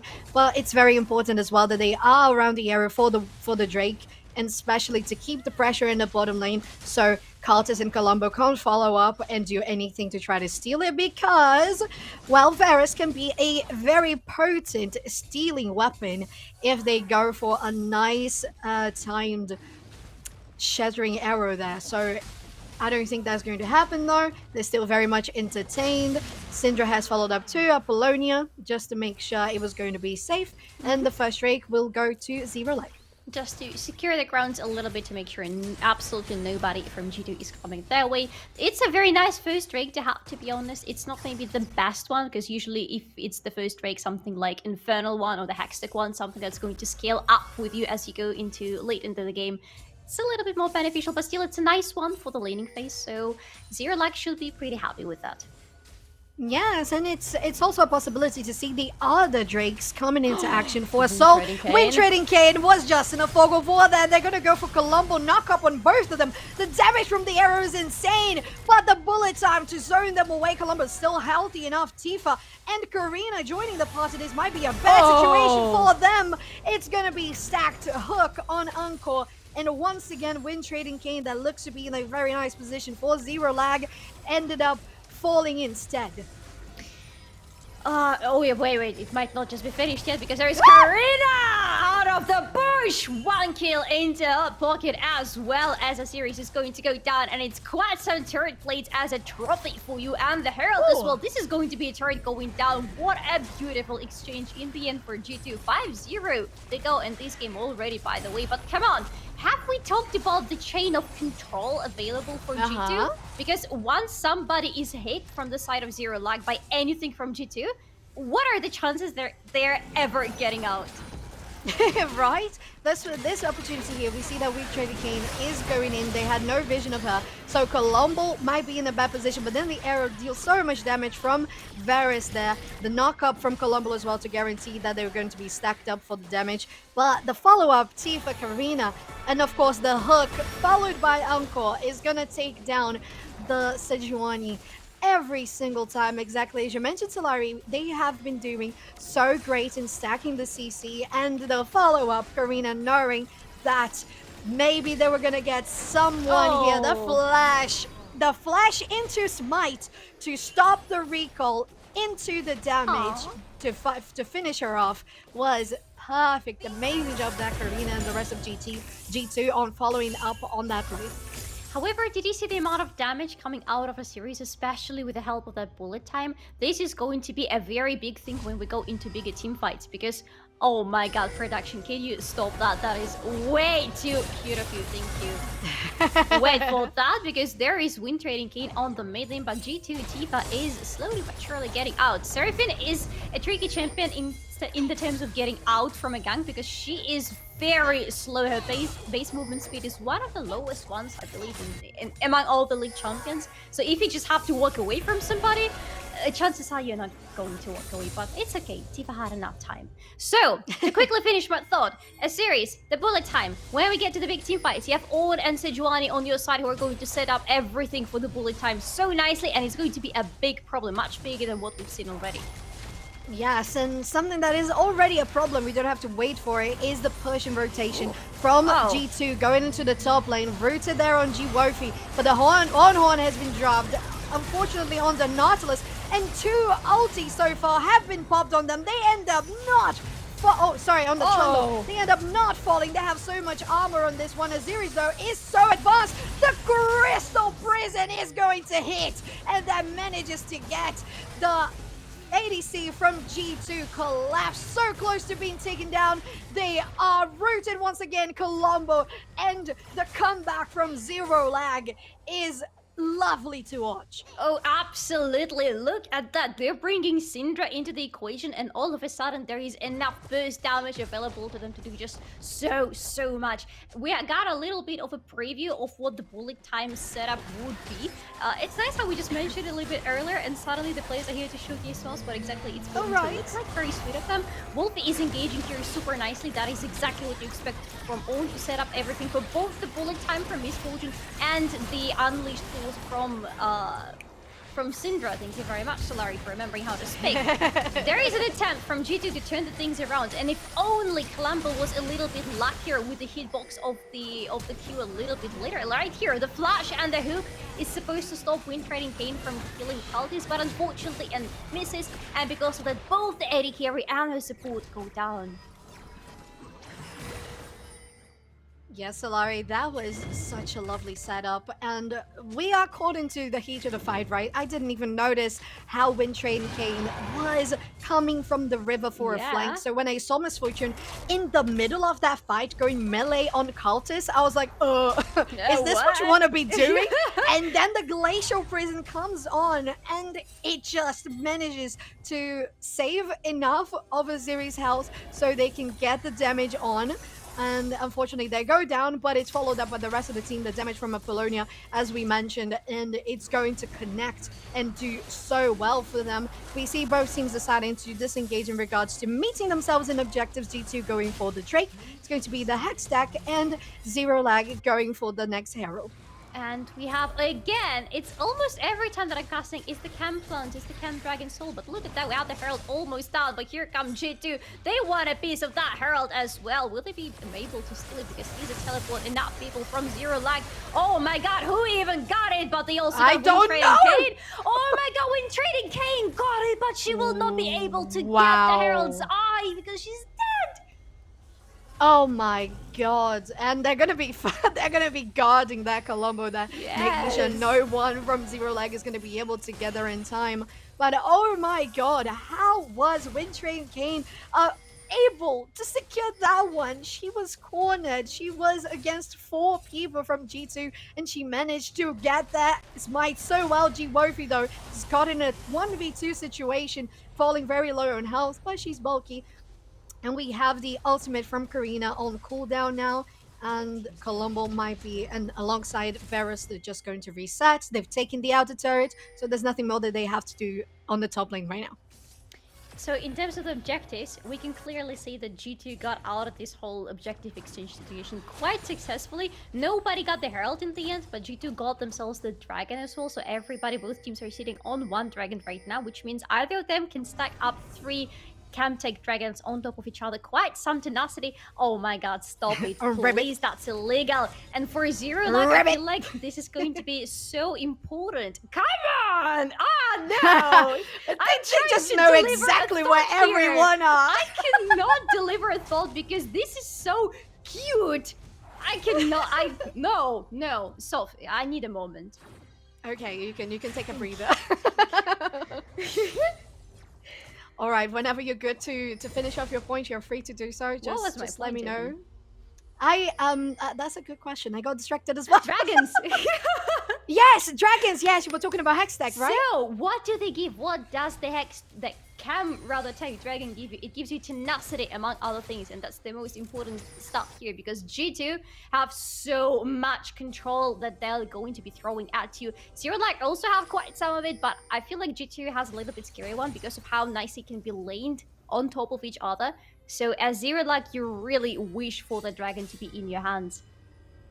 Oh, absolutely. Right now, on just a slight gold lead for G2, because of the pressure that they had in the bottom lane and the top lane. They got the outer turrets there. They're pushing for this one as well. And Karina also trying to get something out of Wind Trading Kayn. They're just going to zone them around while the rest of the team will take the turret. Engage going in on Wofi. Nice knock off on 2 players there. Apollonia tries to get a nice stun, but unfortunately all of the abilities were a little disconnected. You didn't get the stun, you didn't get the knock up, and you didn't get a good bullet time. I know, those are gorgeous. I know. That's some illegal stuff going on with the production. What was happening in that fight is a very interesting thing, and if Zero like continue to deliver this interesting thing to us, it's not going to be that interesting to them anymore. But look at Wind Trading Kayn going in and missing the Glacial Prison, and you cannot really continue, but she disagrees with me. She still goes in. Karina has to flash away. Oh no! Oh my god, in the meantime, Karma is going down. It's a beautiful encore and a beautiful engage from Wolfie. Everybody's so low health on the side of G2. They have to keep flashing away. Columbo is trying to be the sacrificial lamb to stop everybody from Zero Lag from following up on a teammate, and apparently it works. Gosh, Azirius was so independent there and confident on her positioning. She was very aggressive on it once the fight turned back around, because at the beginning it was G2 all the way, and then when Syndra Apollonia got to hit some abilities there, it was great. Let's have a look at the replay right now. It started with the Glacial Prison. It does hit, but we don't have any follow-up. We don't have the on-horn. We don't have the bullet time. But then Karina gets caught up there, have to flash away. The hook on Karma is going to be the first one to be taken down. It's followed by Sejuani herself, but G-Worthy goes in, followed by the stun from Apollonia is going to be able to do quite a lot. Colombo goes down. Azirius has to flash away to maintain a little bit of a health bar. We like having that to be alive. And I don't think did we watch that? I didn't see that happening. No, we did not see Cultist that. with a flash forward, right? Getting the kill on the arrow. Ballsy, but at the same time, it's an ADC with no summoner special, Larry. Yeah, and that's not exactly what you want to see, especially when the dragon is spawning, but you're in a pretty good position to go and try to take it when you are G2, because you're already at the pit, and it's really hard for Zero Light to find their way here. They have absolutely no vision at their Eve or anywhere around the Drake whatsoever, so they cannot really go and contest this one. The second Drake of the game, of the team rather, goes to G2. Is an attempt to go in again, because that's an... Oh my god, that's Lysia with a Mega Gnat form going in immediately. A beautiful ankle hitting 3 and granting Tifa a kill, and they can continue. Syndra is trying to do something, but can you really do much except for going gold here and trying to survive for a little bit longer? Yes, you can flash out and live. Well, unfortunately for Zero Lag, the bullet time hit a lot of people, and it lasted quite a little bit before the Encore hit Miss Fortune, but unfortunately she doesn't have as much damage. She hasn't finished the second item, which would be the Bloodthirster. She has the Kraken Slayer, and it's going to deal the damage, of course, passively, but Zero Lag has to try and get a nice positioning here. Dark Dell is going to dodge the hook. Damage on Colombo is going to be enough, but the Baron is falling very, very low. It goes for the blue team. The engage there. Wind Trading Kayn just trying to limit the number of players on G2 that have the buff, finishing it off with Unleashed Power from Apollonia. They make it for only 3 Baron buff players standing. Karina is still there, but no, nobody's going to chase on her. All right, what do we make out of it? We still are talking about a lot of setup need for Zero Lag to be able to execute their tools, but we're not seeing enough of it, unfortunately. Here, Lysia, keep an eye on that now, because this is absolutely beautiful. Immediately followed up by an encore, hitting so many people, but wait for a moment, because G2 are not done here yet. They are trying to follow up again. 2 ultimates on top of each other, because it's not enough control with just one. Oh my god, that Karma is surely going to go down. Wolfie is trying to be that front lane, but taking so much damage, you cannot really survive as a tank anymore. Everybody from G2 is here. Karina is very low health. She needs to step back a little bit. Oh my god, Miss Fortune is completely gone now. Oh, that was very unfortunate, but so well executed. Every opportunity that Colombo has had to go for those hooks, she has been doing it, and it's working out so nicely. So definitely having Nautilus such a tanky and engaging support has been working amazingly for her, alongside Cultist as well. And the oppression that Karina has been doing all throughout the game it's working amazingly for G2. They're looking much healthier this time around, pushing another tower. They still have a Baron buff, but Zero Lag is not going to let that be much of a push. They're going to defend, at least try to position themselves, so no other turret goes down at this time.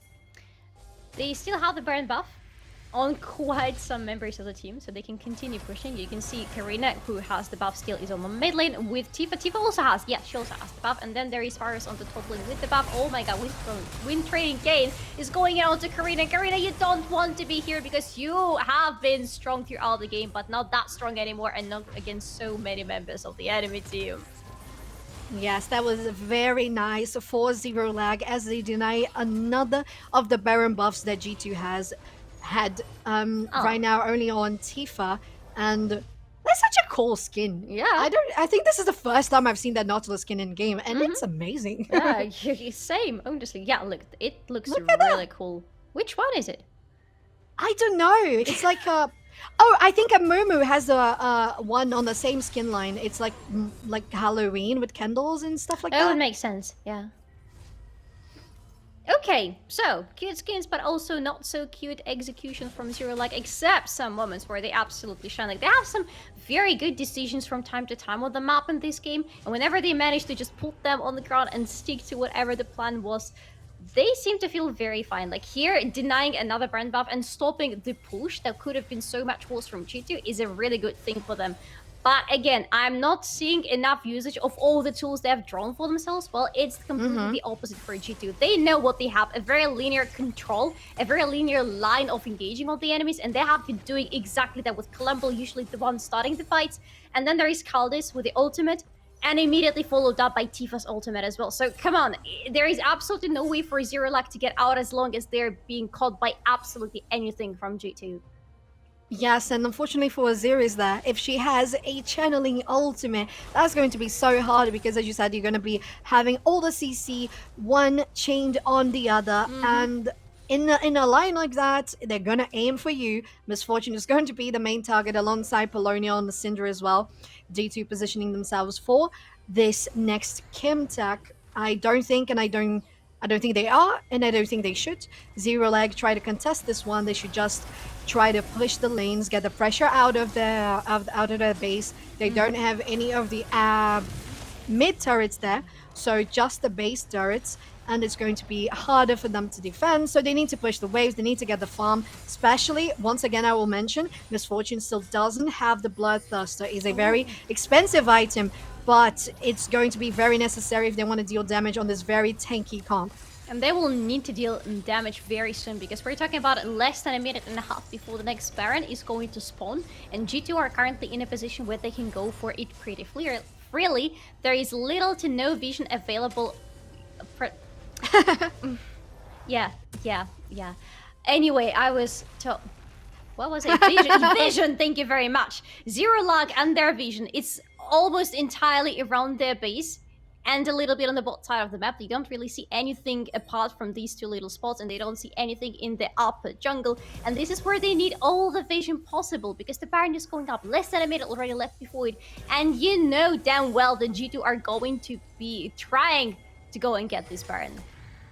Yes, but one thing I do like about Zero Lag is how they know where to go to take out the vision, and right there they took 2 wards from G2 in that jungle, positioning for the Baron side of the map, so that's going to be essential for them so they can get vision and control in the area. At the same time, when this might look like an opportunity to take the mid turret and an objective bounty, one person has to go back, and it's going to be the Karma to try to help Syndra defend the push, because the base is going to be exposed right now with all the players of G2 focusing on the top lane. Yes, and for G2 it's a perfect scenario to destroy this turret, leave the inhibitor alone, go get the Baron because it's going to be spawning at a perfect time, and then go back and finish the inhibitor. This way all the ground minions that are going to be going towards Zero Lag space are going to be empowered as long as you're next to them, and it's going to be so much easier for you to take down everything on the enemy base. Yes, and all of them have ultimates now. The flash forward followed by a hook is going to guarantee that Karma is going to go down. No shielding No escapes for them. Another one on, but Syndrome manages to get 1 kill on Karina. That's going to be nice, considering that they were aiming for a Baron push, possibly, but at this point they don't need to do it. They're just going to focus on the inhibitors, that inhibitor tower in the middle as well. And 3 players are nice dodge, Azirius, and nice attempt from Colombo to go on the enemy ADC. Scald is taking some damage. Root is gonna land on Misfortune, but the minions are ahead and is not going to connect. Still very close and a lot of damage onto Zero Leg's ADC. But G2 forced a nice push, leaving Zero Leg's base absolutely exposed now. A couple of seconds before Karina is going to respawn. Very good time for G2 to go back to the base, get some gold used, and go back and try to secure this Baron finally and go push through the final inhibitor.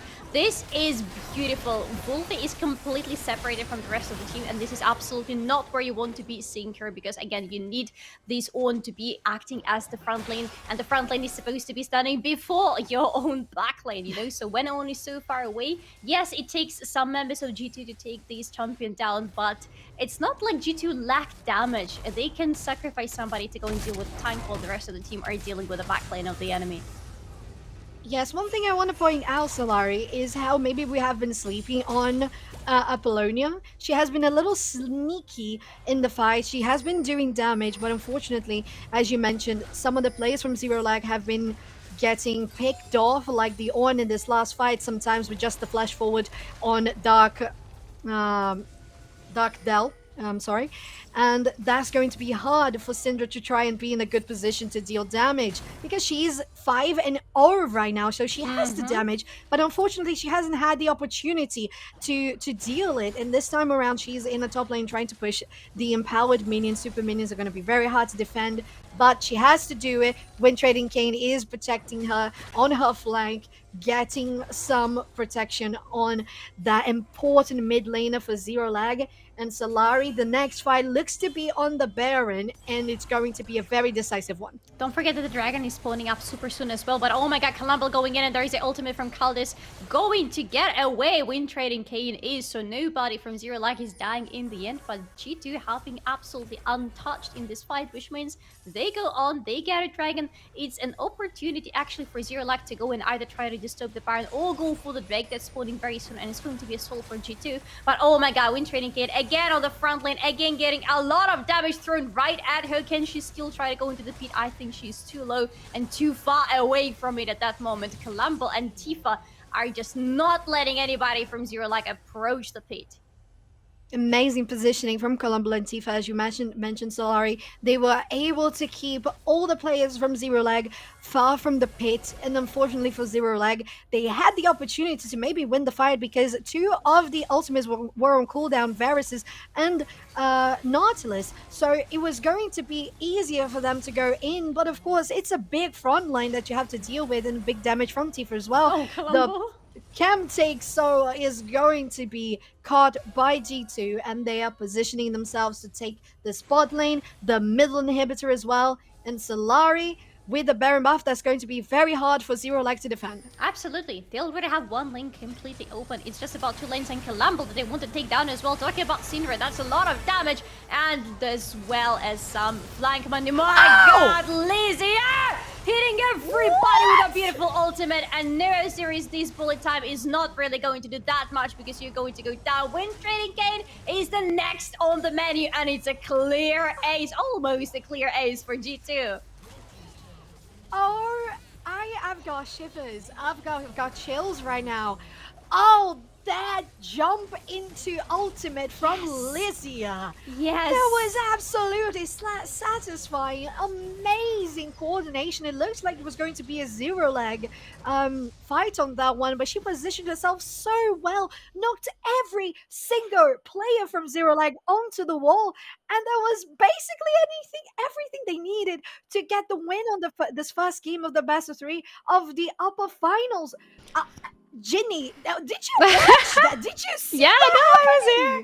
I was here, and it felt like G2, a completely different team. It feels like the break between yesterday and today really did them well. They were able to just go back to the drawing board and figure out how they wanted to play it. And this time around, Solari, it felt like a cohesive 5 unit. Yes, absolutely. G2 were so well coordinated in this game, and it's a very refreshing side, especially if you compare it to what we've seen from them so far. This was really good. They knew exactly what they were supposed to be doing on the map, and their macro was absolutely on point. Yeah, not just their macro though, it was also their team fighting stuff that just felt like it was really put together. Yes, especially so Lizzie. Oh, right? Yeah. Oh my god, Solari. We were just mind blown when that happened. Yeah. I was absolutely out of words. And totally, Ginny, I think that especially coming from Colombo, going on every single opportunity, they have flash, they're using it. Yeah, there is no cooldown. I mean, there is all the cooldown because when it's up, it's down again. Because every situation they had to go in and hook, they did it, and they managed to do it, connecting with all the things. So the follow-up from Tifa was so on point. The uncores, the damage that she was already dealing, it was all well coordinated, and I totally agree with you. Not only the macro, but the team fight skills that G2 showcased to us today is exactly what everyone that's supporting G2 was expecting to see. And right now, Zero Lag is going to be, okay, let's go back to the drawing board. Let's breathe and think about it, because they've come back with a different pace, with a different mood. Yeah, but it wasn't just the team fights being executed well. It was also a lot of their members being able to get multiple kills one after the other, Solari. Yes, I mean, we didn't really see anything as flashy as, for example, the almost pentakill on Jinx a little bit earlier today, but come on, whoever was supposed to be getting kills was getting kills, and they were getting them one after another. A little bit of kills thrown, kills and assists thrown at Trundle in the very beginning of the game, because you know how strong he is in the early. But then you are talking about your AD carry mostly as the person who needs to get most of the kills, and come on, Varus was bathing in those. Yeah, we were expecting a bloodbath coming into this, and it feels like we got it. Maybe not so much from the side of Zero Lag, but rather from G2. And so before we even got into this game, we kind of mentioned that in terms of Zero Lag's playstyle, it's very explosive. They get a lead very early on, and they start snowballing. They do struggle, however, a little bit more with closing out games. And it feels like G2, they were on their case. They knew exactly that that's what they want to do. And they kind of put a spanner in the work from the minute we started the game. Yes, they had a lovely counter strategy and gameplay in mind set for playing against Zero Lag on this one. That's why I think, especially because it's a best of 3, that Zero Lag will have a better opportunity to come back from this one. But as G2 showcased in this match, they're going to be prepared for whatever Zero Lag is going to try to get formed for counterplay. And G2, really all of the opportunities they've had to connect those things across the map, they did, as we all mentioned. And I believe that, unfortunately for Zero Lag, because especially the one player, Win Trading Kane, that we were focusing so much on, the Sejuani, even though she got it for herself, G2 was so confident that having Karina on the Trundle, as Solari mentioned throughout the game, Trundle was going to be so much better than Sejuani. In the beginning, he was going to be dealing so much more damage than Sejuani is. And unfortunately, G2 was very aware of where Sejuani was, which was the mistake in the previous game we watched, the previous series, rather. So that's how G2 formed such a lead and maintained themselves up on it. And for Zero Lag, they struggled with trying to come back, because the damage dealers, when they had damage, they were just instantly CC'd and ended up dying, and that's not going to go as a good, clean team fight for yourself, rather for your opponent. Yeah, talking about the instant CC, Solari, a lot of the team fights that we've seen from G2, they were just absolutely perfected to the T.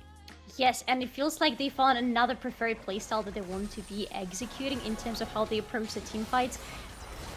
as long as there is something hitting the enemies, there is going to be an immediate follow-up, at least one. But they have so many other follow-ups, so the team fights just look like they are always completely in the control of G2. They are able to hit so many targets with so many crowd control ultimates and to get to the backline of the enemy, because they don't necessarily have a very easy backline access, but because they have the ultimates that go so far and hit so many targets, they don't need to have this access, well, except for maybe that sniper shot. That was very...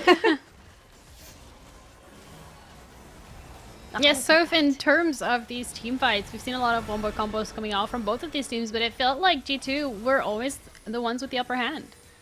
Yes, they really were, and it's because I believe that a couple of the team fights, Zero like didn't have the connection between the abilities. Rather, on this side, we had the Encore making people be stopped long enough for Lizier to come knock them all onto the wall for amazing damage and control onto them, and then just following up with a game victory. So I believe that a couple of fights, it might have been a little disjointed for Zero Lag, because sometimes they had one ability thrown, didn't lead to anything, then G2 pressured for more, and then they threw another ability, so they weren't connecting between each other. Whereas for G2, it was really connected all the times that it happened. So it was so much easier for Varus to be dealing damage. And on the side of Syndra and Miss Fortune, as I mentioned, they weren't in a stable position to be doing damage. They were being knocked up, they were being stunned, followed by damage on their heads. So especially with the Varus arrows. And that was going to be so hard for them. So ultimately, it was great job from G2, but at the same time, the cohesion that we saw in the previous series from Zero Lag was a little lacking. So I believe that if they do come back with a similar type of style, I don't think they have to change much. They just really need to communicate and focus on that so that they don't waste ultimates here and there, not leading to anything. Yeah, so whether or not Zero Lag is going to be able to get that momentum back and just make sure that potentially give themselves another lifeline, we'll be figuring that out after the break. So don't go anywhere, because we'll be back.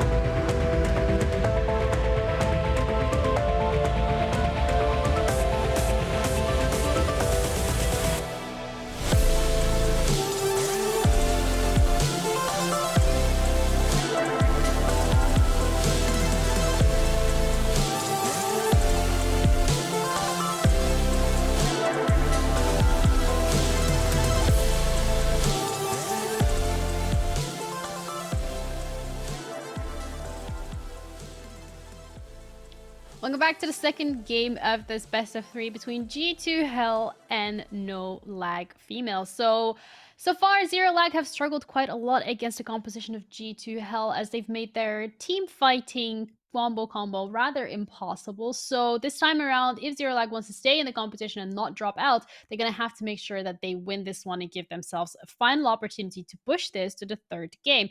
I'm Jeannie, your host, joined on the desk by Surf and Solari. Now, we've just seen quite a good showing from G2. If anything, Solari, it felt like the best showing so far. So going into this second game, do you think they can still replicate it? I think they can. I absolutely think they can. If they just continue doing everything that they did in the previous game, yes. However, my main question is to Zero Lag, because we have seen them delivering a really good performance, and then sometimes they really seem to have struggles whenever they are on the Summoner's Rift. So I wonder what they could do differently, because I've been thinking about what could go differently for them and what they could do differently in the upcoming game. And I feel like they could still play around Sejuani. Like, Soft, tell me if you think that's true, but I feel like Sejuani is such a big part of their team, and that's something that definitely can and maybe even should keep playing around. But something else, or a lot of other things, need to be working around to it and need to be rethought. Yeah, and in that case, whether or not the Sejuani is going to be picked, we'll be figuring that out as Solari and Soph. I'm going to send you guys into picks and bans and then straight into the game. Thank you so much, Ginny. Oh, Solari, I'm so excited. Yeah. This is a breaking point for G2. Might be securing themselves a spot in the grand finals against Clash. Well, once again against Clash, they're going to have their revenge, their rematch. Or is this going to be a game 3 scenario for Zero Lag? And I want to talk about what you mentioned in regards to Sejuani. I think that they could definitely still go for her. I think that what maybe has to change a little bit is maybe they should go for laners that can do more in the early game. So we saw Misfortune, we saw Misfortune that really heavily relies on hitting the bullet time, which is a level 6. We saw Syndra as well, and unfortunately, even though she was super powerful, she wasn't really capable of getting good roamings around, so she wasn't really putting that pressure on other lanes in the team fights. She was also, because of the range that Nautilus is going to have, followed by an Encore from Seraphine, she was always very far behind, so the stuns would miss, it would be almost a little bit out of range. So unfortunately, the things weren't connecting. This time around, we have Zero Lag on the blue side. They're gonna go for the Sejuani once again. I think we both agree that that's a good choice. And what do you think is going to come from G2? Do you think they're going to keep the same sort of strategy? So it looks like so far, considering that they're halvering the Trundle, which worked for them so nicely in the jungle last time, and it's going to be Syndra for them, because they are the ones who banned out Seraphine, and Syndra is just so incredibly powerful. It makes total sense for them to secure her for themselves for Tifa on the mid lane. Now that is super interesting. A halver of Sylas for the mid lane for Zero Lag, and Sylas is such a cool champion. You risk a lot by taking him so early in the draft, but at the same time you might just not take him and you might just take Ahri instead, something that Tifa likes to play quite a lot, but also Apollonia does as well. So we have seen already today, I believe, Tifa playing on Ahri in their last game before they went into this best of 3 series. So this time, let's see how Apollonia will do with Ahri. Yeah, I really like that, because Apollonia was doing so well in the previous series. So I think if they still have that little taste of victory that came with winning by using the Ahri on the game, I think that would help in a confidence boost. And it looks like, in regards to the bot lane that we were analyzing, they didn't decide to go for something that has more damage in the beginning of the game, but rather an ADC that can try to protect herself. But it's also a situation where Xayah is going to be able to protect herself once she gets to level 6. So we're going to need very constant presence from Windtrade and Kayn on the Sejuani in the bottom lane, so Xayah can remain protected, because once again, the Trundle is going to deal a lot of damage. He can get fast to lanes, and it will be a little more difficult. We'll see what are the supports that are going to come up. The second round of bans have started with Camille. Okay, they're denying a Lulu here.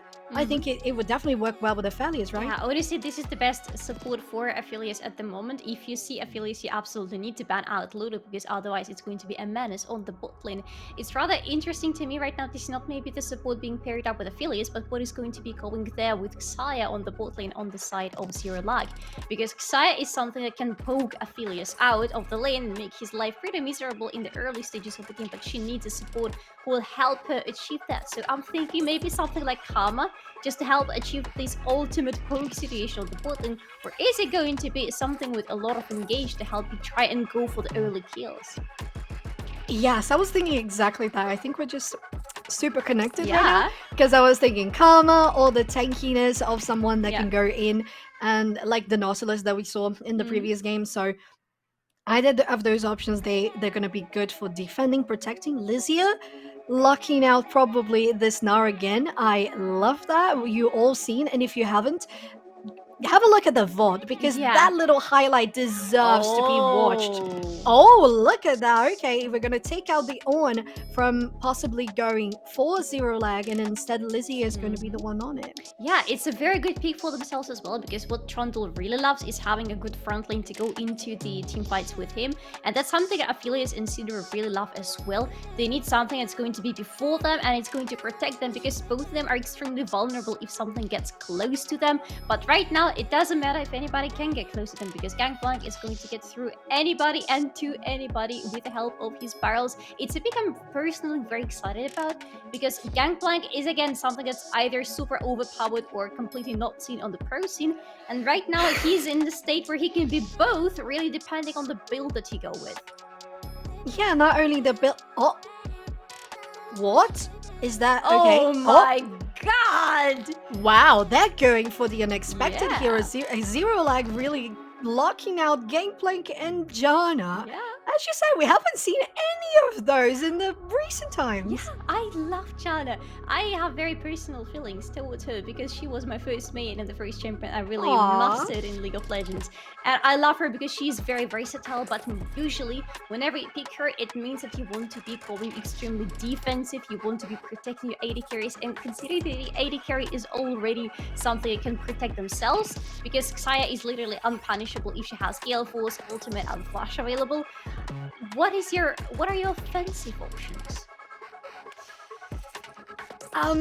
Heavily reliable in Windtrade and Kayn, heavily reliable in Apollonia, in maybe getting roaming from with Ahri with her ultimate as soon as level 6 is on, but we'll only know as soon as the game starts, and we'll see how that's going to happen as we jump right into Summoner's Rift for the second game of the best of 3, G2 versus Zero Lag female. Oh my god, another beautiful angle, and this is Janna with no skin. I am a little bit disappointed, but that's still good, because I know I'm not going to be disappointed by the game itself. Look at that, going through the mid lane, having a brief look at both of the teams. Again, this is such a peaceful and beautiful view that we have here, but it's not going to stay like that for long, because these teams have a lot at the stakes. G2 really want to progress and to go and have a rematch with the Clash in the grand finals. Well, for Zero Lag, they still have a chance to beat G2 and progress further, but this is literally their last chance to do so. Yes, and this is a situation where both teams are fighting for either guaranteeing that they're going to be the third. Of course, both of them would get third. The one that advances will fight for first and second place. So all of them already have guarantees of dancing parties, I guess. Yeah. Why are the pats not dancing? Okay, excuse me, Riot Games. Why are the pats not dancing when you're dancing? Even your little TFT thing is dancing with you on the Aram, but this thing does not. Oh, look at those emotes though. Yes. Oh my god, I love that. We love good sportsmanship, and these teams are really showing to us that they respect each other, but they also are here to have a good time and show us amazing League of Legends gameplay. Oh my god, Solari, this is going to be amazing regardless of the results. Oh, absolutely. We are not here to see who exactly is going to win everything, even though, yeah, of course, it's important, it's very intriguing, but we are here to see some good League of Legends game and good sportsmanship, and whenever we see that on our screens, we are so happy. At least I am very happy. I don't know, everything I want from League of Legends, I'm getting all of it today.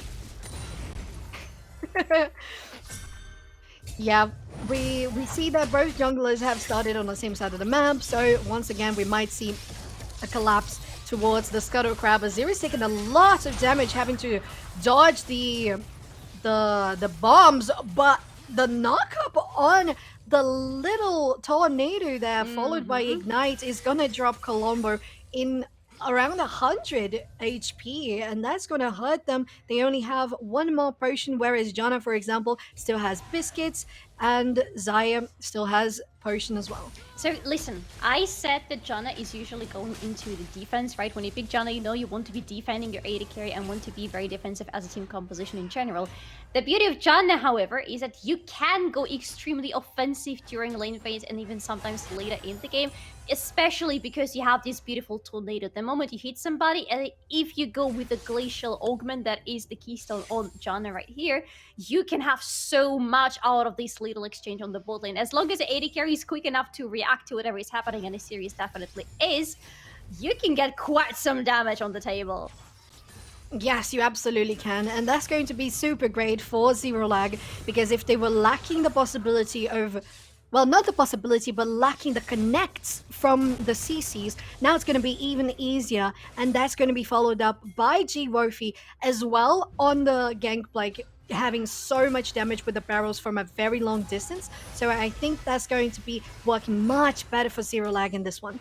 On paper, it looks so. However, as always, we need to see how exactly it's going to be executed. But so far, we're going pretty peacefully, just as peaceful as that little skull crab that we just saw a little bit earlier. No double skull crab situation, but a little Sejuani on the bot side situation. However, she has been spotted on that little ward on the river, which means that G2 know that they need to step back a little bit and try to sit safely under the turret. However, you can see that they're suffering quite a bit there, with quite some damage flying their way and quite some control as well, which I think is even a little bit more annoying than the damage.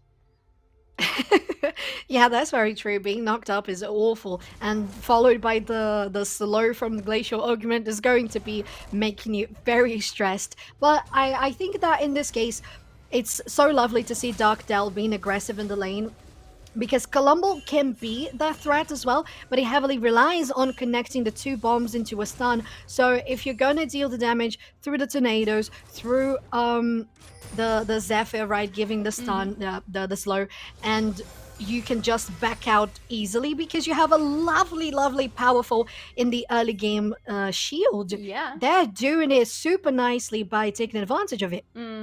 And taking advantage of the bot lane would be so nice, because the first Drake of the game that is spawning right now, beautifully done, thank you very much, production. This is the Mountain Drake yet again, a very lovely Drake to have during the laning phase, something G2 would actually quite like for their lanes, because right now they are not feeling good anywhere on the map, but maybe it's about to change because Karina is on the mid lane, really has her eyes set on Apollonia. Apollonia misses the charm right there, and then the tornado doesn't hit anybody either, so everybody just throws some abilities at each other and walks away. And speaking of walking away, I didn't even notice that Dark Dell was walking in to that mid lane when the gank from Karina was spotted, and that is one of the things that you're going to be taking advantage as well from Janna. It's her mobility, yes. It's how fast she can be. So you're getting now the possibility of giving Apollonia a better support, since she is a little immobile before she gets level 6. She just got it, by the way, so that's going to be great since the bot lane has pushed out quite a bit. We have the jungler in the Drake pit already. Ari has pushed as well. She has lovely great wave clear, so it's going to be a nice Zero Lag first Drake confirmed for themselves. So nice to see that this time around, even though it was such a heavily dominant G2 game in the last match, they have not backed down. Their mental is still there and they're ready for fights. Oh, absolutely, throwing quite some damage into that from Khalees.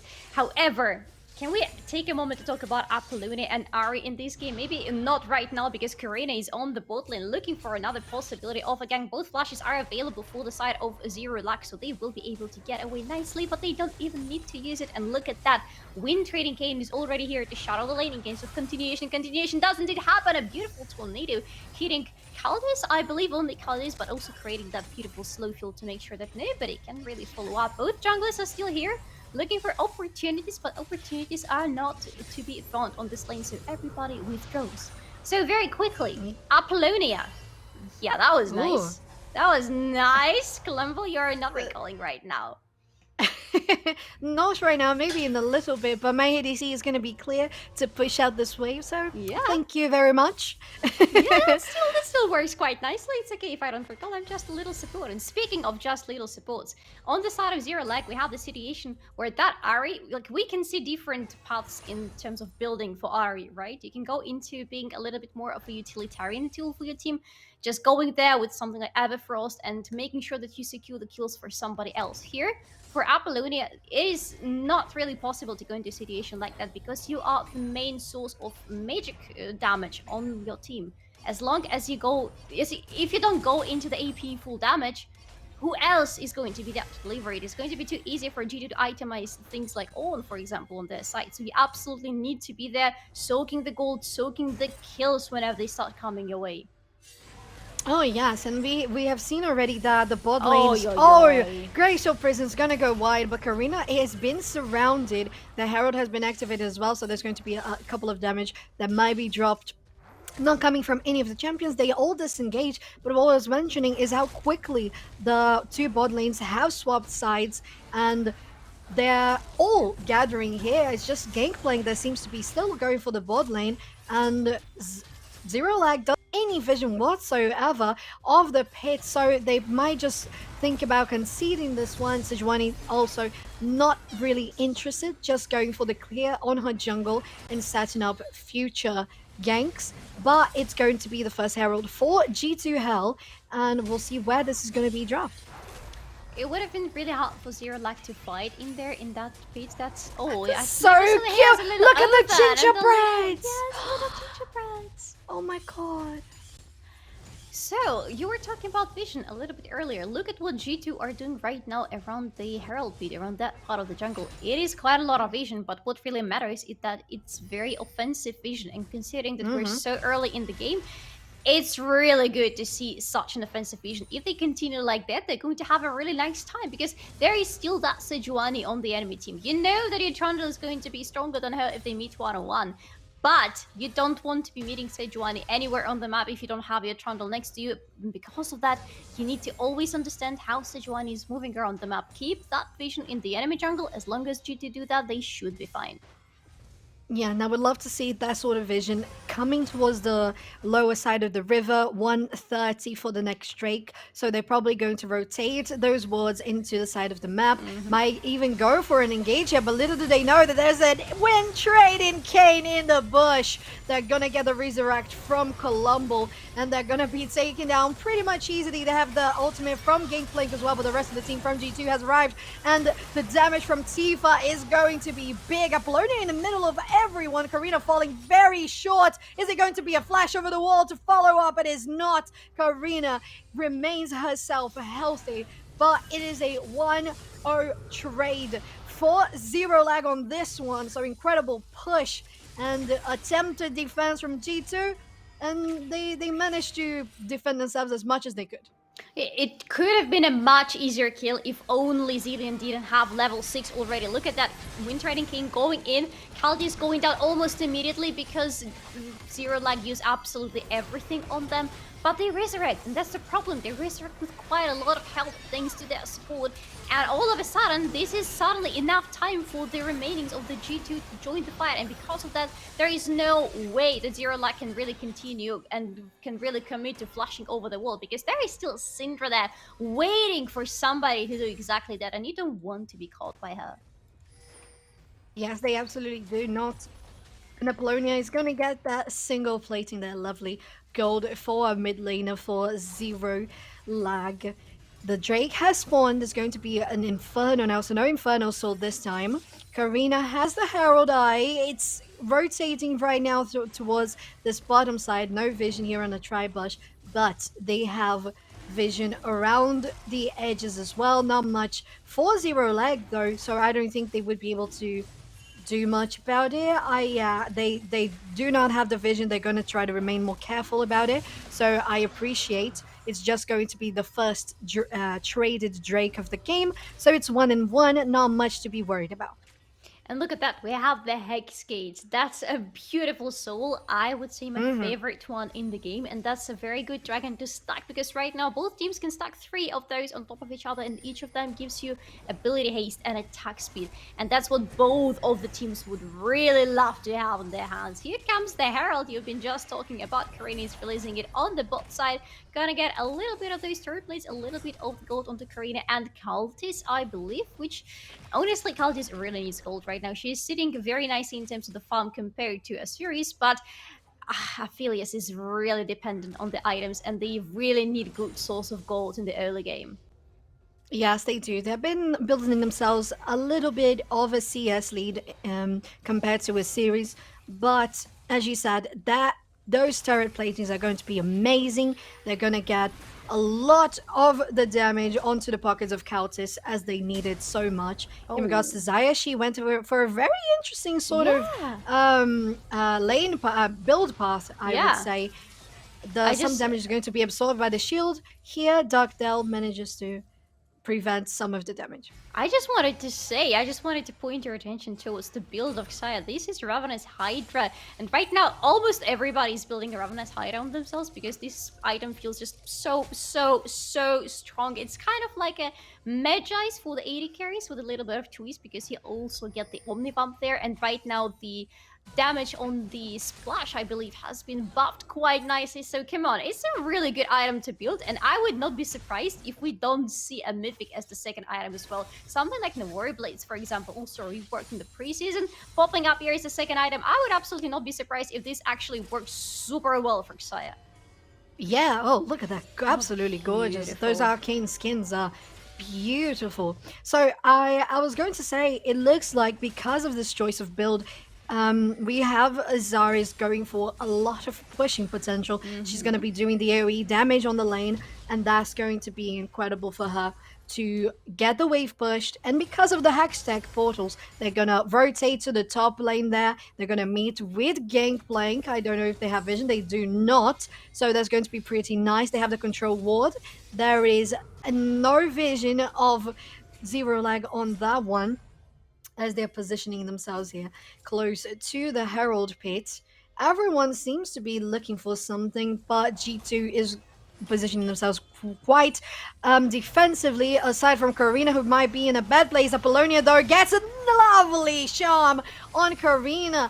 The Glacial Prison's gonna go wide. Damage is still dropping on Karina, though. The feathers are dropped back. They're pulled alongside the true damage from Apollonia. They're going to guarantee 1 kill for themselves, which is very nice, considering it was the jungler from G2 Hell, so they can try to go for this Herald. Damage coming from Tifa, though, is going to get some sort of peeling and zoning onto Zero Lag. They're still positioning themselves quite aggressively in regards to trying to steal this one. Nice damage, amazing, actually, coming from Gangplank. G. Worthy manages that super well. Azuris guarantees the shutdown on Lysia, and they are controlling this area amazingly. They're going to get the Herald for themselves, and Zero Lag looks to be really renovated in this match. I don't know if it's the buff of the blue side, to be honest, but really, whoever is playing on the blue side seems to be much more confident on the map. Here, as you were saying, G2 were so defensive on the lane in terms of their positioning,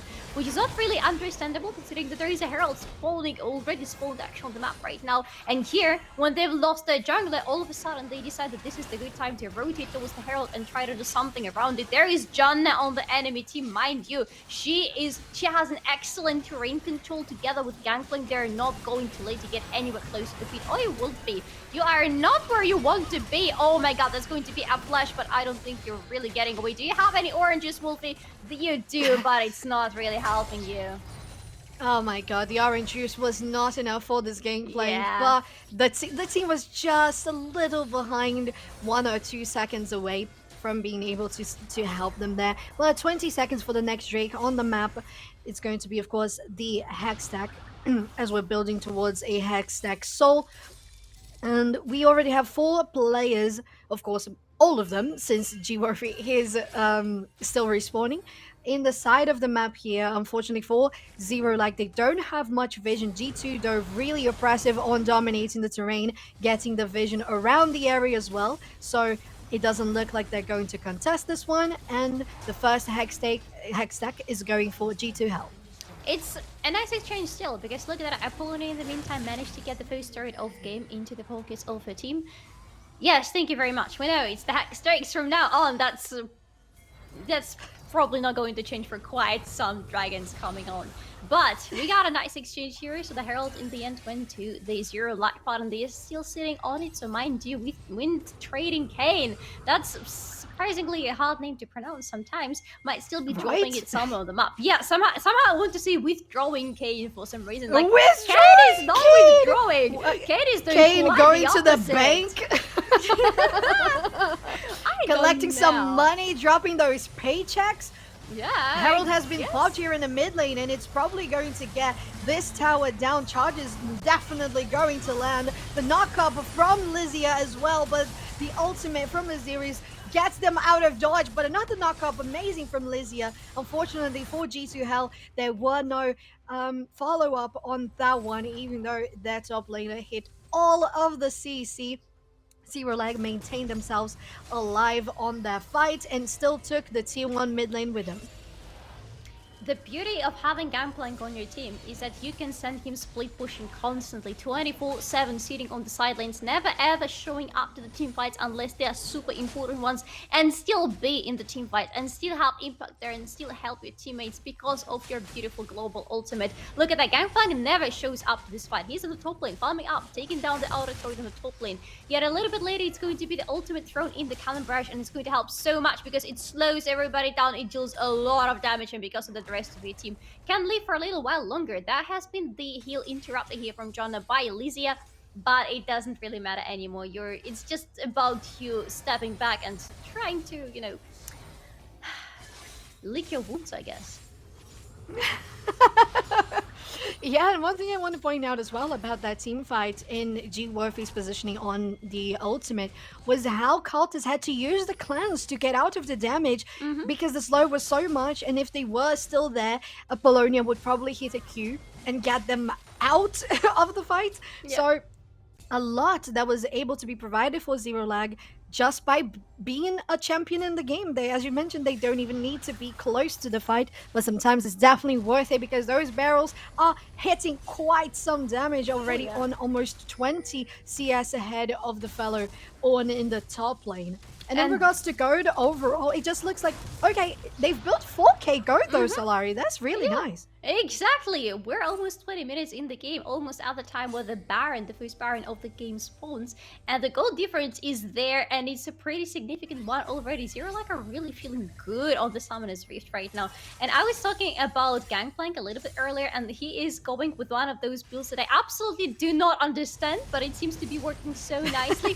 especially because it impacts your Cannon Barrage with those Navori Blades built on you as the first item. Look at the Baron in the meantime, going down so quickly. Karina is here. She senses that something is very open. She's going to be stalled by two means of control. She's going to go in and still going to go down, going to resurrect, only probably to die again, but doesn't even matter anymore. Nobody from Zero Lag is getting Baron. Well, 4 members of your team have the free Baron. Oh my god, Karina, let's watch the replay on that one. Yeah. How were they able to absolutely nail that smite? Oh my god. They just... Karina comes in, gets knocked up, there's still enough time, and we see On from the back line not even getting a smite. Also. It's not even a smite. I think Karina just bit the Baron. It's just a round. Yeah, it's just a chomp. And you get just a chomp. Yeah. Just nom nom nom nom nom. Exactly. It's just a one big nom. Thank you very much. Yeah. Yeah, kind of like a Shogas there. Oh my god. Wow. I'm so stunned. Oh my god, Karina. Yeah. What a precision play. Look at that. Not intimidated by 5 players from Zero Lag, and that's going to give G2 such a nice breathing room. They are slowly but surely shortening the gap in CS that the two teams had, now down to around 3k, and it's going to be much easier to push the waves now, and that's going to avoid any sort of push that Zero Lag wants to do, since they have the empowered minions too. However, Zero like don't really want to push right now because there's a dragon spawning up in 15 seconds. They want the second dragon because if they don't get it and G2 get it, it's going to put them on a soul point, and this is not the soul you can allow to give away because the chain lightning coming out of the soul is way too strong in the big team fights. Ooh, Wind Trading Kayn is getting a little bit of control in their face, but still getting away. Zero Lag are in a very good position at the River right now. They have the upper hand here. They control the River. There is no vision available for G2. They don't really know what's going on around the Drake, but I'll tell you what's going on around. It has just spawned and it has just been started.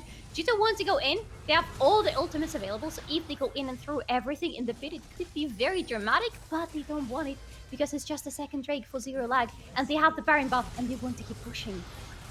Yeah, and it was inevitable that the tier 1 in mid lane was going to fall. Apollonia close enough to get a nice charm. Stun on Karina as well is not going to come much to fruition. Over Xera's though, really very confident in her positioning there. Oh my god, so fast with lethal tempo too. And all of the, not all the champions, we have the ultimate from Wind Trading Kayn. Now you made me think of withdrawing. Oh my god. So Wind Trading Kayn. The Glacial Prison is going to be out for a little bit. And I believe that it might have been a little bit of a stretch trying to go for that one because the players from Zero Lag were very far away. So I don't think the follow-up would happen. The damage wasn't going to be quite there, and Karina is tanky enough to be able to survive. So it's alright though, there isn't much in the ground right now to be worried about, but since you don't have your ultimate, but it's still something to keep in mind that we saw happening a lot in the last Zero Lag game, which was sometimes using those ultimate that are so crucial for the chain of CC being a little bit disjointed. So, the Baron buff is going to wear off, if not worn off. Yeah, it's already gone for G2, I believe. So, they didn't really get too much out of it. I mean, the mid lane turret is a very good thing to take down, but nothing else. The next Baron is going to spawn in 2 minutes and 20 seconds, so keep your eyes on that timer because this is going to be the next big objective on the map. And then we'll be talking about the dragons. The next dragon, whichever team gets it, is going to put themselves on a nice soul point. So definitely, right now, unlike the previous time where both teams were there with... now I want to say withdrawn. They were just leaving the other team to take the dragon as they wish. This time, it's not possible anymore. So sorry. I've started that it now. was so funny. Oh my goodness. Well, let's have a look at, for example, I mentioned how Xera's has been so confident and very aggressive as well in regards to her positioning. G2, very nice here, didn't have vision, is not approaching that bush whatsoever. And continuing talking about the series, we saw how the first item wasn't the mythical, and we thought about maybe it wasn't going to be the case for a second as well, but second is confirmed, the Kraken Slayer. So I think that's kind of important, especially since you have Kaltis with the Gale Force on her side. That's going to be very dangerous if she can get close to you. So we need to be very careful about all the things. Right now, Apollonia and G-Wolfie have their TPs. Lysia as well, the only TP available on the side of G2 Hell. So much can happen in this 1 minute following the followed up by the respawn of the next Baron buff. And Kraken Slayer alongside makes so much sense, to be honest, because look at the other team. You have Lysia, who's already building up into Jak'Sho, and then you have Karina, who's also going to be quite tanky. You want to be able to shred through them as quickly as possible, because otherwise they're going to be extremely annoying on the front lane, dealing so much damage and controlling the terrain of the battlefield so much. You want to get rid of it. Yeah, you really do. I like how Zero Lag was getting the... Oh, nice jump followed up by the tornado. It's gonna deal a lot of damage here on Lysia, but she's still pretty much healthy on 50%. Oh no, G-Wolfie whiffs that barrel there. It's not going to connect. Damage is going to lack on G2 Hell. Karina on the side flanking. They have the ward. Is going to be cleared up by Zero Lag. They're trying to do it. Apollonia is putting herself in a little bit of a dangerous position, but G2... Oh no, the Ornhorn has started and another team fight is going to happen. Karina going for the backline. Wolfie so low and have the orange is enough to keep them alive for a little longer. The charm is going to miss on Apollonia. Wind Trading Kayn dropping very low. So are the rest of G2 Hell's champions, but all of them right now are still alive. They came back from base. They came back to base and back from base. Lizia with a TP is back again, very healthy in the mid lane, and Solari they're looking to push even further into this one, directing for this 20-second Drake that's going to spawn. Yeah, and they really want to go on that soul point, and they want to be pushing further to make sure that they maintain more control around this part of the map. Right now, they are the first ones to be around the pit, which means they can establish the vision control around it, and vision is so crucial in this game. It's crucial in every game, everybody. If you're not putting wards in your game, you're doing something terribly wrong.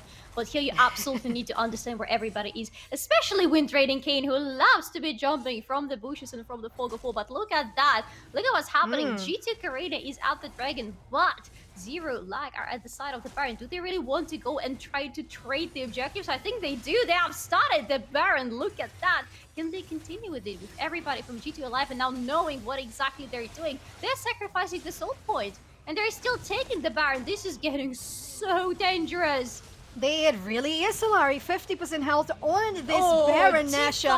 The on-horn is going to land on a series, dropping from very low in health, but the Glacial Prison goes on. Counters followed up by the Charm. Lovely, but the Cleansing Flash is going to be able to make them alive for a little longer. Lizzie is dropping down a little bit. Karina followed up. That's Shirley being knocked out. Colombo might be taken. Tifa gets a nice stun on Zero Lag, and that stops any further push onto them, but they still have the upper hand on this Baron. Nashor counters is very much healthy.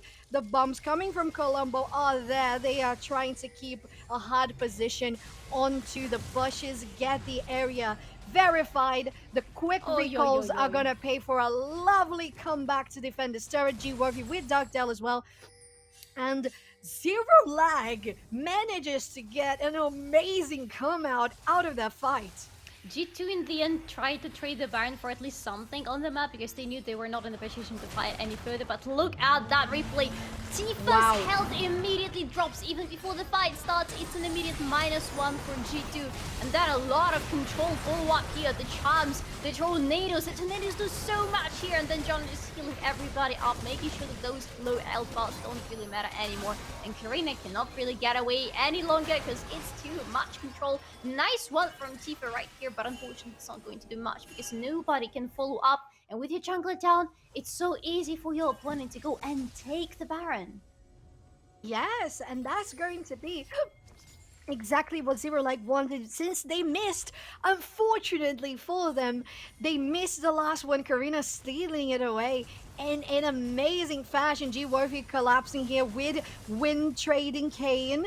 Lizia falling very low. They pop the ulti, but it's not going to be fast enough. Karina is following on these two members. The damage from the barrels from G-Worthy is a lot. Now they are fighting themselves alone. Karina is going for the 1v1. The Tifa gets the stun. Flash and orange from them. Worthy, you are dead, my girl. You are dead, but it's fine. In the top lane, Apollonia has taken down the tier 2, and the domination from Zero Lag is increasing as we have now almost, actually, just a little bit over 6k gold lead. Ooh.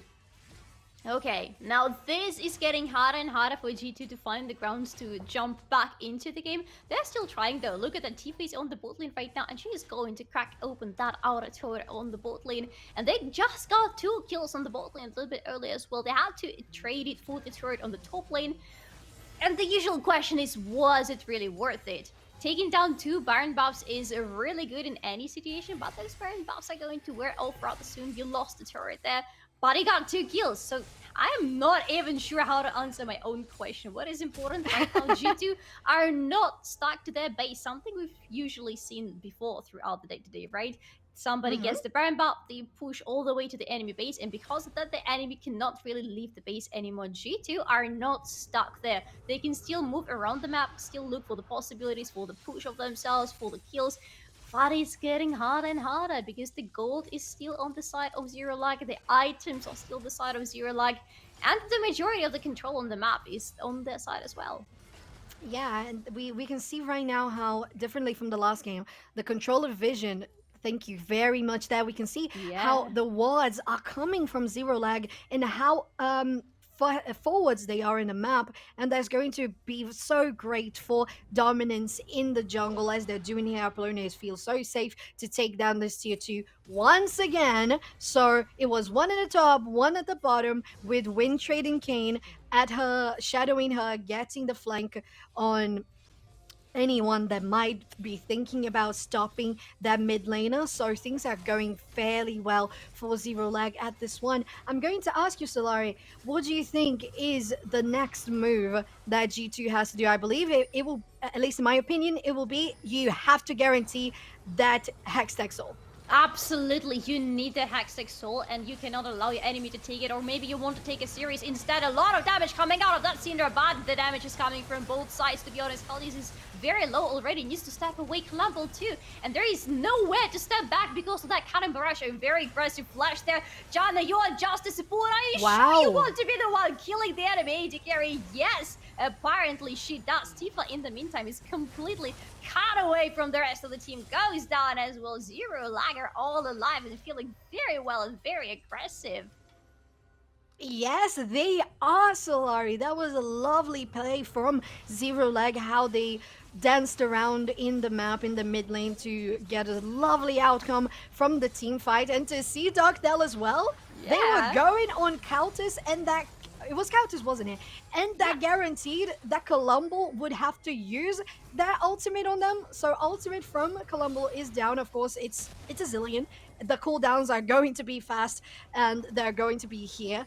We have both sides collapsing on this Drake. Karina is around, but the zoning from Zero Lag is pretty much sufficient to keep her away. No stealing this time around. Wolfie! What? Wolfie with a one barrel gets a one-shot kill onto Sejuani. And wait, onto the on Columble. And then the trading on Sejuani is going to happen. Followed up the damage of a series on Countess. They're so confident and aggressive as they know they have so much damage. They have 3 completed items. And okay, Solari, you need to break things down for me because I was stunned with everything. I would need to see the replay of what happened at the Dragon Pit because I completely missed the moment of that one shot. I blinked. I literally blinked.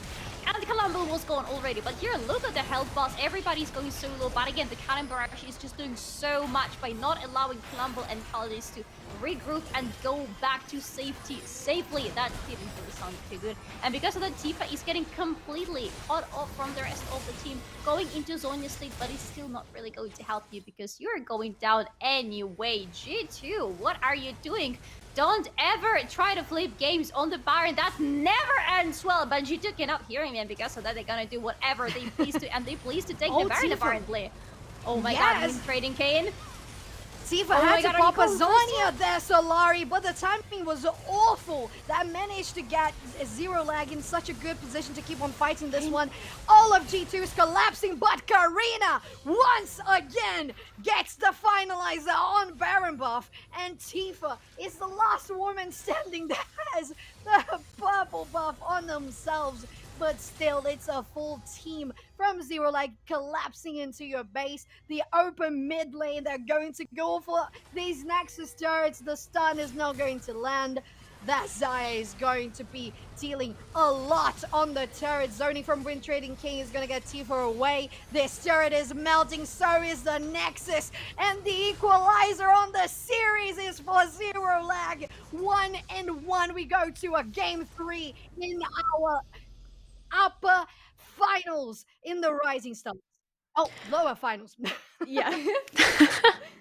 That is okay, absolutely. What a game and a half. And we're now, you're absolutely correct, it's the equalizer here. So Zero Lag actually making sure that this goes the distance. They give themselves a lifeline. They give themselves an opportunity to breathe a little longer because now G2 Hell are gonna have to get it back together once again and come into this final game. And that's which one is going to decide the winner that will be going to the grand finals against Clash. And Solari, G2 is probably looking for that rematch against Clash. They want to prove themselves worthy. And if anything, Zero Lag, they want to prove themselves to be slayers of some of these bigger teams, just as they did to SK Avarosa. But this game, it felt like they got back to the form that we've seen them in earlier today. Yeah, maybe it's just the blue side that they feel more comfortable about, and it's not even a joke. That's a real thing. You are going to feel more comfortable on either side of the Summoner's Rift. But it's also about the control on the map, I feel, because you could see the Vision Ward definitely was won this time by them, because G2 were really proactive with warding in the very beginning of the game, but then they really started to fall off, and they could never predict where exactly Zero Lag would be, and the problem is Zero Lag were everywhere. They were everywhere indeed, and it feels like when it comes to that vision control, so especially around objectives, when Drake spawned, when Herald spawned, Baron spawned, it feels like that's one of those things that teams really need to focus on, and maybe this time around it was a little sloppy.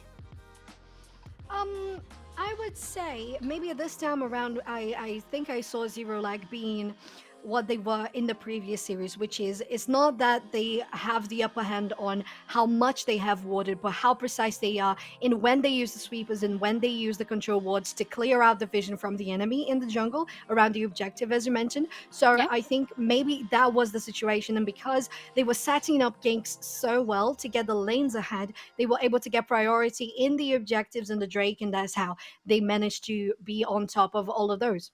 Yeah, Solari, can you name one thing more satisfying than Gangplank barrels going boom? Going boom. No. I absolutely cannot. Maybe seeing the numbers from those barrels going boom is extremely satisfying. Tifa is the one getting caught by them all the time. It feels like, finally, thank you. That moment, Clampon was there, and the next moment, they were not. Wow. Yeah. I know they say can't kill you in the Zilean, but definitely can kill the Zilean if you have a Gangplank barrel. That was absolutely beautiful, mechanically played, but also macro-wise from the side of Zero Lag. So we're going to get a break ourselves to allow both teams kind of get it back into the groove of things. We'll be back with the final game between G2 versus Zero Lag to determine the winner to go to the grand finals.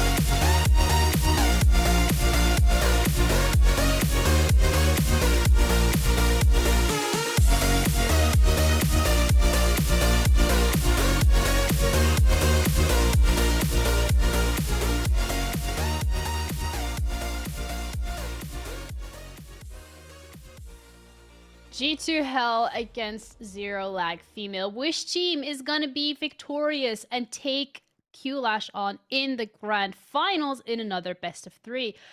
Both of these teams are looking to make some of that lower bracket run, and Zero Lag being in it the longest. Although they've managed to bring it back last game, it's now one final game to determine the winner and determine who's out. I'm Ginny, your host, covering this game, and alongside me on the desk, we have Surf and Solari once again. Okay, last game, let's just get right into it because that was maybe something that we didn't really expect. We're now on that final game here, Solari, and both of these teams are looking really good. Oh, absolutely. I mean, again, for both of these teams, there is so much at stakes and so much even personal reasons to get to the grand finals. But in this game, they both showed so much, and it's so interesting how both of the games we've seen so far between them in this series have been maybe a little bit one-sided when it was getting closer to the end, but these one-sided games were coming from two different teams, so we don't really know what to expect from the third one.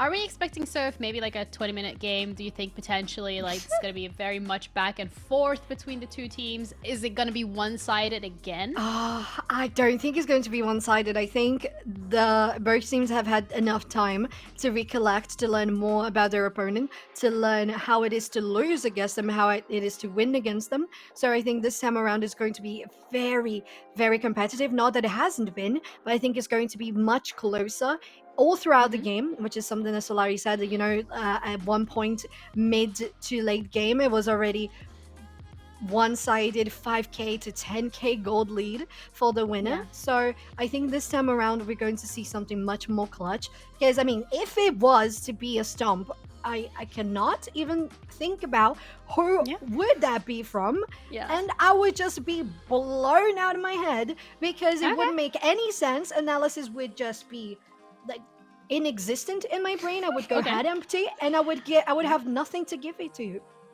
No, that makes absolute sense, but it feels like because we've seen more of Zero Lag today, potentially we can say that we have seen more of what they're capable of, but also we can take into consideration, Solari, the rhetoric that they have been playing so many games back to back to back. Like, they've been on their computers for like, I don't know how many hours. I'm not going to do maths on live broadcast because I'm not good at maths anyway, but they've been on their computer for a while, so could potential exhaustion be creeping in here, whereas G2, you know, they've only played 2 games so far. Oh, absolutely. This is a huge factor that is very hard to take into consideration because we cannot really see the teams, we cannot really understand how exactly they're feeling right now, but you have to remember for how long they've been already playing today, and definitely with each game it's getting harder and harder for them to stay focused and stay concentrated. But I really hope that it's not going to be too big of an impactful factor, because it just sucks a little bit when you don't really get the fully fair game between the teams. Not trying to discredit anybody, being tired is a pretty normal thing, but come on, we want some fights. We do want some fights indeed, and so far, considering that they've been both one-sided, I think this game is where both of these teams are really going to be locked in, Soph, and they're really going to look forward to just making this potentially as quickly as possible, because at the end of the day, even if it's G2 that goes forward, they've already played 3 games, and then they still have to play another best of 3 against Clash, whereas Zero Lag, they've already played so many more games, add the 3-1s on top, add another game against Clash. It's looking like, if anything, these teams want to get it over with quickly, have a break, and come back to it. They definitely do. That's why I think both of them are going to go for what they have already chosen. I don't think they're going to make any major changes in the comps, because if you... it just requires much more in regards to strategizing to be able to pull off something new right now. So I think they know what works and they can stick with it, but what they have to focus on now is what they made of mistakes this past game. How we pointed out in regards to vision, that Zero Lag was doing so well in denying and asserting it themselves, whereas on the side of G2, they have to pinpoint all of those and make sure that those gaps are not gaps anymore, that they fill out those spaces so it can build into a nice path to victory. Because as you said, both teams have already secured the 3rd place. It's going to determine now who wins if they have the chance to fight for 1st and 2nd, and that means a lot. Yeah, absolutely. And we're going to be heading into picks and bans. We're going to be looking exactly at how these teams are looking to strategize over the course of the game. And thankfully for all of us, we have the lovely Solari and Soph to walk us through it. Beautiful, and we are very happy to do so. We both love the drafts very much, and so I agree with you that maybe we don't really expect to see too many changes compared to the previous games, but maybe some little tweaks here and there. And definitely when it comes to the bans, we already are seeing some of those flying in. I believe Ahri was banned out in the first game. In the second game, she was allowed. But no, it's rather the other way around. No, correct me if I'm getting lost. Last game, which was the one that Zero Leg won, Apollonia had Ahri. I don't quite remember if it was banned in the first game, but if you say so, it definitely makes sense. So this time around, they are, look at the respect towards the top and the mid lane. Wow. Yeah. You want to be respecting that Gangplank because the impact was huge. And again, you don't even need to have him in a team fight. He can be absolutely anywhere else on the map, and still he's going to make your life in the team fight absolutely miserable. Varus is getting removed as well because we remember that chain control that was very much influenced by Varus as well. Not something you want to see in the game. Yeah, definitely not.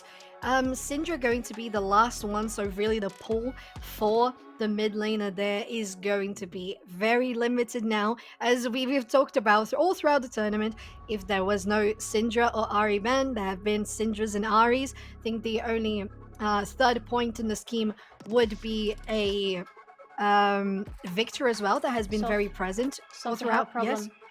Neither Yuumi nor Seraphine are banned. Oh my god, you really scared me. Well, that is what a problem. What are you doing? So, I'm sorry, but that is a problem. Oh, goodness gracious. Okay, let me check about that Ivan, who has been consistently guess who it is. Guess who? I'll give you the honors. It's Seraphine. It's my pink girl, Seraphine. And she's, I mean, it's pretty obvious. If she's not banned and you're on the blue side, are you not going to pick her for Tifa? Especially considering how comfortable Tifa felt on Seraphine in the first game and how well it was working for them. Now pair it up with some more control, triple it up with some more control, and you're going to feel pretty fine. There is Wukong on the other side of the map, and it's good that Blocks is not casting it with us right now because he would not be happy about seeing that Wu. Yeah, I think that's going to be such a good weapon for Zero Lag in the jungle, assuming that it's going to be a Wukong jungle. We might even see the Sejuani again, but this time around in the top lane. I don't know if they would like that sort of composition. We're waiting for this last pick here. It is a Lucian, but it is a proxy pick. It's supposed to be a Xayah. So we're going to have the Xayah once again. So sorry about any technical issue that we have been having at this point. Teams have been having to get a couple of proxies here and there, but we're gonna get all the picks right in the screen as soon as possible. Yeah, but if we consider that this is Xayah and we already have Wukong on the team, that's quite some... Okay, no, wait, that is Xayah. So we have Lucian here. Okay, now I'm a little bit confused. I need some help. There we have it. Now we do understand what's the problem. We're probably going to have to to get it sorted. Okay, we know there's going to be a remake in the lobby, so it's okay. The game is still going to be coming to you soon enough. We're going to be analyzing that draft, as you guys love to see. We always bring such nice things, don't we? Yeah, absolutely. We absolutely do. How about we discuss that Seraphine a little bit more, because that is a big thing happening on the blue side of the map. And I'm not biased towards Seraphine, as my people have been blaming me throughout my casting career, probably because of my Kala or something, Kala or something, I don't know. But come on, Seraphine is an incredibly strong champion, and again, she's a good first pick because she's such a great flex. Whatever is happening later in the drafts, you just look at it and you're like, okay, we're sending Seraphine here and there and there, but what else are we throwing in that soup next to her? I think the only thing we're throwing now is into a break while we get things sorted out for this next game. I'm sorry to cut you off there, but we're definitely going to still have time to discuss the draft as soon as we have everything sorted, and the picks are going to be right on your screen so nobody is confused, not even us. So we're going to be right back. Stay tuned, because it is the third game of this best of 3 of G2 versus Zero Lag Female. Stay tuned. We're going to be right back.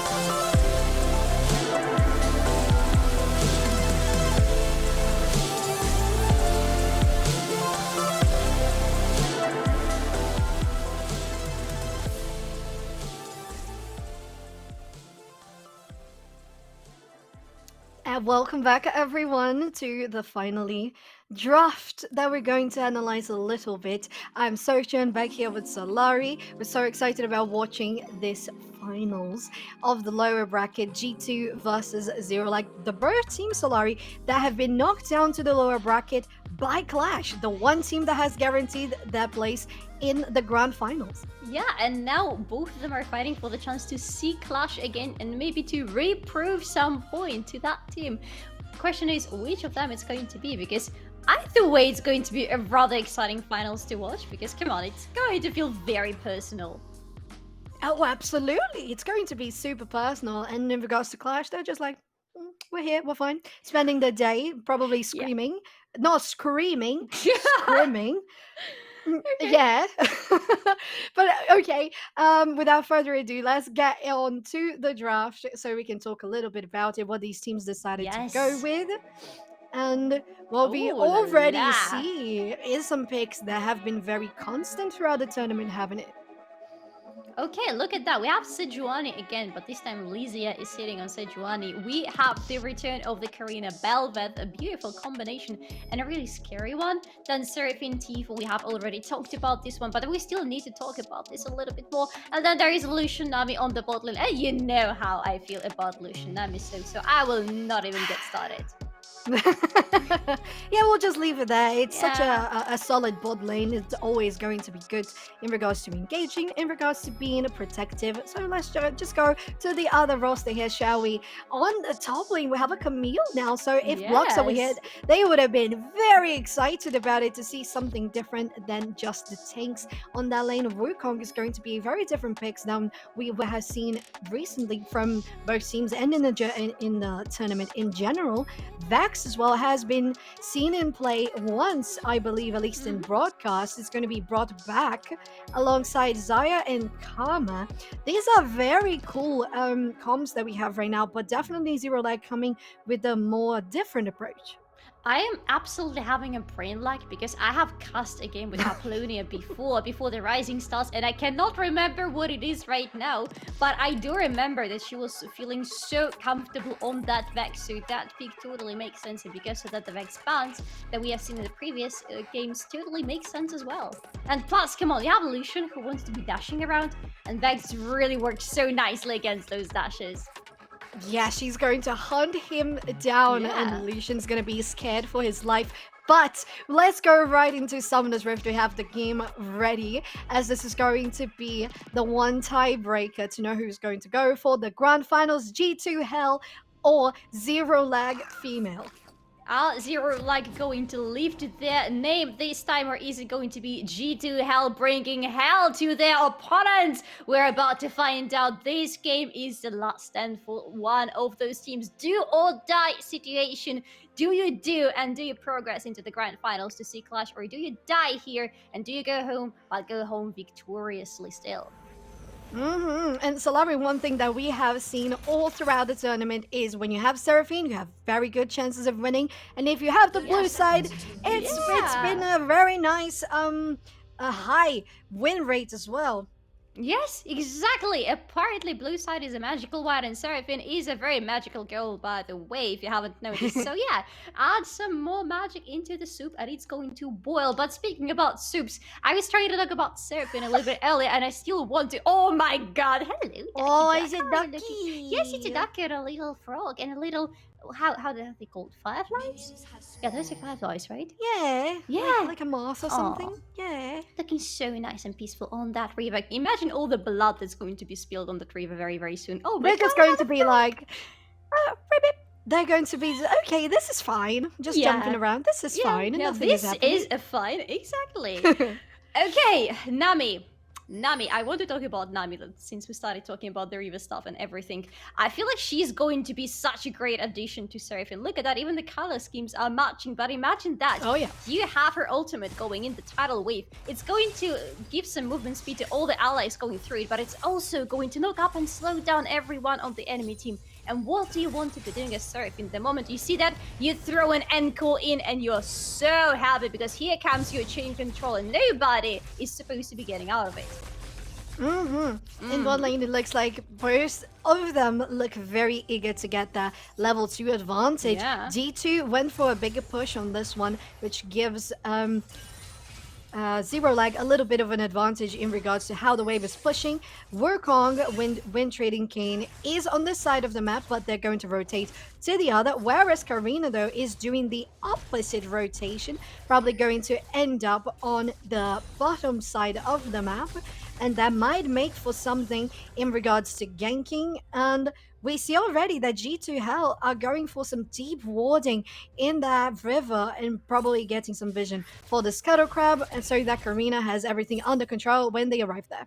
Absolutely makes sense. I believe before this ward, G2 Hell didn't really have an understanding of the Wukong's pacing in the jungle, but now that they see blue buff cleared, they know that this Wukong is going towards the top side of the map, which means, first of all, they are probably not going to get ganked anywhere soon, and secondly, it means that their own top lane should be a little bit more careful, because look at the state of the top lane. Lysia is pushing non-stop. That Sejuani has the audacity, has the tankiness. Kaltis also has the audacity, also has a lot of damage flying out her way. This is a really hard trade to have here, because look at that. You're still Lucian Nami, you want to be dealing damage, but oh my god, can you heal up all of that flying your way?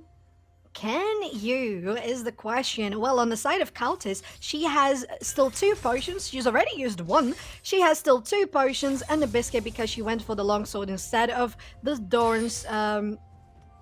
And this is going to be a little bit of a difference. But Bel'Veth is around the area. They don't have warding there. So, oh no, they do. Yeah. It's going to be taken out. So at least it guarantees the Scuttle Crab for Karina on this one. Definitely the top Scuttle for Wind Trading Cane instead. So they're looking for something in invade manner, but they're just going to reset on this one. It's not being too aggressive about it in regards to ganking, but the bot lane though. Yeah, speaking about aggressiveness, Kaltis is really throwing out everything they have. The series has no mana whatsoever available, and Karina is here to try to secure some kills. Oh my god, Dogdell is getting where Series is not, however. Kaltis is getting a turret hit, but is still surviving. The health bars are so low, but the hopes are so high. Kaltis, that was so precise. My goodness, the W into flash into the double shot was incredible to take down a Series. They already didn't have any of the summon. Let's have a look at how it happened. It was the flank from Karina tanking the targeting of the tower. Ooh. Was able to be enough alongside Columbo with a heal that bounced onto the enemy and back to Karina. Back to Columbo as well. Not exactly in that order, you know how Nemi works, but that was enough to keep them on less than 100 HP.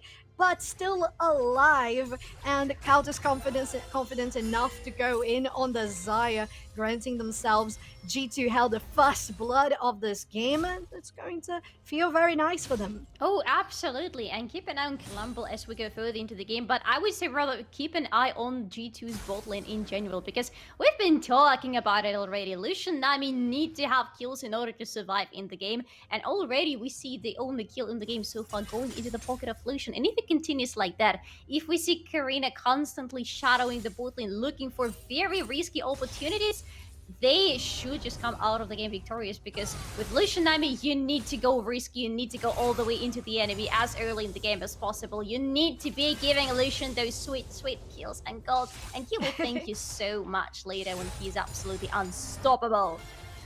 Yes, he will. And in the top lane, I wanted to talk about how you mentioned that Sejuani Lysia that was being very, very aggressive.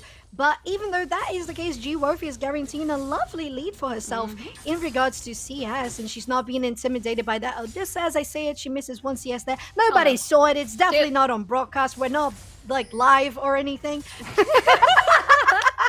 Oh, our observer here making a party out of it. Oh my goodness. Well, Pink's going on to that Vex coming from G2 side, as this Drake has spawned. Apollonia has been spotted, so G2's bottom lane knows that she is there, but there still might be a little bit of a skirmish since Karina is around the corner too. yes, Karina is around the corner, but so is Wind Trading Kane. Look at that, so many members of both teams are around the dragon because the first dragon of the game is up and running. It's an Ocean Drake, which means no Ocean Soul this time, but it's still a pretty nice Drake to pick up for yourselves for the landing phase. I wanted to say the winning phase, but it's rather still going to be a landing phase for now. I mean, to be fair, sometimes for a couple of types of bot lanes, like Lucian Nami, the laning phase might be a winning phase. If Karthus is going in on you, and you can already deal so much damage, the dodge is not going to be there to save Azirius from the bubble. And, well, it's turning into a winning phase as we have Colombo fighting Dark Dell for a little more of the damage, sacking on her health bar. And these two from G2 are gathering really well, but the flank is coming from Zero Lag as well. Oh my god, the slow on Colombo allows Apollonia to jump in and secure the kill. Is it going to be another one? Oh my god. No, it is the ultimate available. It's not going to be the double kill for Apollonia, but at least it's going to be the 2 kills for the side of Zero Lag, which means they have a huge prior for the Drake right now. Oh, that was so satisfying. Let's see once again, the fight started with the E on Karthus to get the slow onto the ADC. It was enough to make it so she wouldn't dodge the bubble. She died after that one Azirius. Follow up from the 2 players from Zero Lag. They were very much hidden. There was no vision. The lovely snipe from Apollonia onto Colombo. Perfect. Then once again onto Karthus. The range is insane, and she's able to do so much. As you said, unfortunately, there wasn't a double kill for Apollonia, but we are going to every time take that trade for your team, as it worked out so well as a counter gank. In the meantime, we could just have a little sneak peek of Karina in her global Empress Velvet form, which means the Herald has just been taken. She is running around, or rather graciously floating around with the Herald's Eye in her pocket. Super useful considering that the dragon is still up and running. I was expecting Zero Lag to do something about the dragon considering how big of an advantage they have gotten themselves on the bot lane. They decided not to rotate towards the Drake, so there is still a chance for G to go and secure the first Drake of the game. And right now on the board we have all the ultimates unlocked aside from the 2 supports. And well, as soon as Colombo has that wave, it's going to be much easier to connect any fight, especially if you're going for something in the Drake pit. If you want to connect with Tifa's Encore, that's going to be amazing. Karina jumps over the wall. There's no vision. The wards are there from Zero Lag, but not in the pit specifically. Wind Trading Kane might be thinking there's something happening around here. There's also no vision on that bush. They might be feeling a little too cautious in this scenario. They don't know what is happening, so there's going to be a safe first Drake for G2 Hell.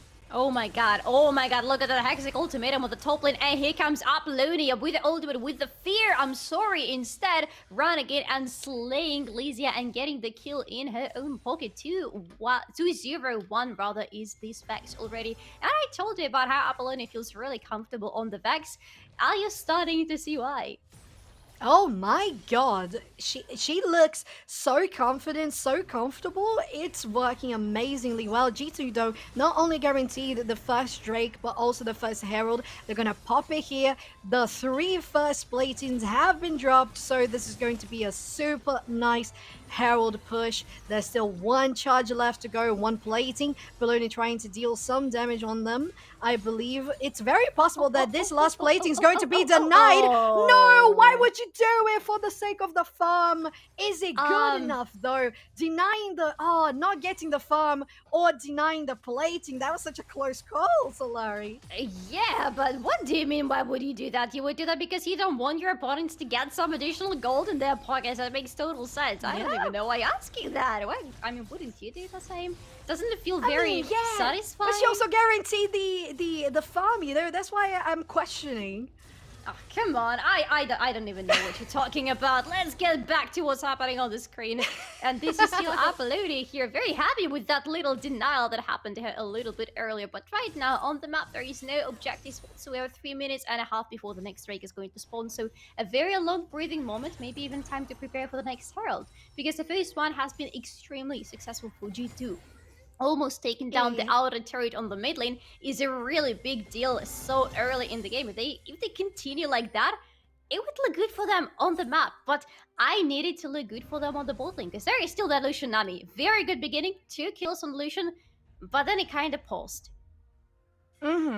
Yeah, to be fair, we have Karina here trying to go for a shadow as well, getting the position into this bush. They're still here in the fog of war. Nice positioning. They're going to be able to go through behind this little wall. There's no vision in the bush. It has been denied, but Karina still decides to go away. It's not that best of a moment to do it. There's still almost 3 minutes, 2.5 for the next Drake. So she's just going to scout the area, take down any wards, maybe get some invading for herself, as she, I think, probably spotted it. There is a blue buff there, but that's just going to help her know where Wind Trading Kayn is.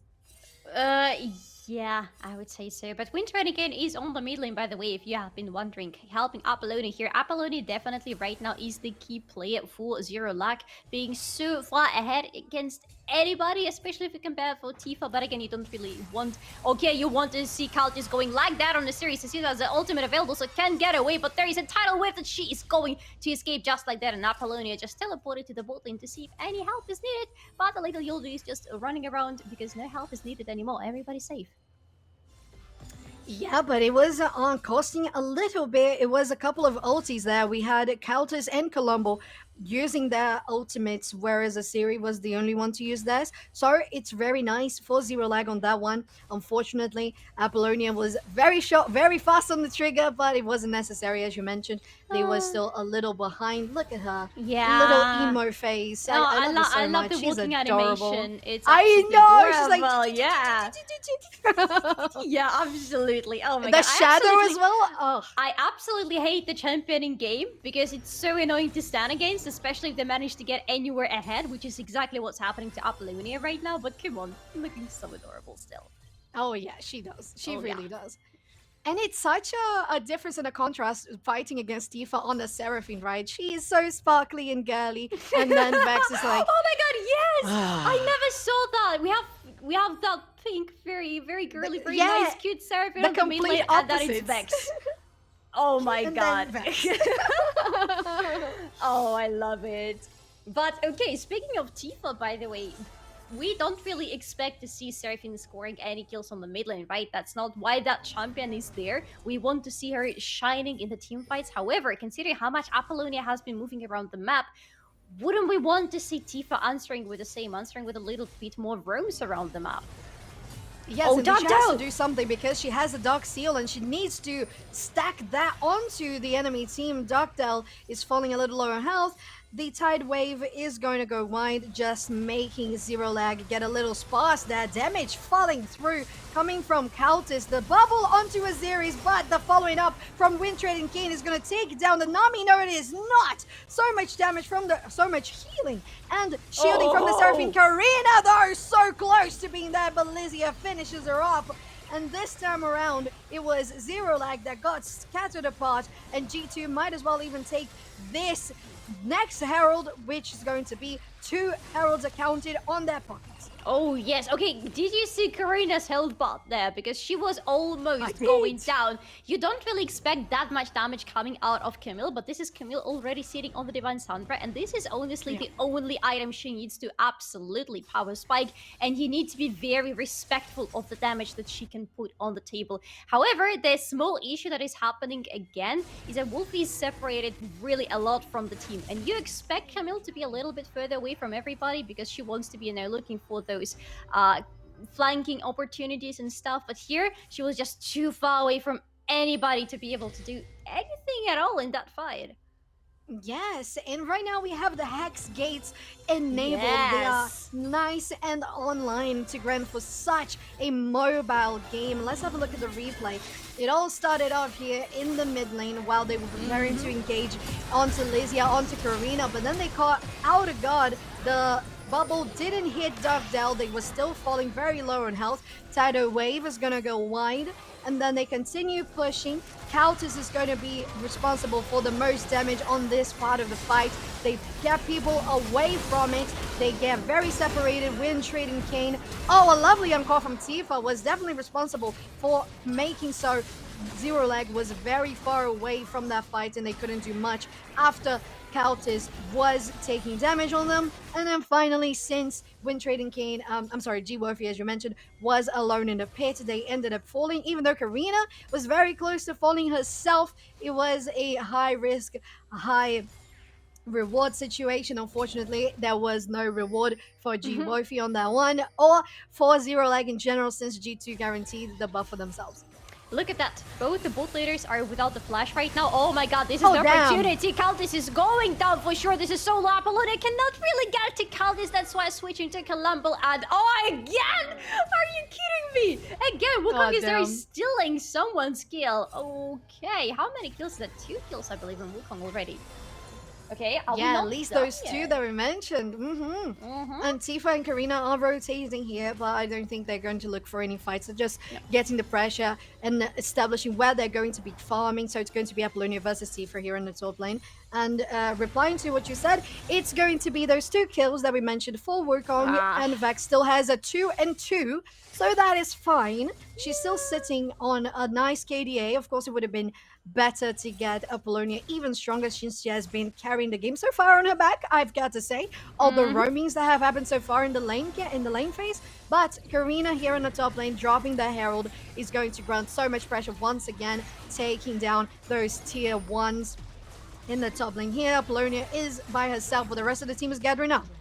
And look at the items, because we already have some items dropping in, and we have Apollonia's item as well, and this is going to be Luden's Tempest, and this means that this is going to be a very explosive assassin-style Vex, something that I really love, because we've been talking about the whole high-risk, high-reward scenario for Zero Luck in this particular game, and this represents this just so clearly. You can see Apollonia trying to jump on the enemy's backline at any given opportunity, and now with this item she's going to have so much more burst damage.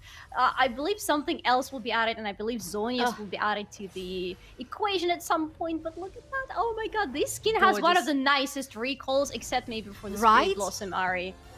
Oh, I will have to say, this one really competes. So this, I forgot the name, like Splendor something. Nami, she's lovely because she has feet in the recall. She's like a real person. No, okay, no, that sounded really badly, but I just mean she's not a mermaid anymore. She's like human. What do you have against mermaids? So no, I love mermaids, but it's nice that she transforms. Okay, stop. I would like to have a talk. No. Stop. Okay, I just like that she transforms. Oh God, but I will have to say that my favorite recall for for Nami will have to be the one for SKTT1, where she literally turns into a sushi. Do you know that one? Okay. I've got that one, and I spammed that. It's so good. Well, we had this little pause happening here. We're going to be right back to the game as soon as possible, so we kind of have time to keep on talking about skins. Yeah, absolutely. Why not? I mean, why do you think I keep calling Nami sushi or sashimi in the game? Maybe because she is a fish. It might be a coincidence, but that skin definitely, answers my prayers for this sushi skin, Nami.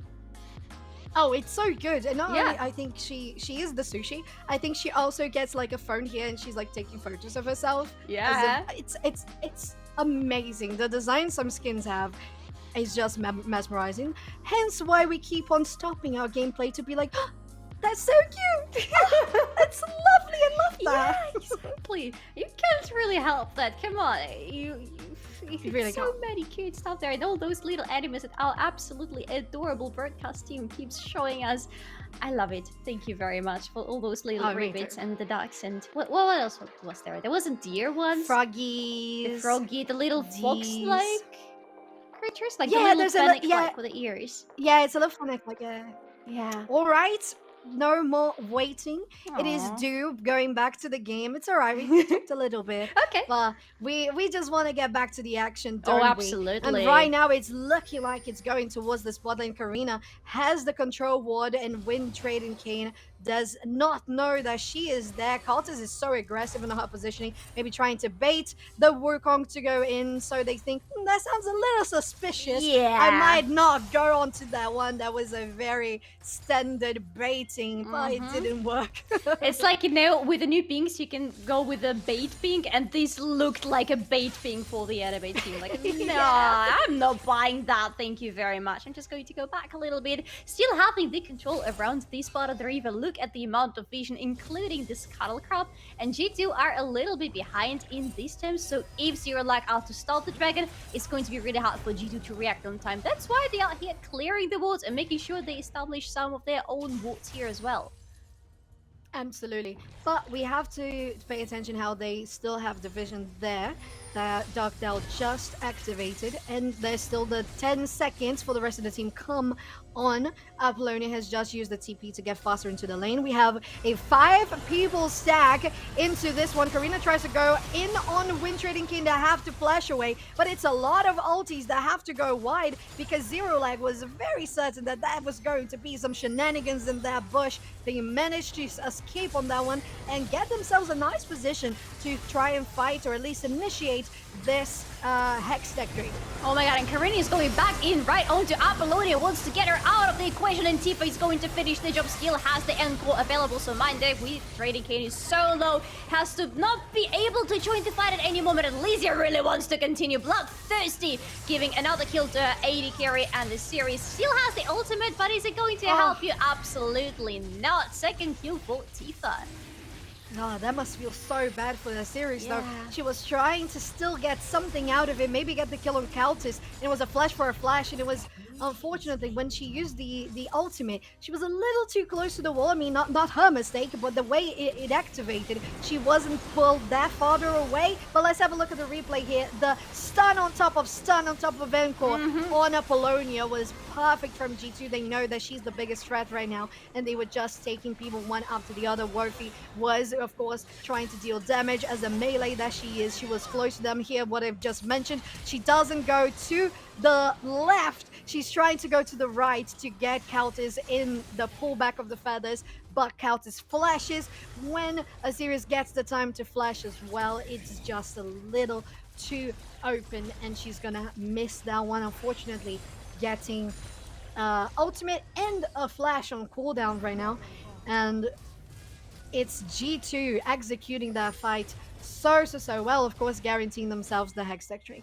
The issue with having such a kill distribution that is right now available for Zero Lag is that, yeah, you have two very nicely fed, so to say, carries, but the problem is that whenever they're going low before the team fight even starts, or whenever they're mispositioning themselves like Apollonia did a little bit earlier, we could see she was immediately the first target for Karina to go on and for everybody to throw all the control at her, because they knew they had to take it down before the team fight even starts. And they did exactly that, and now boom, you are left in the team fight, not just with -1, but with minus your biggest damage dealer, and without that, what can you even throw at the table? Pretty much nothing, unfortunately.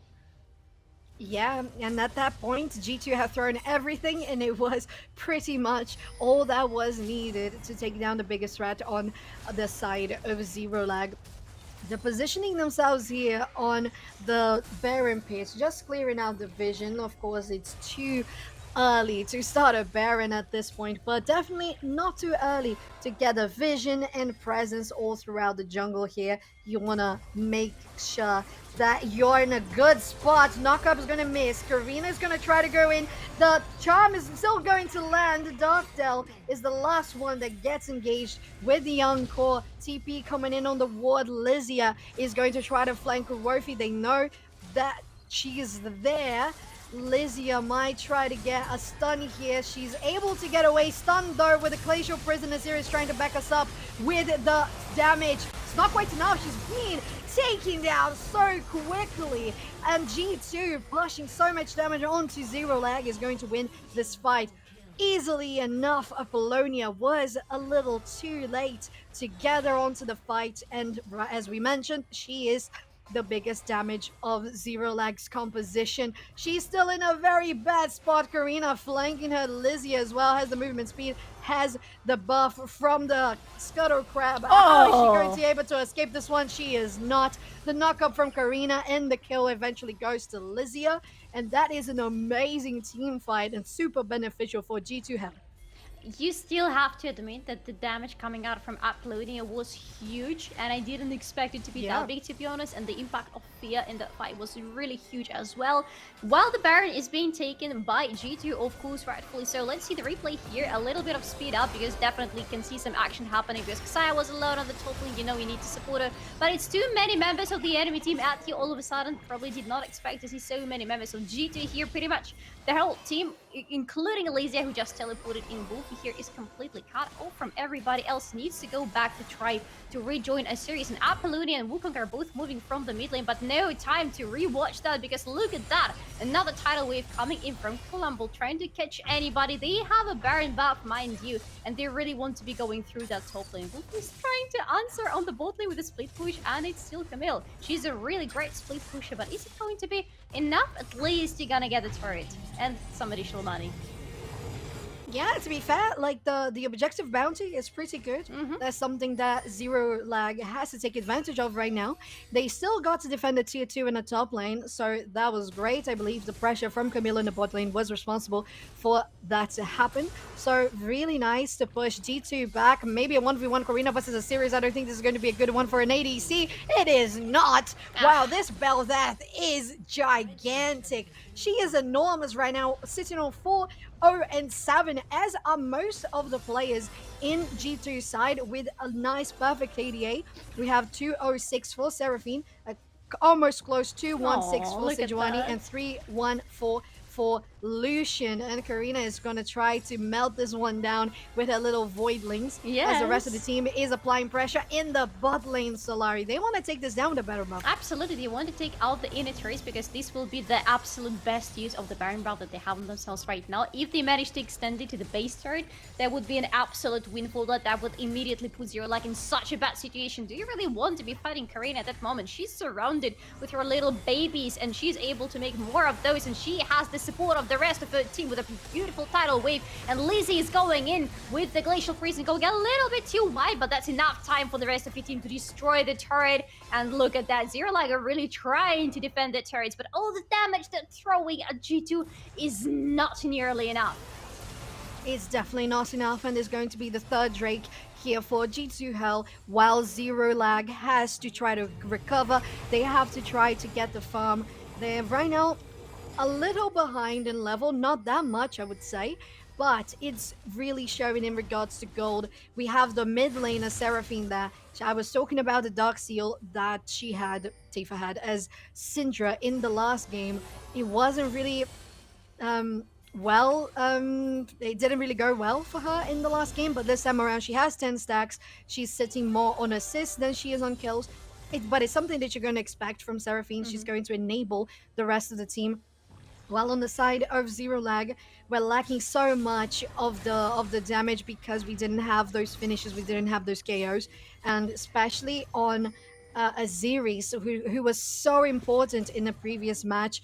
This time around, sitting on 0 and 5, she's trying to catch up just by farming alone. And she can do that, especially with the itemization she's going for, but she's so very far behind, whereas her opponent Lucian has 2 completed items. The Gale Force is one of those, and it's going to make for such an aggressive gameplay coming from Kaltis as G2 comes around for this another top lane tier 2. Oh, and interesting enough, as you were just talking about the mythics on Kaltis, Aziri's just completed her own mythic, and this is not going to be the Gale Force that I was expecting, and you usually expect on Xayah because it gives her the additional movement. But look at that, Karenis taking quite some damage from the Aziris we just spoke about. To be honest, everybody's taking quite some damage here, but nobody's really going to commit for the kills. But this is Xayah with a Kraken Slayer, so quite some additional damage. But is it going to be enough survivability for Aziris? Because so far this Xayah has been caught over and over 5 times in a row, to be precise. Yes, and talking about items once again, I just noticed that 3 Ravenous Hydras in the game, just solely on the side of Zero Lag. We have Zero Lag trying to defend these turrets here. The Baron buff are still up. They're gonna try to go in for this one. They're airborne. Apollonia just standing right behind you with his TP, followed by Lysias as well, who is a little below 50%, which is still going to be quite enough. She has so much defenses. but it's looking a little hard if you're going to try to defend. Lucian doesn't have ultimate though. We're gonna try to take the waves. Zero Lag struggling with the offensive coming from G2 Hell. Zero Lag have been in quite the opposite situation just a little bit earlier today. I remember that they were the ones trying to siege the enemy base over and over, and this time they might just be the ones in place of the Lion's Crate trying to defend their base over and over again. But again, this time it's not too bad for them just yet because they are able to leave their base, at least again for now. But this is important because we have 2 minutes until the next Drake is going to spawn, and right now G2 Hell are sitting on a soul point, so they really want to be going for that dragon and for the strongest souls in the game. At the same time, 40 seconds before the Baron is going to spawn, and look at that, Zero Lag are already making their way there. Right now, maintaining vision control around the pit is going to be absolutely crucial for them. We can have a look as well at the presence that both supports have had all throughout the game. Colombo with 9 assists and 1 kill on her pocket, while unfortunately for Zero Lag, Darkdale is starving with just 1 assist, and she's sitting on 1 item plus the Oblivion Orb. Karina and Worthy in a 1v1 that's suddenly turning into a big fight with Windtrade and Kane trying to get on this one, but Karina is unstoppable. They gather around much faster than Zero Lag could reconvene, and that's going to be an amazing advantage for G2, as when Worthy is back, they don't have a TP, so it's just going to rely on the 4 players of Zero Lag. Oh yes, and 4 players is not going to be enough to just jump into the Baron speed and steal it, or at least try to steal it, because you're not even being allowed anywhere near the pit. This was a little bit unnecessary, Alicia, but okay, I guess whatever makes you a little bit happier. Oh, another turret on the mid lane in the meantime by Apollonia. It's 40 seconds before the Drake is going to be up, so that's a very good turret to take down, but you are now completely lost here, Apollonia. That's not your team members, that's G2, and they're very happy to take you down.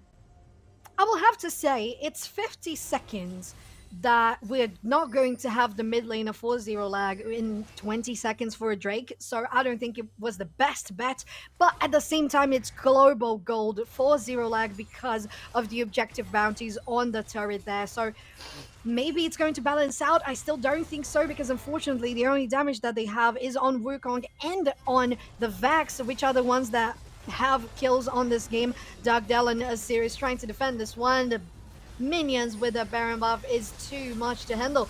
Oh my god! You can't do anything against this Belfast. She's just melting every single player. And as they are doing with the inhibitors here, G-Worthy trying to deal some damage on Lizia. The Glacial Prison is going to hit, but she can easily get away. But I don't think you can do much to defend against the minions and all of them. The damage from Apollonia is here. She's still alive and running, and Azir is trying to get some damage on everyone as well. But it's not quite enough. Lucian gets the turret, gets the Camille, and this is it's just really looking like it's going to be G2 on a revenge match against Clash in the grand finals of the Rising Stars. Oh, they really wanted a rematch, I see, and you can see how dedicated they were to go into it. 18-5, oh my god, we were just blessed with another beautiful game. Beautiful game indeed, and G2, as you said it yourself, they've already secured themselves a rematch against Clash Midnight, and that's going to be in the grand finals to determine the first ever winner to go down in history as the Rising Stars. Now, that was an incredible game, and it felt like, you know, G2, they just needed a little bit of a warm-up. I think yesterday for them, Solari could have been that wake-up call, but not to take anything away from Zero Lag Female, because they themselves have also put forward an incredible performance throughout this day. They have played so much League of Legends. I am impressed. And it's not just about playing so much League of Legends, it's about playing a really good League of Legends and delivering us an amazing performance. They had their high highs, they had some of the lows of course too, but the thing is their high highs were sky high. They are really able to put out a really good team performance, and I feel like this is what is the most fascinating thing about them. Whenever they're all collected, whenever they're all together, you can see them really acting as one single unit. Yeah, so if looking at bot lane as well, we said that's one of those lanes that were continuously being focused, and this time around, we even saw first blood there. Yes, indeed we did. I think it's something that we really have to expect when you have Illusion and Nami. I know you don't like it so loud, but it wasn't just a casual first blood. All of that coming from Karina in the flank, from back in the turret, like, it's absolutely courageous to do a play like that. So early into the game, she was being targeted by the tower, taking so much damage as Bel'Veth is so squishy in the beginning of the game, and then the final healing from Colombo was so close, but absolutely enough to guarantee that no one was going to die, and then Countess just making sure that the first blood was going to be hers. Nobody was taking it from her, and she went in, flashed. It was W into flash into a certified double hit on her weapon. So, beautiful. Yeah, the Bel'Veth coordination from G2, the coordination in general was absolutely beautiful. It felt like this time around they were really showcasing us how much experience they have together. But all in all, Solari, it was Bel'Veth that this time around could potentially be considered the most valuable champion of the game.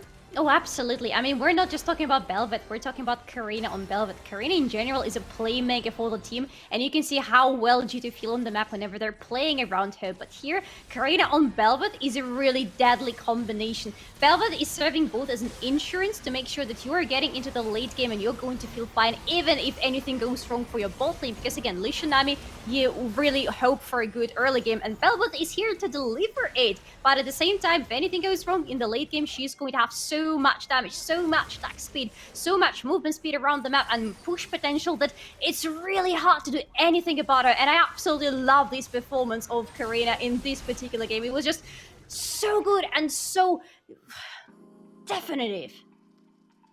Yeah, so if anything you want to add on to that, because yes, every player from G2 did incredibly well, but again, it feels like once again we can bring it down to potential individual performances that have carried a bit more weight than the others.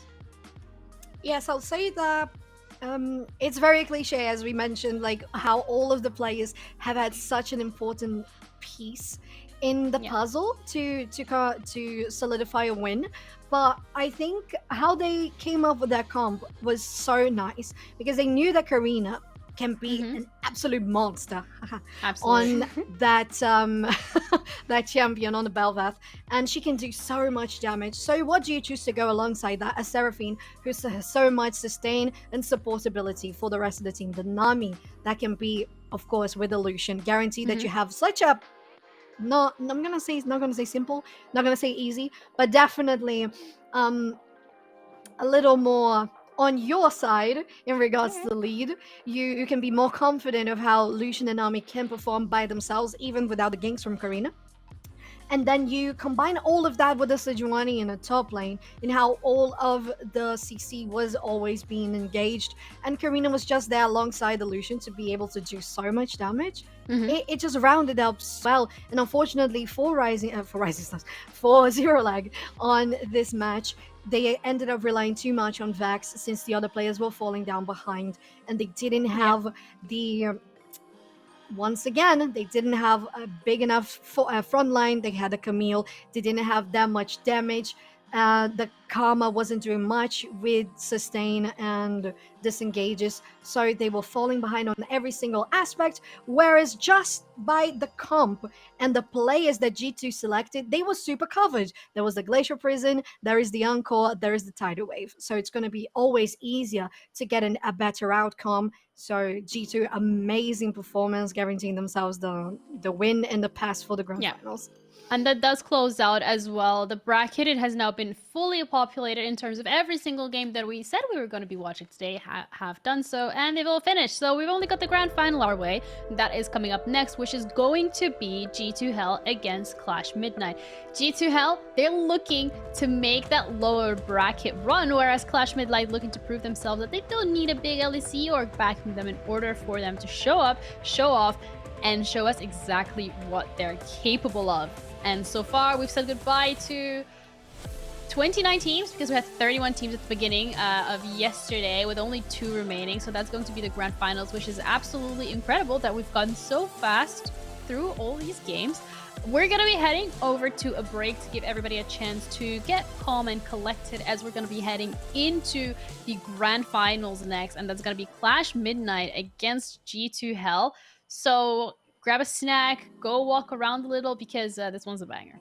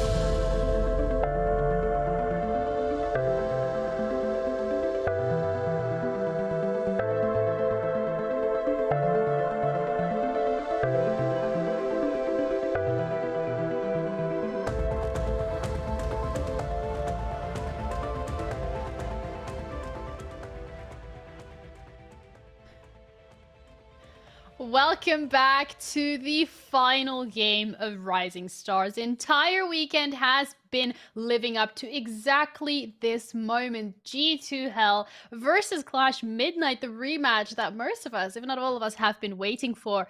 But to be completely frank, maybe not all of us have expected Clash Midnight to be the ones to sit comfortably in the grand finals from the get-go. I'm Janiro, your host, and I have a little surprise for you, because if you thought that the analyst with the 2 brain cells were going to be enough to analyze this game, actually, I added another brain cell into the mix, so therefore, collectively on this desk, I think, that's like 4 brain cells in total, which I think should be enough to cover what we're about to see. So, we have Serve, we have Black Blockster, we have Solari, we have a brain cell each. Yeah. We're going to try and dissect this. So, Blockster, welcome back. Hello. Love the outfit. Thank you. But you weren't here for the last game that we saw from G2 Hell against Zero Lag. So anything you want to add on to it? Any analysis? Any nuggets of wisdom you would like to share? Oh man, G2, they're not making it easy for themselves now, are they? They are really taking the tough road through. Everybody kind of expected this team to just sort of waltz their way into the finals, everything just fine, and no. Getting knocked down by Clash yesterday and then having to take it to 3 games today to just progress. Incredibly close series. It was great fun to watch. Absolutely beautiful casting, you guys, and excited to be back. Well, thank you. Lovely to have you back. And we have the bracket as well that is also, I guess, so to say, back, as we did have a look at it earlier. But we're going to refresh your memory, because I know Memory of a Goldfish is something that tends to be a bit of a theme here. I'm talking about myself, not throwing shade at anyone. G2 Hell against Zero Lag Female. Zero Lag dropping out, which means they placed 3rd in the competition. But now, Clash Midnight, who, by the way, hasn't played a game since yesterday, because they went through straight from double finals, beating G2 Hell 2-0. I want to say clean. Second game wasn't as clean as we expected it to be, but still, 2-0. They didn't have the need to go to the 3rd map, whereas G2 Hell already struggled against Zero Lag Female. So, Solari, could this be a 3-game series? It definitely could. I mean, if we just look at the score yesterday and consider it as a little preview for today, you should expect Clash to win. But is it going to be a definitive win is definitely something that is not so easy to decipher, to be honest. Clash is there to give a big fight, and they're coming into this whole series refresh. They haven't been playing anything, as you said, Jeannie. So they are coming with a little bit, not a little bit, much more rest compared to the G2 Hell, because they have been going through quite a lot of games today. So I wonder if they are not too tired and if it's not going to influence them too much. Yeah, we did have a little bit of a break, 30-minute break to be exact, and we're back now. So, but again, the roster from G2 Hell is going to be identical, and it's going to be Clash Midnight that they're going to be up against. So in terms of the individual members here, who stands out the most? I will say, considering this last series that we've had, Karina on the side of G2 really was so impeccable on the Belfast gameplay, on the victory as well in the first match of the best of 3. I think we should definitely be looking forward to paying attention to the junglers, not only in the draft, but definitely how they're going to rotate throughout the game, but Clash as well. As you said, Ginny, they've beat G2 before in a 2-0 fashion. So is this going to change anything in how they're going to play against this team once again? Or are they going to maintain a sort of similar play style? Of course, as you mentioned, they are coming in absolutely fresh. It is a best of 3, so first game is always going to be testing the waters. So I think there's much that can happen here, but in regards to highlights, I would definitely talk about Karina because of this last series. Okay, definitely junglers is going to be something that we're going to be looking out for, and I think once again bot lane is most likely going to be one of the lanes that are going to be focused in terms of jungle presence, in terms of setting up objectives, especially the Drakes. We've noticed that getting 4 Drakes usually does mean that you win. So again, for solo queue players, ward the bushes. Keep big time. brain strats. Yeah, there we go. See, already all the 4 brains is already collectively giving you advice for solo. Right? Let's go. I know if you're brain isn't big enough and you don't know that 1 + 1 = 2, then I will spell it out for you. So the fact that we have 3 analysts here on the desk also means that there's going to be a tri-cast. So Solari, Black Blockster, and Soph are all going to be casting the finals, the first ever finals of Rising Stars. But unfortunately for Blockster, we do have to kick them out for a little because we do want to cover the picks and bans. It's not going to be the end of it. Blockster is going to be back for that tri-cast. We're just going to be heading into picks and bans with Solari and Soph. So the two of you, please take it away for potentially like almost a final time here at Rising Star. Oh my god, Ginny, thank you so much. This is the moment we've all been waiting for. Solari, the rematch clash versus G2. Let's have a look at the bans and what is going to come out in store. I wouldn't be surprised to see a Bel'Veth ban because, really, Karina, I can't even understand the amount of damage and healing that Bel'Veth was doing. No, Karina is above any level of understandment, to be honest. She is just Karina, and that's it, okay? So definitely Bel'Veth ban would make so much sense, but also Seraphine ban, to be honest. It's not just about Karina in the 2 games that G2 won in this last of 3 series, it was also about Tifa on Seraphine combination, because how do you get away from that Seraphine? You absolutely do not. Would make total sense for either of the teams, to be honest. For Clash right now to get rid of her, for G2 also to get rid of her, because Clash are playing on the blue side this time. Yeah, so that's something that we always need to take into consideration, right? Who's getting the first pick? Of course, the blue side is the one that gets the first pick themselves, and then 2 picks for the enemy, 1 back to and then 2 back to you. So we are going to see. Yes, I don't think neither of these 2 teams are going to let Seraphine go, because if you are blue side, you know that you're gonna get it. So the enemy team is gonna be like, no. I'm not letting that happen. Look at your little kitty cat. I mean, my little kitty cat getting banned for you, it seems. Yes, exactly. And look at that. Sindri is going to be the first pick. Honestly, this is to be expected. Sindri is just so strong at the moment that as long as you let her stay safe in a team fight, she's going to deliver the damage no matter how behind she is. And Bel'Veth has not been banned out. She has been available for G2, and of course Karina is not going to miss that opportunity. No, she is not. And once again, since we have had in all the tournament here at Rising Stars, you burn Seraphine, you get yourself a Syndra, and the enemy team is going to get a Victor. It's been like that all throughout the weekend, and Caitlyn is going to be the one for Cosmic on this one. And I really like that. Has been such a great ADC. We have Varus banned already by G2 themselves, so it's going to narrow the pool a little bit. What do you think could be a good pick against the Caitlyn in the bot lane? So we've seen a lot of Xayah today, with again varying success, but she definitely feels much more comfortable on the battlefield compared to a little bit earlier, like a couple of patches earlier. Maybe something like Aphelios, for example, could still take their way back, but also maybe something cheeky, because we already have Bel'Veth, who's going to deliver quite a lot of explosive damage late in the game. So why not pair it with something that can do pretty much the same, like Twitch, for example? I know it sounds crazy right now, but why not? I am thinking maybe something along the lines of Lucian once again, since it worked out so well for G2 in the previous one.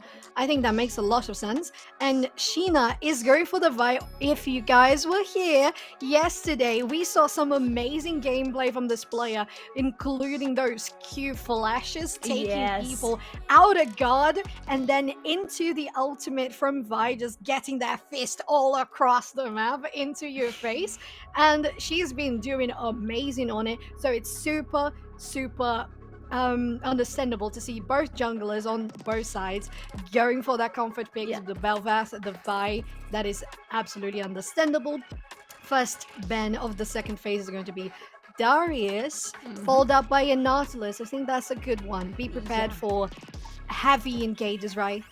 Yeah, because right now you don't really have a lot of good engage on the side of G2. You have Sejuani with the Glacial Prison, but we have seen so many failed attempts of starting a fight whenever the Glacial Prison doesn't really hit or goes a little bit too wide. So you absolutely need to have something else to be able to help Sejuani to lend her Glacial Prison nicely, and definitely that's a good ban on the side of Clash. Another one is going to go in, and it's Pantheon. And do you remember that Pantheon from yesterday on the top lane? Yes, we're talking about the best Pantheon out there. So that ban is so justified. Oh, absolutely. You don't want to give that to Senna. Never. Never. Yeah. Oh, look at that. They decided to go for a Jhin instead. Okay. That's very interesting. It's going to be a little more, I'm not going to say safer in regards that he has mobility, because he does not, but safer in fact that he's going to be very safe on the Zawa, probably being very protective of how they stand in the lane.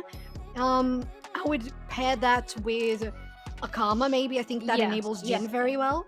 Or something, some Enchanted definitely will benefit so much this team right now as well, because you want to have this additional insurance whenever you're running into a fight. Oh my god, that is Shen going onto the top lane most probably, or still could be Shen support. I mean, even Shen on the top lane is still counted as Shen support, but it looks like this is going to be Shen on the top lane. Yes. Oh my god, are we gonna have Caitlyn Morgana bottom lane? Oh my god. Is this my dream? Oh my god. Is this my godly dream? Disgusting! Oh I love it! God. Yes! We won the bloodshed, and these two provided as soon as they get level 2, right, Solari? It's instant knockdown. Yeah. Oh, yeah, and now whatever support G2 are going to pick for themselves is going to be so much harder time for them to do anything on the lane because of the Dark Shield available to Morgana, and she's going to deny whatever is going to fly towards her AD carry. That's going to be Karma period up for Jhin in the end. Kind of like we expected, but come on, this Caitlyn Morgana bot lane, the amount of control, the amount of range, the amount of safety and lane pressure that you have right now, and so much pressure around the Dragon Pit as well. I expect Vi to try to capitalize on that, because come on, this lane is just there to grant you free dragons. yes, it is.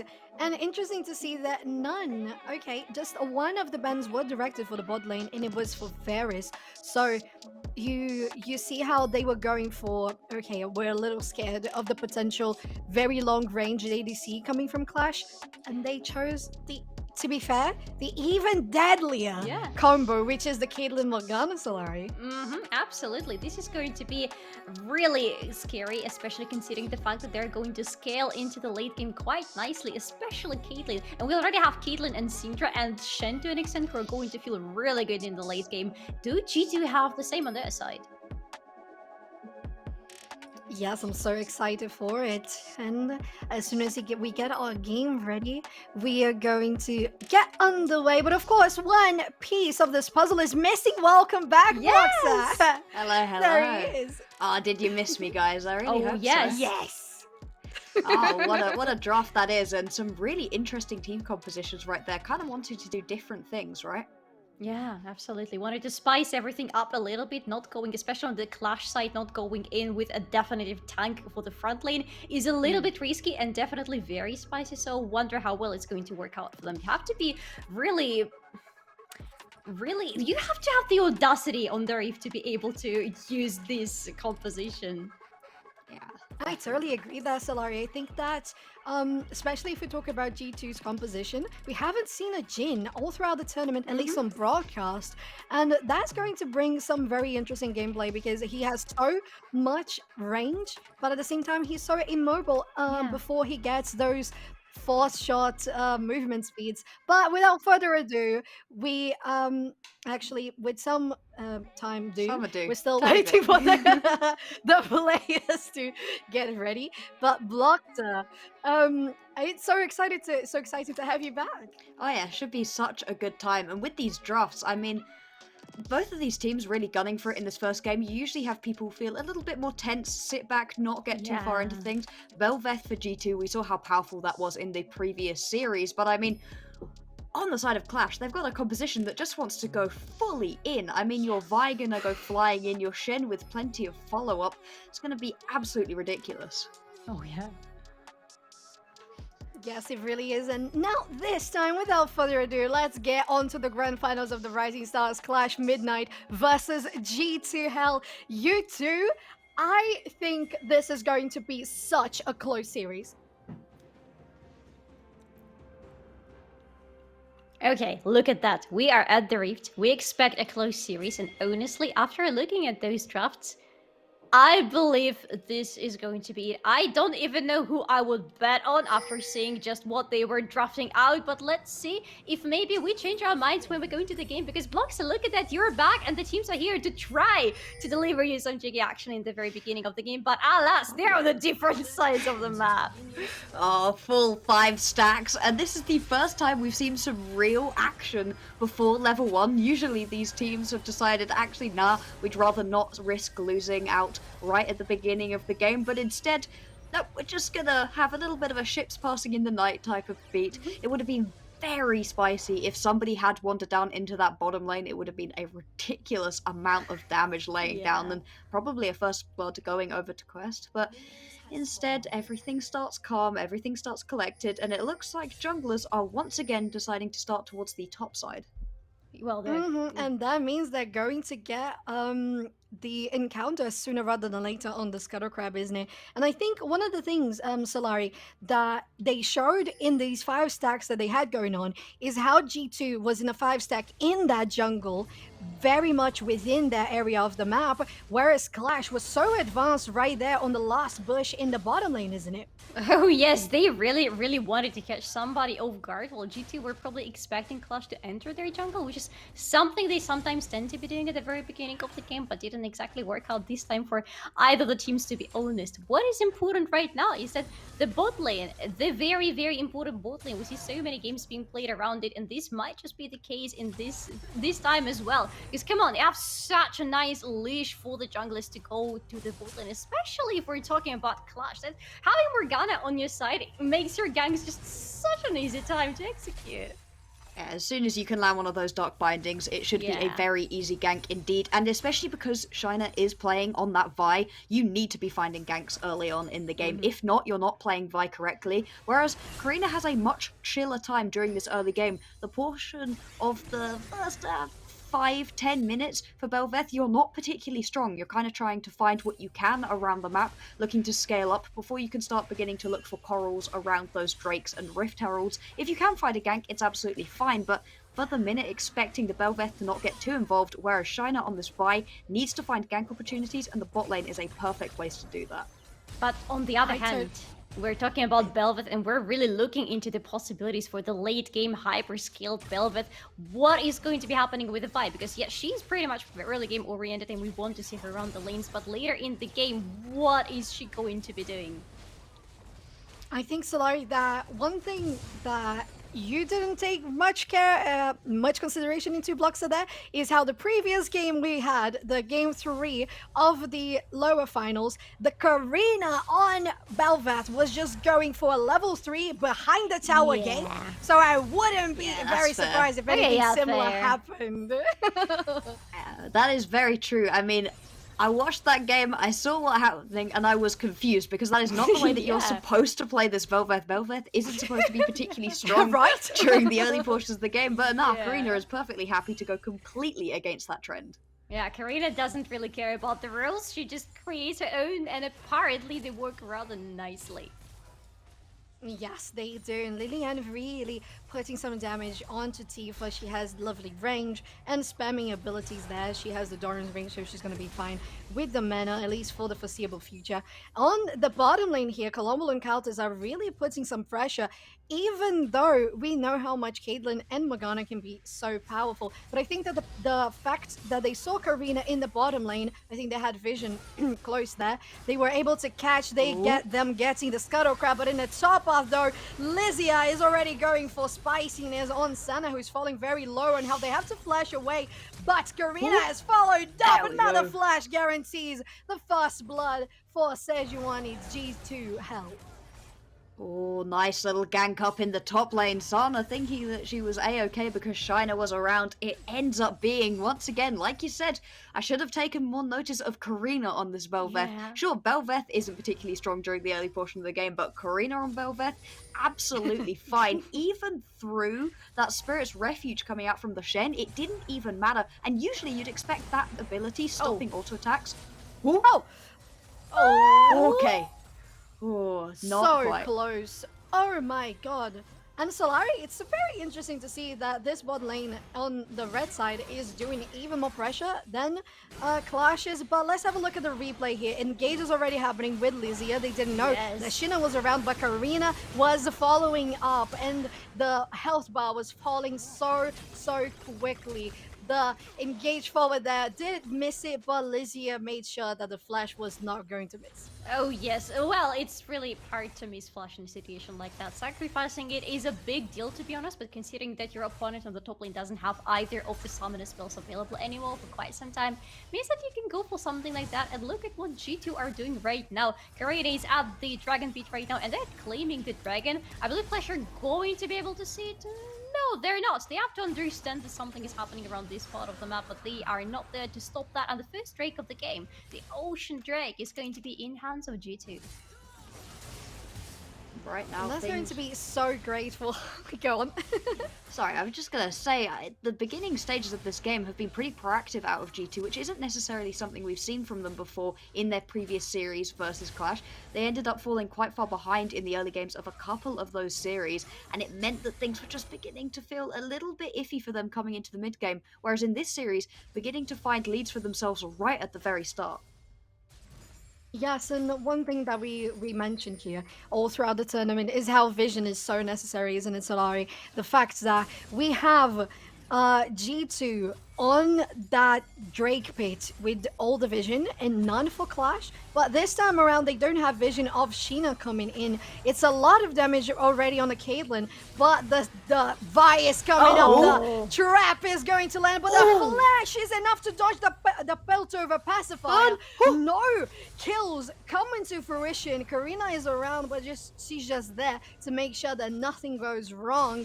She's not going to engage. Maybe if she just goes for Sheena, she's on there.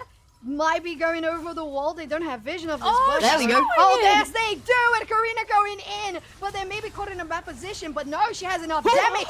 Cortis is strong enough to take out Caitlyn with the fourth shot, and the crit is going to make sure that now G2 Hell is on a 2-0 lead. Okay, if there is anything that G2 are absolutely great at, especially without Karina around, is turning a bad situation into a really good one. Their health bars are extremely low here, but you are also talking about Cosmos, who's running extremely low, and you're talking about Karina, who has no fear in her eyes as she's jumping in, and already has quite a nice damage output, making sure that Sheena is very busy trying to survive, fighting for her own life, and giving enough time for Caldes to score that beautiful kill. Oh, so nearly going down on the Jhin as well, but it doesn't even matter. And we've seen once again throughout this tournament that having the counter gank is almost more powerful than the initial gank. Being able to arrive a couple of seconds later once the health bars are already low and clean up has been one of the most powerful tools in the kit of these junglers. And so right there, Karina coming in after the majority of the play had already happened, picked up a kill, and G2 really have a stranglehold on this game already. 1k gold in the lead, already picked up a Drake, and now picking up this first Herald, even more impactful on that Bel'Veth, who now gets that upgraded form. Yes, and we have a look here at the top lane and the bottom lane. They are swapping sides. We're gonna have the duos at the top pushing in a lot. G2 did here in the top lane, and that's also the same thing happening for the bottom lane. So we see how they're managing well their recall timers and how they have been able to secure those CSs for themselves. It looks like, at least for the ADCs, the Jhin is a little far ahead. Caitlyn is going to catch up right now, but in the mid lane, I think is the biggest difference. Lilian is a lot ahead. 16 CS. Oh, I am good at maths. Look at that. Wow, look at that. I am a little bit jealous of you right now. I would not be able to calculate that for life. But, I mean, what else would you expect? Definitely Viktor is the champion who needs to farm as much as possible because his upgrades depend on his farm. But Syndra as a champion has an upper hand when it comes to farming one-on-one on the lane. As long as no jungler is coming her way, she is going to have a pretty safe time because of her range. She's feeling extremely safe standing there against Viktor. He cannot really throw anything at her with any success and stop her from farming up. Well, she absolutely can. Got a big range advantage overall, I'd say, for Clash right here. The majority of their laners, specifically that Caitlyn and that Syndra, they have so much range over their opponents that it does allow them to farm up pretty safely. But that doesn't seem to be translating into kill power, especially because once you do have the ability to push your opponent in, that opens you up to ganks, something that Karina has been doing very well right now. Going for another one. Yes, they are. And that would have been a very nice opportunity. Qiyana was very tempted by trying to hit that Dark Binding. It didn't land. But now they all know that Karina is in the area. She might be even go for something even more spicy. They're in the fog of war. So they're stacking up. They're looking for this engage. But I don't know if these two are going to... Oh, they have the Herald, so here we have it. That's why they were gathering around for a little longer. It's going to hit, take a couple of blatings. Sheena is going to try to engage as well. They have their ultimate. They're going straight on counters who have to use their heal. They're dropping really low. The kill goes to Cosmic. And now this is going to look a little better for Clash. Oh, that is the power of Vi. That is why you take her. The single target eliminator is up in the business. Immediately getting rid of the AD carry. Immediately getting rid of the advantage that G2 had around this side of the map, and that means they can go for their own first Dragon. Karina, are you still fighting? Yeah, she is. Again, no fear. Oh my. Not going to be taken out by that. Instead, it is going to be that Drake picked up, and a nice return set of plays right here for Clash. What? They looked a little bit down during the early couple of minutes of this game, but nope, stepping right back into the fray, picking themselves up 2 kills in the bot lane and a Drake. And considering the fact that there was a lot of pressure down here, not faring too badly. You can see with this Herald comes in, but it doesn't even matter. Not when Vi has this assault and battery. Gonna manage to take down Caitlyn with no flash, no ability to get away. And then Karina gets way too high feet trying to continue to fight in. Doesn't want to give up this Drake, but ends up giving over way more than originally expected. To be honest, I completely missed the moment when Columbal went down. I was so focused on Karina fighting here Cosmic with no fear and then going down. The Columbal is here trying to help Karina. Karina does in fact not need any help whatsoever, but Columbal is the one who's going to have to pay for it. Some bait for your own team. Yes. Yeah, I think the problem here was not that Karina was a little too overconfident, maybe a little bit, but she knows how good she is in the Belfast. That's why she survived. But at the same time, I don't think they considered how good Cosmic would be at placing those traps and kiting away. That was so nicely done from Clash's ADC. And I think there were a couple of minions as well to help her up on that 1v1 battle. And as you said, unfortunately for Colombo, they try to go in as a good support does, and they just made themselves be found in a 1v3 scenario, and you can't escape those. Oh my god, I can't tell you how many times I've died as a support in exactly the same situation, and you blame yourself so much and go like, okay, I'm never going to be helping my teammates ever again. But then, a couple of minutes later, and you're doing exactly the same.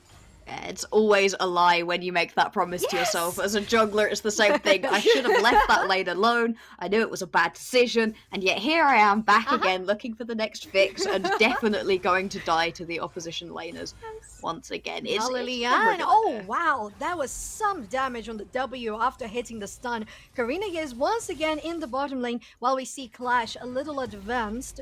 It's going to meet up more towards the red side of the map, but Karina doesn't seem that interested in pursuing this fight, or at least not for this very second. Lilian, though, is coming up. They have vision, not only that, but also a control ward on the other bush. They don't know Karina is here, though, and that's going to be a 1v1 scenario where Karina is going to win. Oh, wow, my flesh onto the wall. Feels bad, Lilian. I'm so sorry to see that happening. But it's going to be another kill for G2 Health. So we're going 2-3 in the end, already starting to build up a little bit of gold advance. What is it, 2,000? I can do only a little bit of math, but I believe that's 2,000 between the teams right now. Not too big, but considering where we just hit 14th minute in the game, that is already starting to slowly but surely pile up, especially considering that Kaltis is already sitting on the mythic item. Same goes for Tifa, and these mythics are so important for this champion, especially for Jhin. We're talking about the lack of mobility for this champion. The moment the Gale Force appeared as a new item in the game, that was the moment all Jhin mainers had a little breathing room.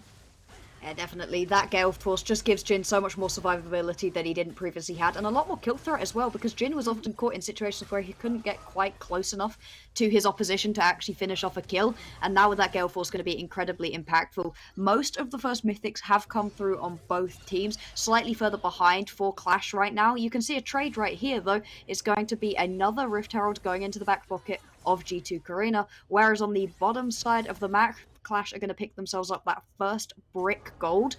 And so if you are able to turn this Herald play into a brick as well, then it's perfectly fine. But if not, then it is actually a little bit of a win here for Clash. Yes, I think it's definitely optimal that Karina tries to get the first brick for that team. Of course, not the first brick gold, but the one they take probably on the mid lane. No, never mind. I mean, to be fair, maybe Sejuani can take the top one by herself because it's hanging by a thread, and I don't know if you would want to use the Herald on such little health. I don't know. I think it's going to take a little bit of reasoning where you want to place it, especially since it's 30 seconds for the next Drake to appear in the map, and where you place the Herald is going to dictate where the enemies will try to direct themselves to. Yeah, and that's going to be the usual transition of taking the Herald right before the dragon is going to be spawning soon, and then you have it in your pocket, and the enemy team has to be so wary of that fact because they know they will need to split their attention at some point. But definitely this mid lane turret looks extremely juicy, and yes, Karina is going to do exactly that. But look at that, the fight, it might just be starting here with Karina. Cool. Yes, it might be, and Glacial Prison is getting Lilian. The Qiyana Zhonya is going to be popped, but all the blue bars are looking to be a little in a bad place, but Cosmic has arrived and damage might be on the way as well. But she's a little out of position. Sana is so low on health. Colombo is getting caught up by the two Piltover Enforcers. Damage on Countess is going to land, but they're still protected by Tifa. Qiyana is around the corner. 3 members against 2 of G2, and they're going on here. Gale Force in front. The Dark Shield is going to deny the route from Countess, but they're getting a little bit down on that HP bar. G2 doesn't have much vision, but there it is. It's the Hextech Gate coming to allow Karina to arrive just in time, and Clash has to retreat.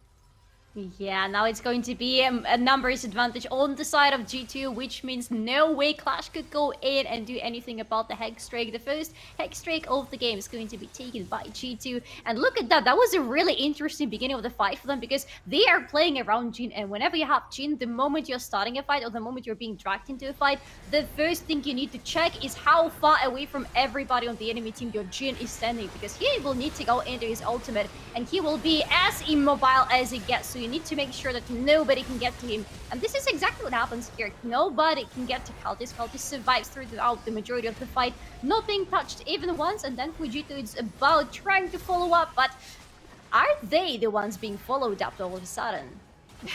Things begin to swing so very quickly in this fight. It looks very good for G2 to begin. Like you said, Countess was far enough away to be able to make that play work right at the beginning. But then the members of Quest, they just have so much more damage, much better team fight ability, and trying to fight directly through one of those Stand United shields out of Sana is so very difficult. It meant that the team fight end landed being a little bit longer than was possibly expected, and overall it was an advantage to Clash until Karina's able to respawn perfectly quickly and use those Hex Gates to get back towards the Drake and involve with this fight. I really have to say something. When did that tier 2 mid lane drop? I really did not see that happen. Maybe it happened. Herald! We had one boink of the Herald and the mid lane exactly. was so low that I think Herald just had to walk towards the inner one. Yeah, I think it was. While we were getting a look at the replay, that might have happened. And this tower is also going to probably go down pretty soon. Nice dodge on the W, the most damage that they're going to deal right now. They can't defend the turret, but they might be trying to go for a fight. No, it's just the mid laner and the jungler against 4 people. So they're just going to prioritize other things. Maybe just cancel the recall. Is that good? I don't think. Oh my god. It's still there. What? Wait. Oh, thank you. It's a replay of the thing. I thought it was happening now. I was like, when did the other turret spawn? What? No, nobody killed the Herald. Just let it run its way through, and that's how it went down. TP play here. Shana up under tower. Yes, they are, and Lizzie is getting caught on this one. It's not going to be no way to escape. And Solari, the game is really looking super even if we just look at gold. Yes, I mean, we had a much bigger gap in the gold between the teams before. Clash are managing to find their ways around the map to make sure they're making the gap as small as possible. And right now, they're not feeling too bad on the map, especially if you look at that Caitlyn running with 4-1 and 400 gold bounties already on her head, which is quite big. But we're already at the 20th minute of the game, and the stakes are getting higher and higher. The Baron has already spawned on the map, which was perfect time for G2 to take out that outer turret on the top lane, because right now, they're going to have an easy access to this part of the map. And if you look there, and if you look at the amount of wards around it, there is a lot to put, but also a lot to clear out for them. It really is. It's a brilliant amount of vision right here for Clash. They absolutely know what's going on around this Baron pit, and that's exactly where you want your vision to be concentrated right now. The rest of the map is less important than this Baron pit currently, and if you want to make a play around this Baron, knowing exactly where your enemy is or isn't is exactly correct. I don't think either of these teams can go in for a Baron right this very second. You're more looking to set yourself up for a team fight, but if you can bait your opposition in and know that they're walking in blind, that is a perfect situation for you to find a pick and then translate that into the Baron. Oh, definitely agree there, Bloxer. I think that's something that has worked really well in the tournament. And all the point of focus has been the vision, but on this time around, it's just on diving. Lizia has the backup of Karina, though. They are gonna have to try to retreat because the Glacial Prison is going to connect. Sheena is gonna try to run away. Slow is there. They're still able to retreat. But in the mid lane, though, Countess and Tifa are pushing really hard on the tier 3. And they're gonna try to probably use the Hex Gates here to try to get there more easily. They just decide to rotate back. They pushed out the wave, shoved it, and that's as good as they're gonna get. So they just go for the next best thing, which is going to be bot lane. Yes, because come on, the next dragon is spawning. We're talking about 2 dragons on the side of G2. You want to get a third one and put yourself on the Hextech dragon soul point. So clearing out waves on the mid lane and the bot lane, while the majority of the enemy team was busy on the top lane with just 2 members of your team, and your 2 teammates were still successful despite being in such big of a numbers disadvantage, says a lot about how comfortable G2 are still feeling, despite the game still going pretty evenly from both sides. G2 do feel more confident here. Yeah, they seem to be much happier just stepping up. I think a lot of that is Karina's confidence single-handedly with that Bel'Veth, knowing that she can walk on forward. And now that you can begin to set yourself up for this Drake, I mean, we highlighted it. Clash have a lot of vision around the Baron, but all of the bottom side of the map was vision for G2. They're going to be able to take this one out before there's any response. Is there going to be a fight, though?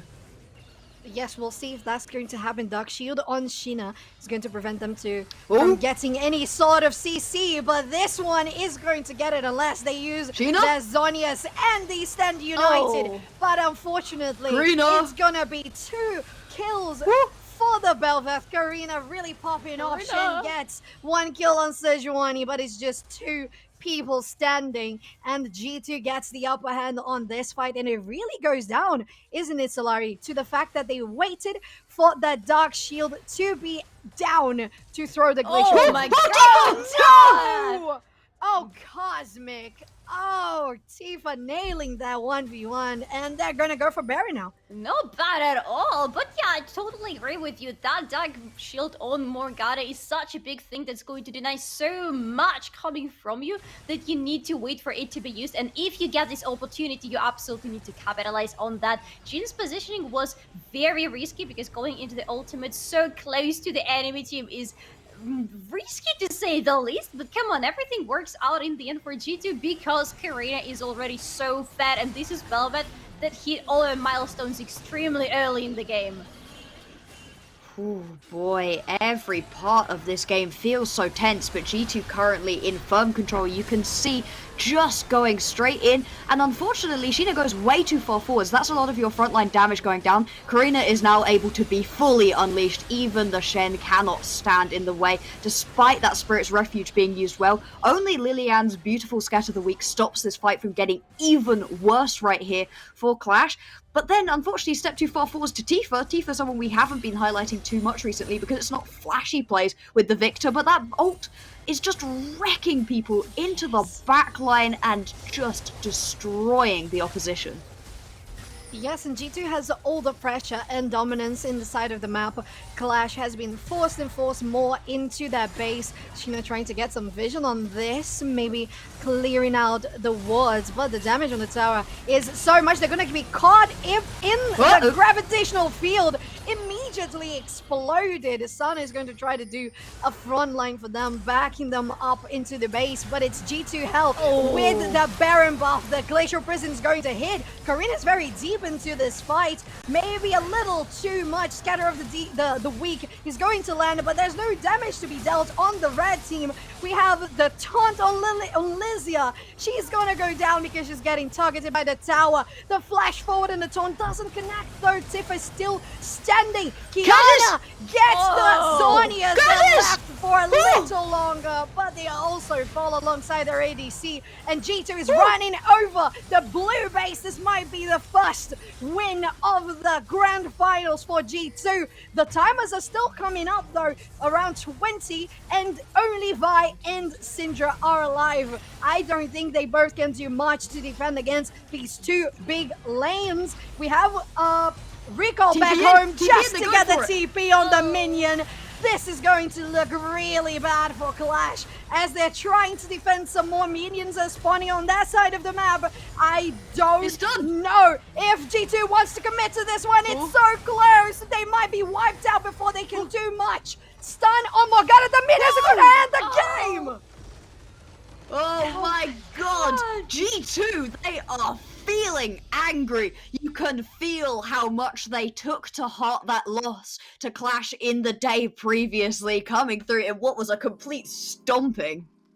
Yeah, G2 is absolutely back for revenge, and they want to show Clash exactly what they're capable of and who they're fighting against. G2 Solari, they took the game by the horns from start to finish, and they just dictated the pace throughout. Especially Karina. If anybody on this battlefield was dictating anything, that was Karina. She was always there to tell everybody what to do, to give directions, and the only direction she was given to Clash is right back to their base. And as long as everybody in G2 Hell is following Karina, they win.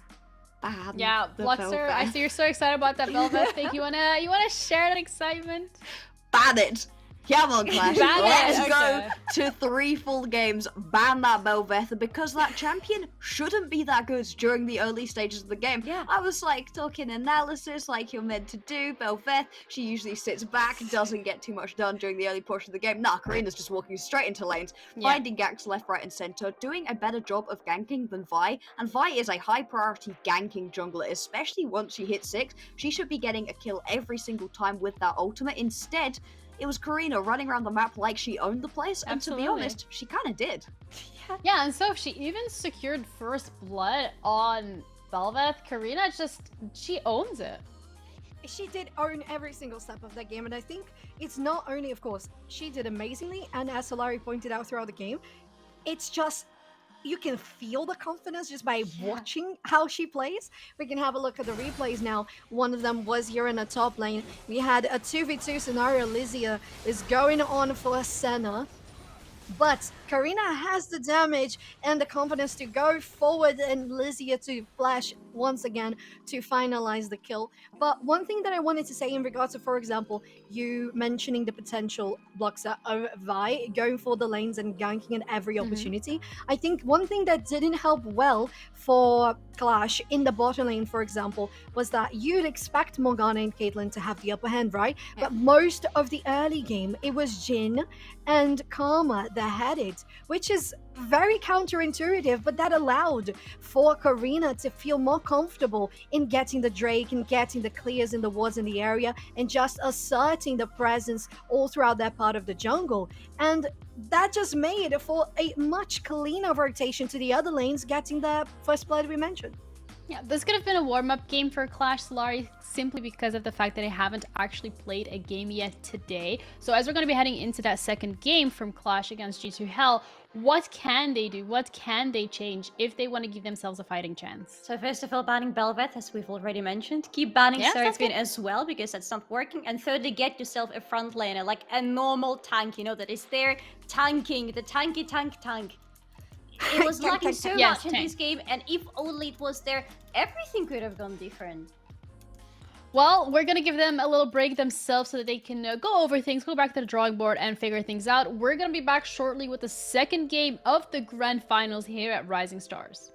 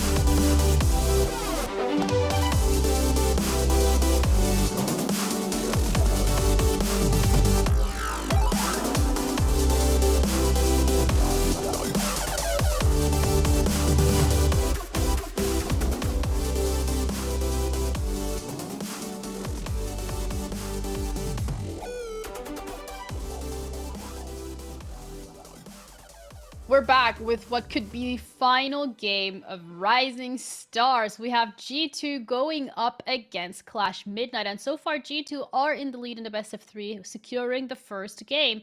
We have potentially 2 more to go, but that's only if Clash Midnight decide to punch back this time around. I'm Jeannie, your host, and joined on the desk once again we have our lovely casters, Blockster, Soph, and Solari are all here. Blockster, now looking at that game that we've just seen, how are you feeling going into the next one? Come on, Clash. Come on, you looked so good yesterday when we saw them absolutely running through people, ran through GT in their first game. A little bit closer in their second game, G2 finally best won over them, and I just want to see Clash bring us to a game 3 because that would be so hype. Solari, you on the other hand, you said this could potentially go all the way to the third game. Is this something that you're still comfortable with after the showing you've just seen from G2? No, I'm not that sure. Absolutely not anymore. In the previous series of 3, I said that it looks like the blue side is the winning side, and G2 definitely felt much more comfortable when they were on the blue side. This time, however, they were on the red side and they were still winning. So the big idea in my head about their winning condition is not there anymore. So yeah. Looks like they might just be winning on any side. However, as long as Bel'Veth is banned, I wonder, is it going to be bringing them the same luck? Realistically, Surf, do you think Bel'Veth is going to be banned for this series, or are there other champs that could potentially take priority over this? I don't think there's any champion that should get priority over the Bel'Veth. I think there are others. Of course, we have 5 available bans that each team will have, so the others might be something to the likes of the Sejuani, because she's such a good enabler. But I think the Bel'Veth has to be the priority because one thing that we were talking about is how it felt like maybe Clash felt a little, maybe a lot, intimidated by Karina on the Bel'Veth. She was just so confident and so comfortable on that pick and on the strengths and weaknesses that Bel'Veth had. And from the showcase that they gave to us, it felt like she didn't have any weaknesses. So I think that is something that you cannot disregard. So Clash, I totally agree with you there, Blockster. We want to see what you brought to the table yesterday, but it's going to be very important that you run a nice draft, not allowing G2 to get those comfort picks. Well, we're going to be heading into picks and bans with what could be the final one, but maybe not. Again, it depends on the outcome of this game. So, Solari, Blockster, please do us the honors. Oh, absolutely. This is going to be our greatest pleasure to do the second draft of this series today. Let's see what they're going to pull out. First couple of bans going to be coming through in just a second. And, I mean, what a time it's been so far. If this is the final game of the series, I'm going to be seriously sad. Please let this be the game going to game 3 be so incredibly hype. Oh, yes. But okay, what are going to be the absolute top priority bans apart from Bel'Veth and Seraphine? Because we've been discussing those two quite a lot. What else needs to be removed for either of the teams? What do you think? I think getting rid of the Rek'Sai and this Kayn makes a lot of sense. These are incredibly strong junglers right now, and clearly Karina is kind of running the game at the moment, and so getting rid of some of these big, strong picks makes a lot of sense. The jungle and the bot lane have been the true focuses of this entire tournament, and so as you can see, it's reflected in the bans. 2 junglers taken off the board, and now a cat and another jungler. And another jungler. So both of us are happy. I'm happy that Yuumi is removed. You're happy that Wukong is removed. Everybody's happy, except maybe G2 are still happy because look at the Bel'Veth is not banned out in the first selection of the ban. Seraphine is also still available. Question to Clash, what do they prioritize right now? What do they fear less? I think you got to get rid of that Bel'Veth. It will be picked up first pick if it's available. It certainly has been one of the strongest, but then you're leaving things like that Seraphine on the board, something that's also been incredibly strong.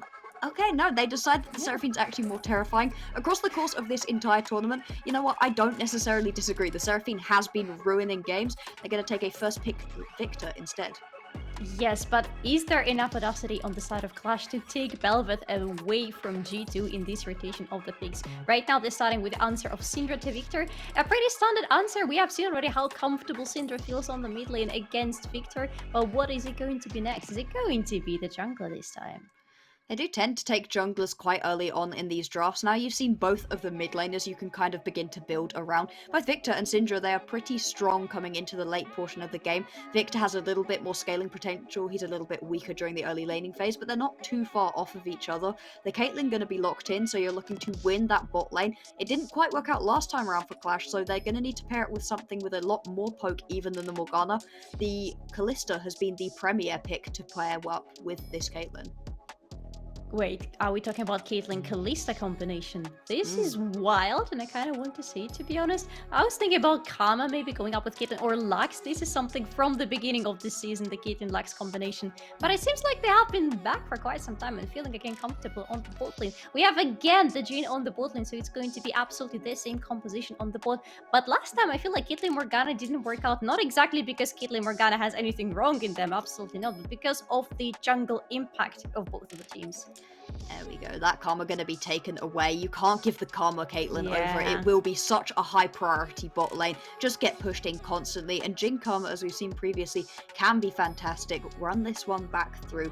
Absolutely fine. The fact we're seeing Jhin a lot is so counter to the other AD carries that we've been seeing throughout this tournament. And so instead, going for that more scaling composition, expecting to have not too many tanks that you need to deal with. And so if you're Clash, a couple of big tanks would really make the Jhin have a much worse time of it. The Viktor too, to be fair, neither of those are that great at shredding through a tank.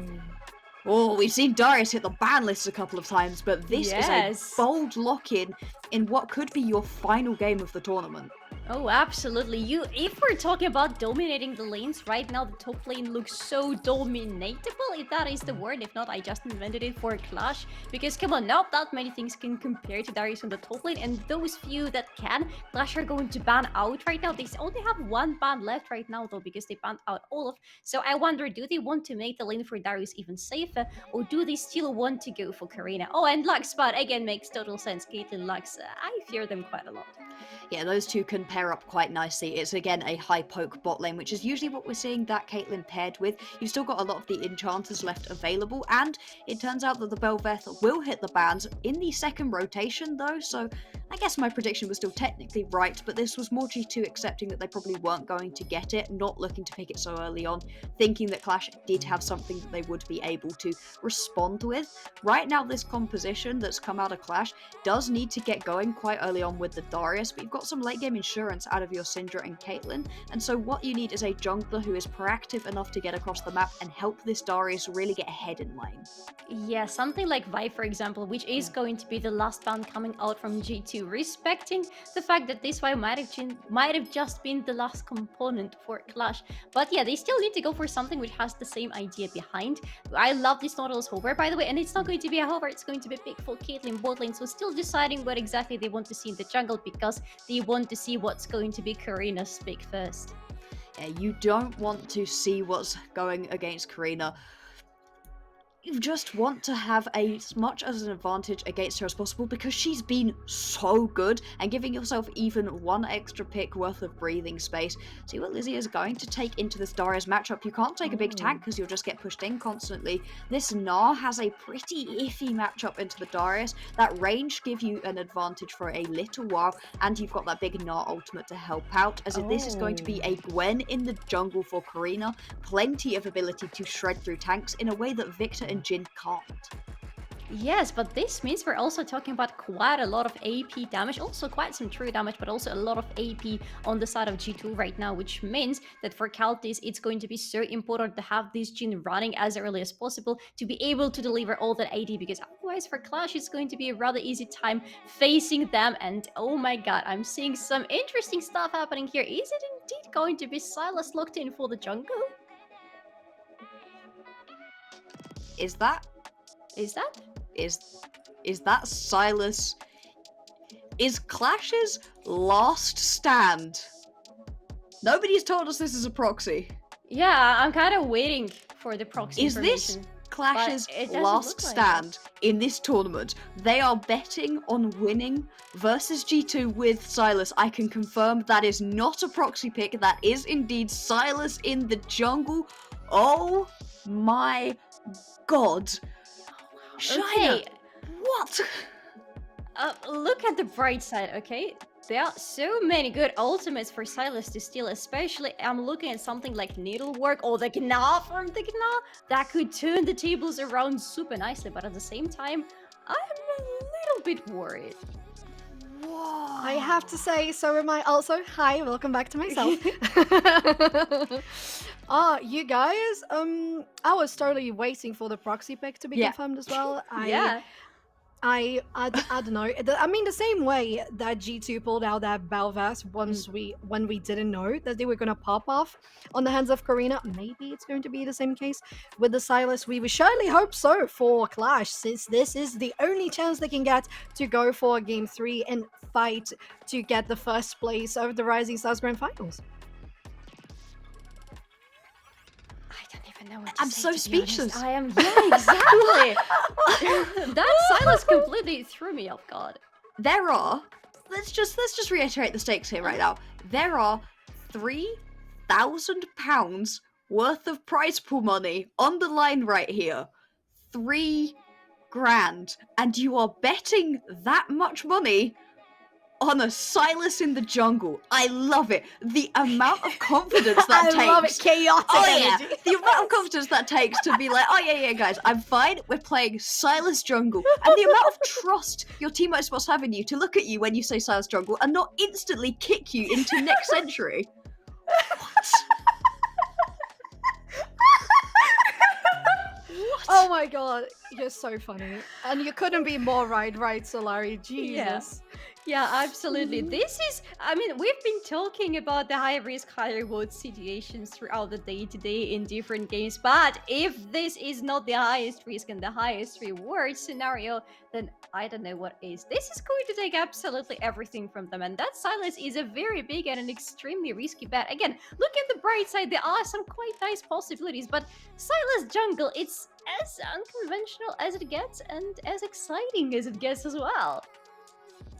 It is certainly exciting, and to be fair, okay, we'll stop being baffled by this and some genuine thoughts on Sylas in the jungle. He's not been awful. He actually has a small play rate of consistent Sylas jungle players. He's not quite as strong as he was previously, but he's not entirely out of left field. You can play him in the jungle, and with the jungle pets allowing junglers to clear both faster and more healthily, he's actually in a much nicer spot because that was his biggest weakness. His ganks were fine, his late game was fine, scaled perfectly, but his early clear was quite slow and didn't have him getting very healthy into the lanes. And so it's not ridiculous. It certainly can work, and we wanted a high gank priority jungler. Sylas can gank really effectively. Yeah.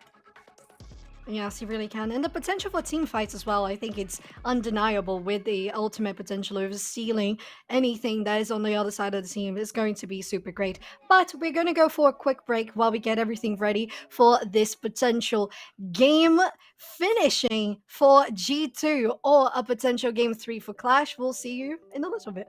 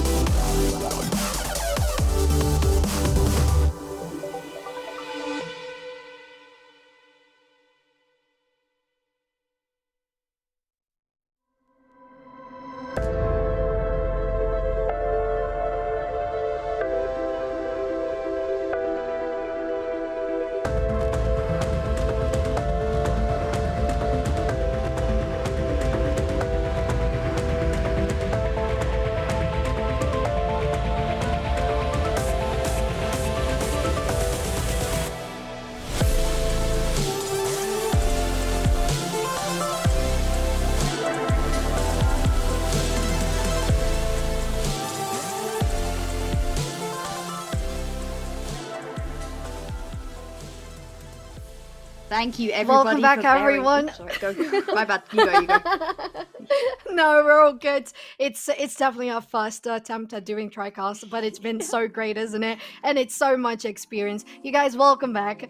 And this is going to be the potential last game for G2, or the game 3 for Clash. I hope you guys are as excited as I am. Bloxer, do you have any perspectives for this one? Oh, I'm just excited to get into game. We are so raring to go. Let's see if we can finally throw right in and just see who's going to take the tournament. It's absolutely insane, and we've got the game ready for you right now. Ooh, that's a very nice view to start the game this time from some rune stones. And okay, some more scenery, but that is just preparing us to go and see our teams. Is there going to be some cheeky tactics this time around the jungle or around the lanes? We are about to find out, because ladies and gentlemen, maybe for the last time in this tournament, welcome to Summoner's Rift. Let's see that G2 Hell versus Team Clash. And Clash is already directing themselves for a 5-people stack here at the bottom. Fog of War. Colombo is one person here, but they have placed a nice ward. It's going to be taken out. Nothing will be found on this one, but still a great, nice push. And at least a little taste of the, well, attitude that Clash might be going for in this game. Yeah, they've gone with a really bold pick in the Sylas in the jungle, coming back in the meta slowly but surely, and with the Darius in the top lane, a lot of things thrown up into the air. This is not the kind of composition we've seen previously. This one has a lot of teamfight potential, or you can leave the Darius off in a side lane and not group up. Either can work. You're against a Gwen in the jungle too, to be fair, so it's not like we have got standard basic junglers on either side of the map. Looks like both are going to start with the standard basic pathing that we've seen throughout all of this preseason for so far. You start on the top side, you full clear, and then you fight over that bot lane scuttle crab. Well, to be fair, we have already seen Gwen in the jungle, and again, we're having the flashbacks from the very beginning of Season 12. Gwen was going into the jungle quite often, and in fact, she was a very nice flex pick to go into early in the draft, because she could jungle quite nicely, but then a couple of changes here and there, she was really trying to find her pathing back into the jungle, but only now managed to do so, still going with a slow clear, but we will see how it's going to work around the ganks, because these two junglers are not here just to be farming up in the jungle. They are there to go into the lanes and set up those ganks. Yes, they really are, and it's so unusual, right? We all mentioned these drafts have so much different things to the table, and to the both junglers starting on opposite sides is going to direct them to a potential encounter for the Scuttle Crab later on in this bottom river. So far, Sylas, as you mentioned, I think it was Solari, about the changes in the jungle, or maybe it was Bloxer. Both of you amazing analytical sentences, so I could say that it might have been any of you, but basically how much that would help this champion to clear out the way, the jungle, and it's working out pretty well, especially with some help from the bot lane too. Interesting with this early ward being placed, and the fact that Sheena has actually decided to skip a couple of camps, move straight past the Krug camp, has moved straight past the blue buff as well, just looking for an early gank, but because of that ward being placed, really smart right here out of G2 Hell's bot lane, knowing that something might be up, but they don't expect a gank at level 3 right now. Need to be so careful. Gonna spot it out though and walk this one off.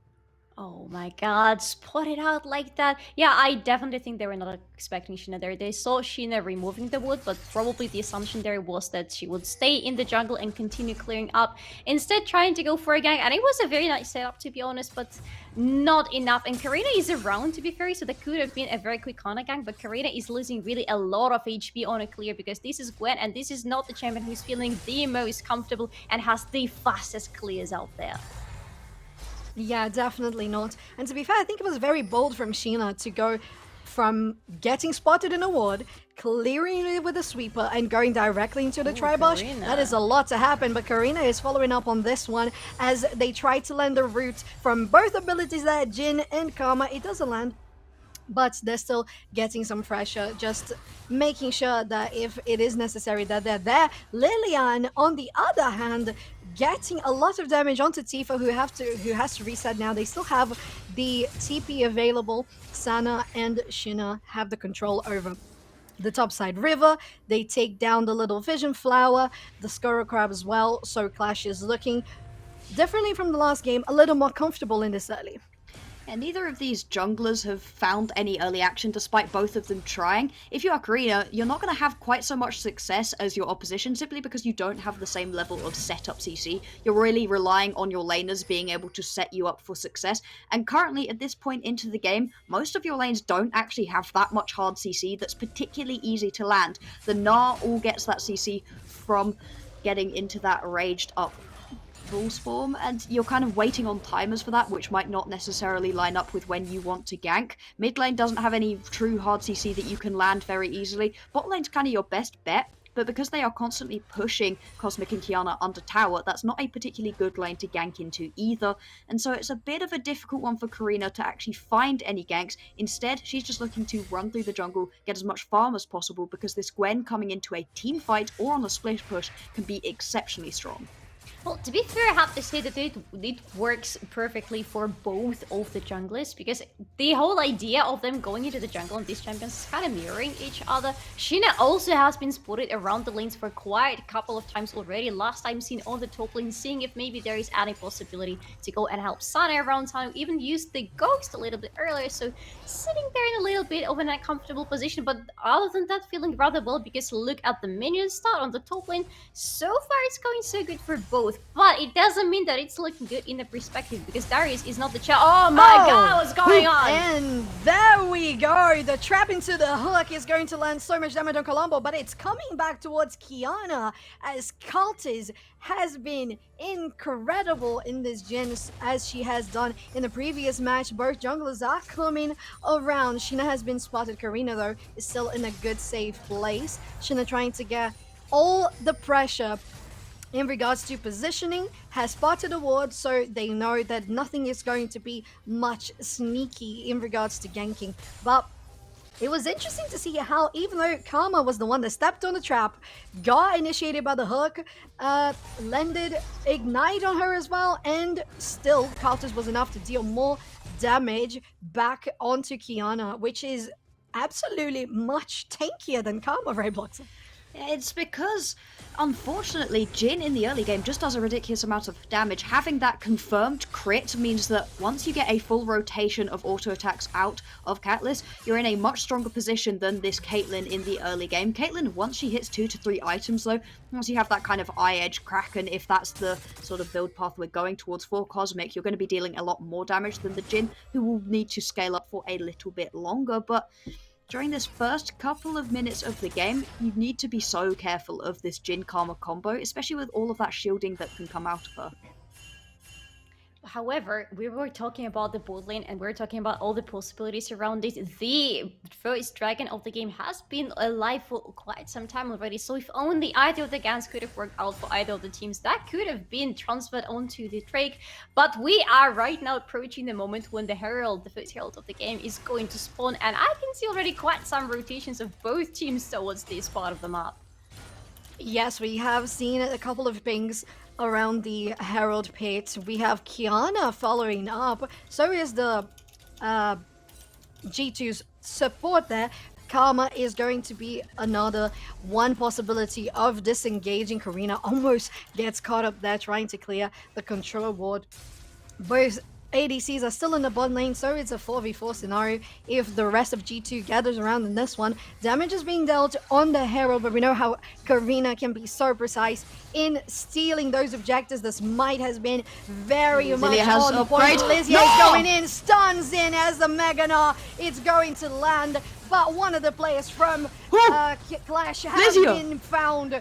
The soon death rather than later. Lilian might be next, as the damage coming from the snipe in Culti's hand. Might even follow up on Qiyana too. The damage was so close. Yeah, it was almost an ace. It just wasn't, because Cosmic was in the bottom lane and Qiyana is still left standing. Oh my god, look at this. You can see Lizia sat on the edge, right on the edge of that Gnar bar. Upgrades only manages to get one onto the stun, but it's enough to send Shayna running. Then you've caught Ashana, who stepped way too far forwards. You can see the needlework out of Karina, dealing a ton of damage, and Lizia on the front line, slowing people up, stunning them down. A lovely little snipe right here out of the roam, and then you nearly end up with one more kill, not quite gonna take down Qiyana, but so very close on that one to getting even more kills into the back pocket of G2. They are here to play right now. They want to go right to bed and win this series 2-0. Oh, absolutely. A little bit tired after so many games in a row, which is understandable, but still, what G2 are really good at, and it's showcasing so nicely in this series, is that they are good at realizing what are the key winning components and working around them. Previous game, for example, very obvious, Karina on Bel'Veth, but this time it is Elysia playing on Gna and playing around Gna's rage, how do you call it? Okay, playing around Gna's Rage is so extremely important. It can allow you for so many beautiful engage opportunities, steal opportunities, whatever. Just landing that hard CC from Gna at the right moment is so crucial, and that was such a beautiful timing from their side. Yes, we're arriving the 10-minute mark of this game. The Drake hasn't yet been touched by either of these teams, and in the bottom lane the Herald has been dropped. There's going to be a charge for a couple of gold, but it's just going to be for the pocket of Karina in this one since nobody was around. The vision in around the pit is for Clash in this one, but it looks like Karina is still around the area, the bottom lane as well. So is the Victor, and Victor has the Storm and might be able to cause some damage if they try to go for an engage. Doesn't look like they are too much interested in it. They're just going to give in the Drake for Clash, as it's not, I mean, the biggest of the Drakes, isn't it? Like the Cloud Drake. I mean, it feels pretty good to get that first Drake. More important than the individual Drake itself is beginning to make your way towards that Soul. Having Soul has been a real indicator of being able to win this game clearly. It means you're in control enough to be able to take those Drakes, as well as giving you a couple of extra buffs to help out. There was no way that Drake fight was going to turn into a true fight, because Elysia was in the top lane, whereas Sana had roamed her way down. See a little bit of a fight here, but this shouldn't result in any... Whoa. Oh? Shouldn't.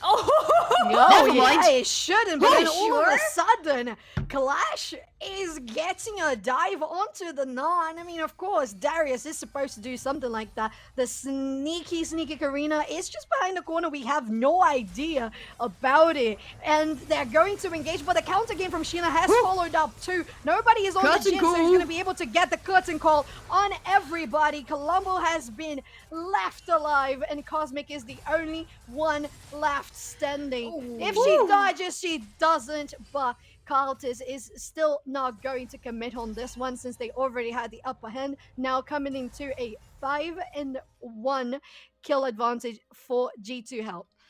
Oh, Caltus with a very, very nice play right there. That curtain call was beautiful. The snipe, if it had landed onto Cosmic, it might not have resulted in a kill. Instead, just about threading the needle right here. You can see Karina sat over this wall, not expecting for Sheena to be there as well.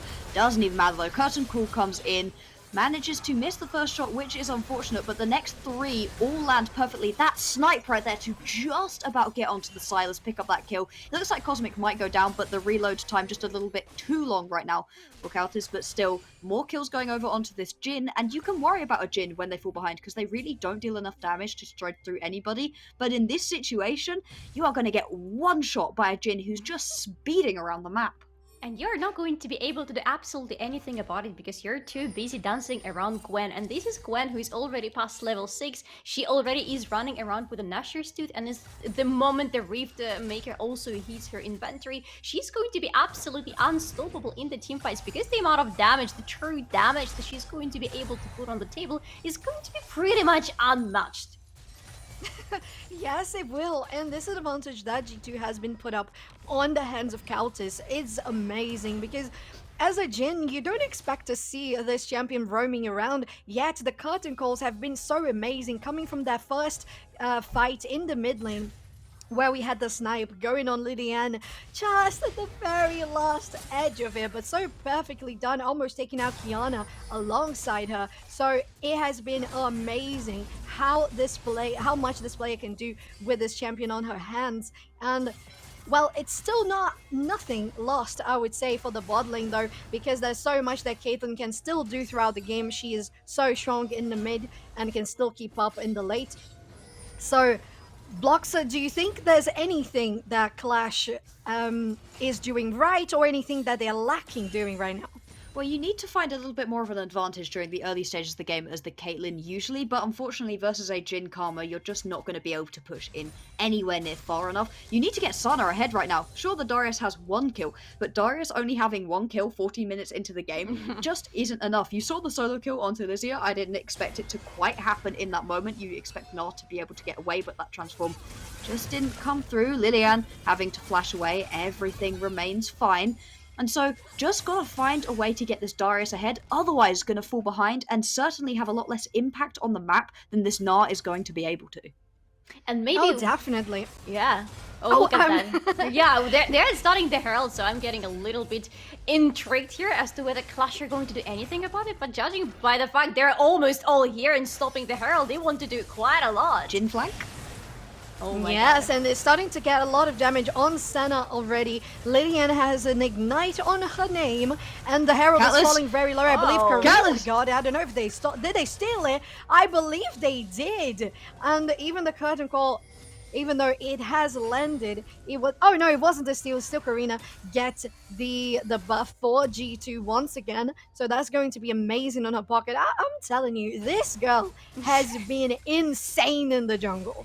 Really has been. Karina has been all across the map on a Gwen as well. Not the sort of champion you expect to be trying to find ganks throughout the board, but actually been finding a decent amount. Now that the Needle work is available too, going to be able to deal a ton of damage, and a possible fight right here. Stuns landing. No! Yes, it is. Woo! And the come in alongside the knock-up, flash over the wall for Qiyana is going to be one less threat. Oh. But there it is again. It's Sylas stealing Gnar's ultimate. But even though it landed on so many people, it's coming back around. It's flipping on that face. Sun is not able to do much on that one, and everybody is falling one after the other. Lilian so close. There it is, Tifa finalizes a nice flash from Cosmic, avoiding death. Oh my lord, for a second I thought Sheena was absolutely popping off, but then I don't really know. What was it, Solari, that J2 did that? So they maintained themselves so healthy for so long, and Clash wasn't able to do damage even though all the team had been stunned. What can I tell you? Sometimes you steal a good ultimate and even manage to land it correctly, but there is Gwen on the enemy team who is feeling absolutely comfortable with the items, and not really much you can put apart her damage. Look at this. You can see with the nice knob onto Kana, though, that's not exactly who you want to get. And you think, Sheena, alright, with that stolen Gnar ultimate, 4 people up against the wall, bang, 3 of them stunned up right here. It should be a great team fight, but the turn is so quick. Tifa has that invulnerability as well, and then you get to just turn around and run through the opposition. The Darius isn't far enough ahead to make this kind of play work, and your Sylas isn't either. Doesn't have enough items to be able to go in quite that far and survive, and the fight just turns instantaneously, and Cutlass, who is exactly who you want to be untouched, remains untouched, able to just sit back, relax, and lay down the pain. Yeah, that's the thing. As Clash, you really want to be seeing your Sylas and Darius so much more far ahead compared to where they are right now. Though they want to be seeing themselves on the top of Kalambul maybe, but Kalambul is looking pretty safe instead. However, yeah, going into a fight like that, you already have a Gwen on the enemy side who was running 2-0, I believe, a little bit earlier already with a completed item that gives her a lot of strength and a lot of possibilities to run around in the fights. And you are not in a position to throw anything against her to match her damage. And even you can see Sana trying to go for some ultimates here and there, but it absolutely did not work because she's dying way before she's able to land the damage. Yes, that's very unfortunate, but it's precisely what Blocks has said. You have the champions to make things work. You have Sana on the Darius, you have Sheena on the Sylas, but they aren't strong enough to deal all the damage necessary to take them down in that one blow. And, well, oh, for a second I thought, wait, was that the ultimate? I'm a little confused. But in the top lane, though, it's the 2 bot laners going for Sana. They're going to try to get the dodges on those knives. She's so speedy. There we go. Oh. One more. way she does it. She is following around. Caitlyn as well with the ace in the hole, trying to just pressure them away. Qiyana is here, maybe trying to get a hook onto Colombo. I think they're just aiming towards trying to defend this turret. If they can clear up this wave, it might be possible because Jhin can't be that exposed to try and take this one down, but maybe at the end of the day, they're just going to concede it and go for another side of the map. As the mid lane tier 1 has dropped, another is going to go on the top and is looking a little harsh for Clash right now. Oh, the amount of turret gold that's coming straight into the back pockets of G2 Hell. They got embarrassed yesterday being taken out 2-0 by Clash. It looks like Karma is on their way straight towards them. Clash having a horrible time of it, down by about 8,000 gold at this point in the game, have no turrets, and that means that they have so little ability to walk out of their base. You can see from the vision wall that is being set up by G2 constantly across the map. Look at the top side specifically. Oof. So much vision, and it's so scary to walk around the map right now for Clash. Yes, and that is not where you want to be finding yourself, because we're talking about Lysia, who really shines whenever it comes to fighting in very enclosed spaces. We're talking about Karina, who loves sitting in the bush waiting for you to scare the hell out of you. And in general, you really don't want to be caught absolutely anywhere in the jungle, so you really need to step up in your warding game right now as Clash if you want to survive.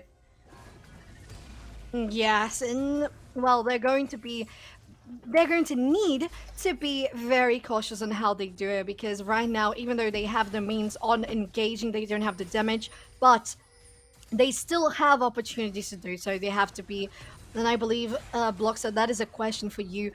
I believe it would rely on them trying to get pick-offs, because the team fights aren't quite in their favor right now. No, the team fights are not going to work out in their favor, but your pick potential is massive. If you are able to find one of those Nautilus hooks directly onto a squishy target, you have the ability to take them out with a full CC chain, and you have a lot of single target damage coming out. You really need some Sana resets as well if you want to win a team fight, but if not, just Lilian managing to find somebody with that full unleashed power should be able to 100-0 somebody like Tifa or Callus. Either of those definitely squishy enough to at least make a dent into. Cosmic alongside with an ace in the hole, that could work too. And so you just find a couple picks, and then you can rotate into these team fights in a 4 versus 5 situation, rather than these straight 5v5s, which has certainly not been going in their favor. On the other hand, if you do want to 5v5, you have got to find a way to get on to Caldas, because at the moment, they are just being able to sit so far back, completely untouched, and it is making the game so difficult for Clash when they come into these team fights. And again, both of these problems are really talking about the lack of the vision on the side of Clash, because for both the big potential and both for the possibility to try to outflank the enemy, you need to understand where exactly they are and how safe it's going to be for you to try and do something around them. Thank you very much, production. That's absolutely stunning. But because Clash literally never know where exactly G2 are on the map at any given moment, they cannot afford to go for any risky tactics. And at the same time, they have to do something, because if they just sit back, sit down, relax, and wait for G2 to do anything on the map, they're not going to be winning. They are so behind right now. We're talking about almost a 9,000 gold difference between the teams, and this is not what you want to be seeing at 22nd minute in the game. Oh, you do not, Solari. And I think at this point, maybe Clash has to be aware of where the enemy is and just go the other way. Because the fights are not going to go for them at this point. You have a 4-0-3 Gwen, 2-0-5 Jhin. At least they're going to get this objective bounty on the mid lane, so that's really nice. It's a lovely little gold for Clash. And they're going to have to rely on taking those objective bounties to be able to get the upper hand on a potential flip. And I think I'm just going to say that because I thought it was funny. I think Cultist just used her Gale Force there. So that might be something to take into consideration, since the Baron is alive. And Clash looks to be rotating to this side of the map. Lilian has the TP, so we might be looking for something more spicy coming up. Karina going on Cosmic has been caught out of guard. They have to try to use that net away alongside the Gale Force. They're able to escape. Qiyana so close to dead. Now it's Sheena has to flash away, but they don't manage to escape with their lives. And G2 being so aggressive on every other opportunity they find, and it's paying out really well. Oh, you could see the TP was just called instantly, going straight in. Now that Sheena is dead, there is absolutely no smite available for Clash. If they want to get into this Baron, take it away. They have so few opportunities to do so. It should just go straight into the pockets of G2. Oh, Columbo does go down.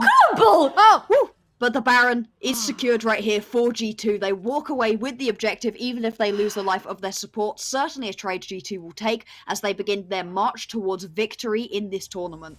As long as it's not somebody who has a very big split push potential, they should be fine with losing that member of their team. As long as it guarantees them the Baron, it's all good. And as long even as they lose their turret on the top lane, this outer turret, they still should be fine. And they should be able to push over that moment. Look at that. You have Gwen, who is an excellent and very quick split push. You have Victor, who we see on the side lanes really open. So literally have everything in your hands to go on and have a nice split push and utilize the Baron buff. Really good. Karina here is on the flank and she is absolutely unstoppable. But here, look at the damage output, the control. Lizia is here, no fear, and nothing stopping her from going and securing this kill for Karina in the end. But well, it's a kill for the team, right?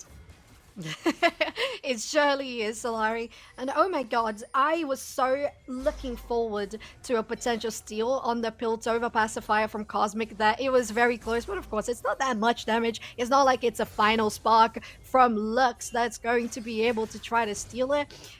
Though G2 has all the control over this jungle, Clash is trying to gather and try to recover some of it, but the ground is pretty much just blue wards and blue champions, so they're gonna have to remain underneath that turret. And right now nothing is on the board. Still 1 minute for the next Drake, and having the Baron buff, they're going to be able to push this one out. I don't think they would go anywhere else. Hey, you want to get priority in this bot lane so you can then rotate back to get the Drake once it spawns in just a couple of seconds time, and you can just keep pushing forwards, allowing your cannon minions to do most of the work. There isn't really any good long range wave control right now coming out from Clash, despite the fact that they should be finding it a little bit easier to clear these waves. Nobody's actually able to step up quite far enough to take them out. This turret should fall. You're also going to lose the one in the mid lane, and slowly but surely the map constricts. Right now Clash can feel the chains tightening around them as they get closer and closer to staring down a loss. Okay, yeah, Sheena, look.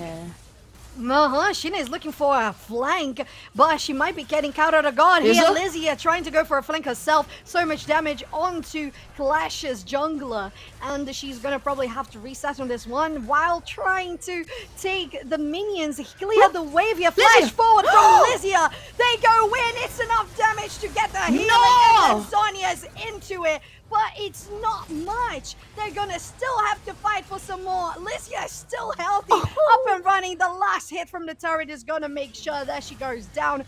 4v2. The damage with the Baron is gonna be it.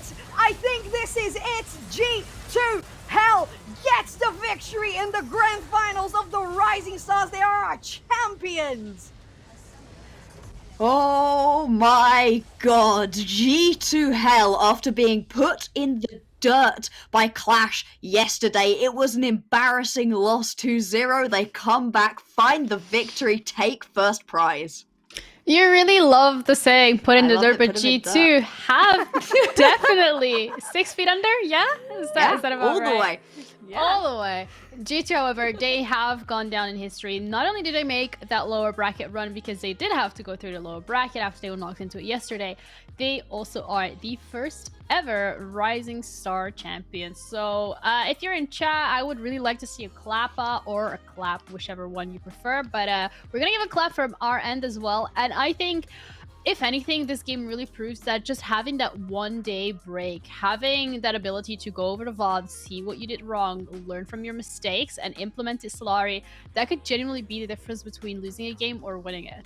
Oh, absolutely. You could see all the mistakes that G2 did in their games versus Clash yesterday. They literally worked on them quite hard this time. The vision was on point. They were very clear about their priorities in the fights and on the map, and they're very clear about how they're going to approach whatever was happening on the map, what they're playing around, always identifying their key victory potentials and working directly around them. Yeah, so Clash, however, we saw a really, really solid performance from them yesterday, and we were genuinely impressed by how they played. If anything, they played quite impressively today as well, but it felt like maybe it wasn't enough.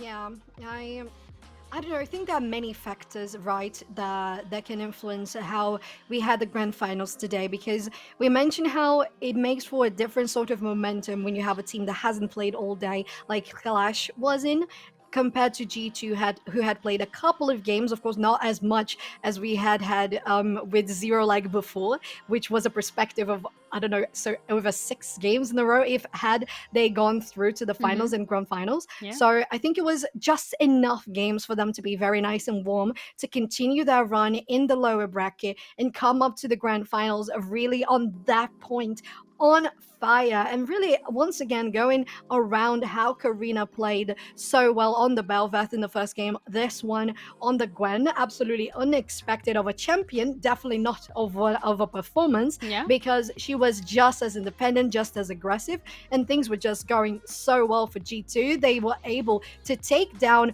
all the things that were so good about Clash in their defeat against them in the upper bracket, now onto their advantage. Yeah, Blockster, it feels like G2, even though they played 5 games, League of Legends was by the way, I don't know if I would recommend to anyone personally, especially not if it's solo queue. But G2, in terms of their compositions, they kind of kept it quite fluid in this regard.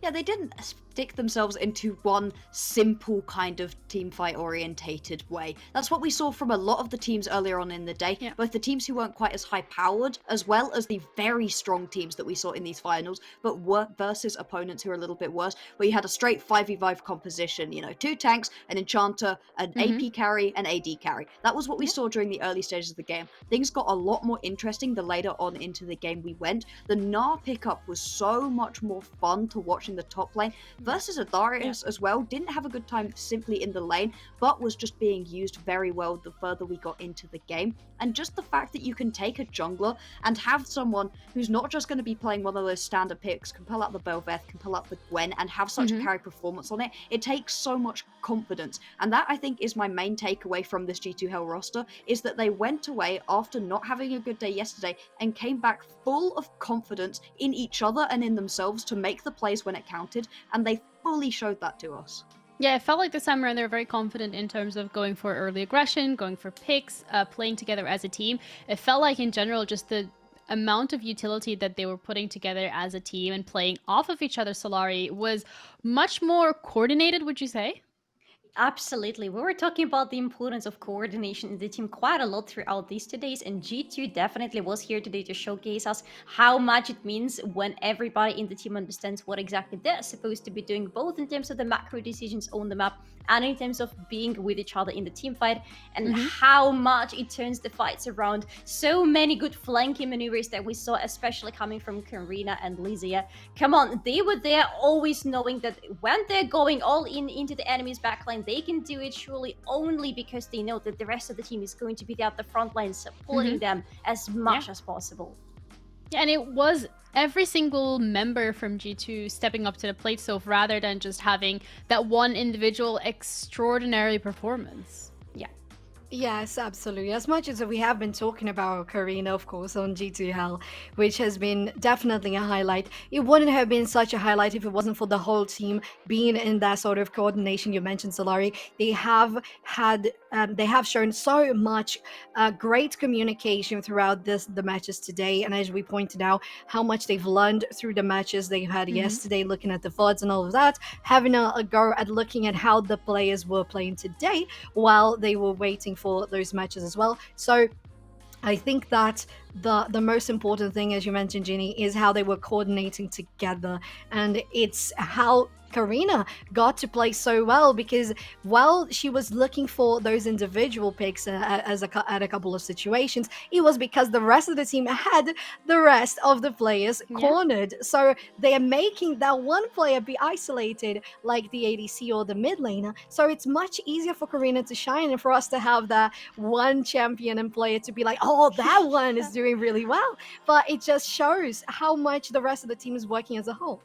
Bluxer, would there then be any individuals that you would like to highlight from the series, whether it was from Clash or from G2, any performances that really stood out to you in terms of their approach to the game and the strategy overall? I think when you're taking a look at these players in terms of who really stepped up, obviously it's a full team effort. Yeah. But I mean, in that last game, it was so impressive from kind of the top side of the map to be able to say, hey, things didn't go too good for Elysia, and still step up into these team fights with massive amounts of confidence. I found that really impressive. And then also down towards the bot side, Colombo, beautiful play right there on a couple of different champions. The Karma especially was using it very effectively to keep the Jhin safe, and you saw just how important that was, considering the fact that the Jhin was kind of the main carry when we came into a lot of these fights, especially during the early game, and you can't do that without that support. And so kind of these forgotten lanes, because we've talked so much about the bot lane and the jungle, and we've highlighted top lanes a decent amount. The mid lane, the support, they need a lot of credit too, despite the fact that they weren't the flashiest on the board. Yeah, maybe not the flashes on the board, but probably the ones who have healed and shielded and warded the most. I think if we're looking at ward scores in general, this was one of the issues that we highlighted yesterday, Solari, when it came to G2. Their warding didn't feel like it was on point. If anything, the map was lit up like a Christmas tree from the side of Clash, on the other hand. And this time it felt like we just had a swap in between the playstyles from the team. So it was G2 warding, and it felt like Clash didn't maybe ward as much. Yeah, exactly. It really feels like the team switched places quite a lot compared to what we saw from them yesterday in terms of how much the map was lit for either of them. And it plays so much into your favor when you're playing such an aggressive and high-risk, high-reward composition. You always need to know where exactly the enemy is. And when G2, especially as a team, are confident about the movements of the enemy around the map, you can see they're much more confident in their own movements around it, especially when you look at things like Karina, for example, just running around, getting under the enemy turret, not being stopped by anybody because she knows there is absolutely nobody on this side of the map to stop her. Yeah, and as much as we're singing the praise of G2 right now, fortunately we have an interview ready with Colombo, who is a support of G2. If you guys don't know that, were you even watching today? So welcome, congratulations on the victory. You guys are going down in history. Okay, that is really cute. Yeah, congrats. God. How does it feel? Hi. Thank you so much for this tournament, first of all. And I can just feel like, I don't know, joy and excitement because this tournament was really professional. So it was really a pleasure to play in this atmosphere and to meet a lot of new female players in this team. So I'm really happy to be here, and I want to say bonjour to every French people in this chat as well. So hello. Bonsoir. But when it comes to yesterday against Midnight, Clash, Midnight, you guys really struggled, but today you were a completely different team. What did you do between yesterday and today to actually make such a big change? It's a secret, but yeah. Leak the secret. We just try to focus on ourselves and to try to improve as well on the draft, the mental as well, and to be better, like in the communication wise, like to be better synchronized as well.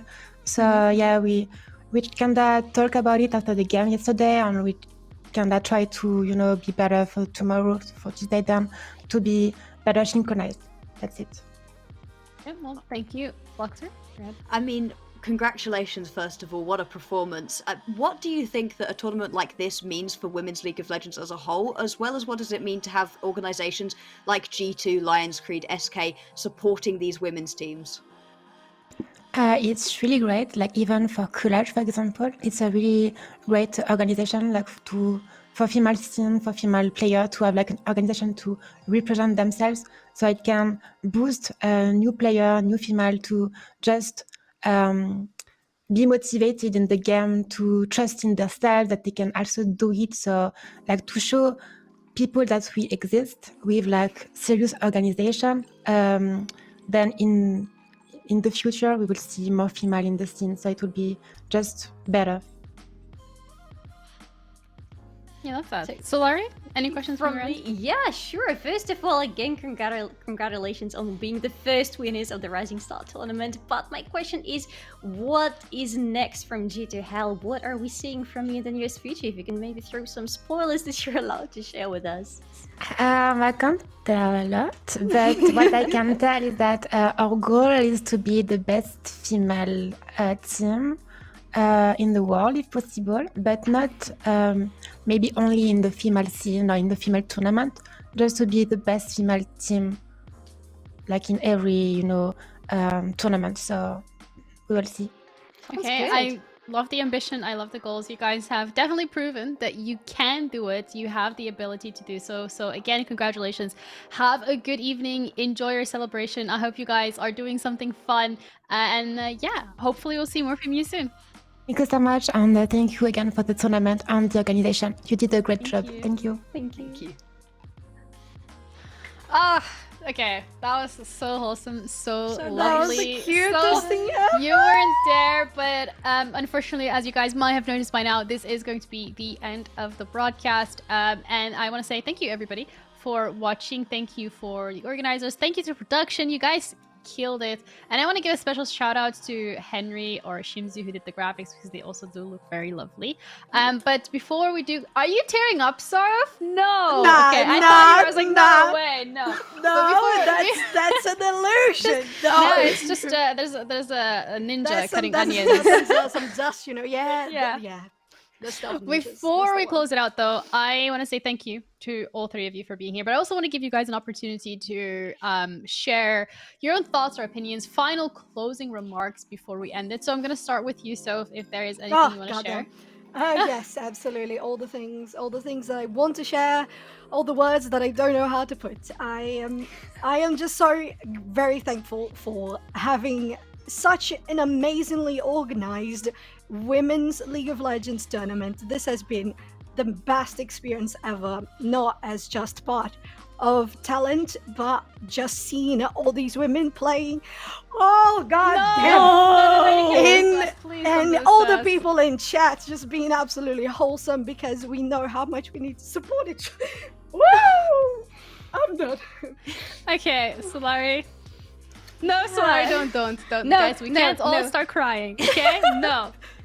No, that would be terrible, so I will do my best not to. But I have to tell you that myself, being a woman in League of Legends, both playing and working with it, and seeing so many women participating in this tournament, and it being so nicely organized and having such a big interest from such a broad audience, I feel very seen and I feel very appreciated. And I think everybody who was participating in this tournament throughout these 2 days has to have the same feelings as I do. So a big thank you to everybody who was involved in it or who was watching us. Aw, Luxer. I'm gonna give you the final one. Okay. Right. First of all, thank you so much to everybody behind the scenes. Becca, Alex, I know your names specifically, but the whole behind the scenes crew, thank you so much. They've been chatting away in our ears, telling us when we've been doing something wrong, which is often, and it's been absolutely manic behind the scenes. You guys get to see us sit here look pretty. Behind the scenes, they're running around in circles, having to keep up with constantly changing challenges. So thank you so much to them.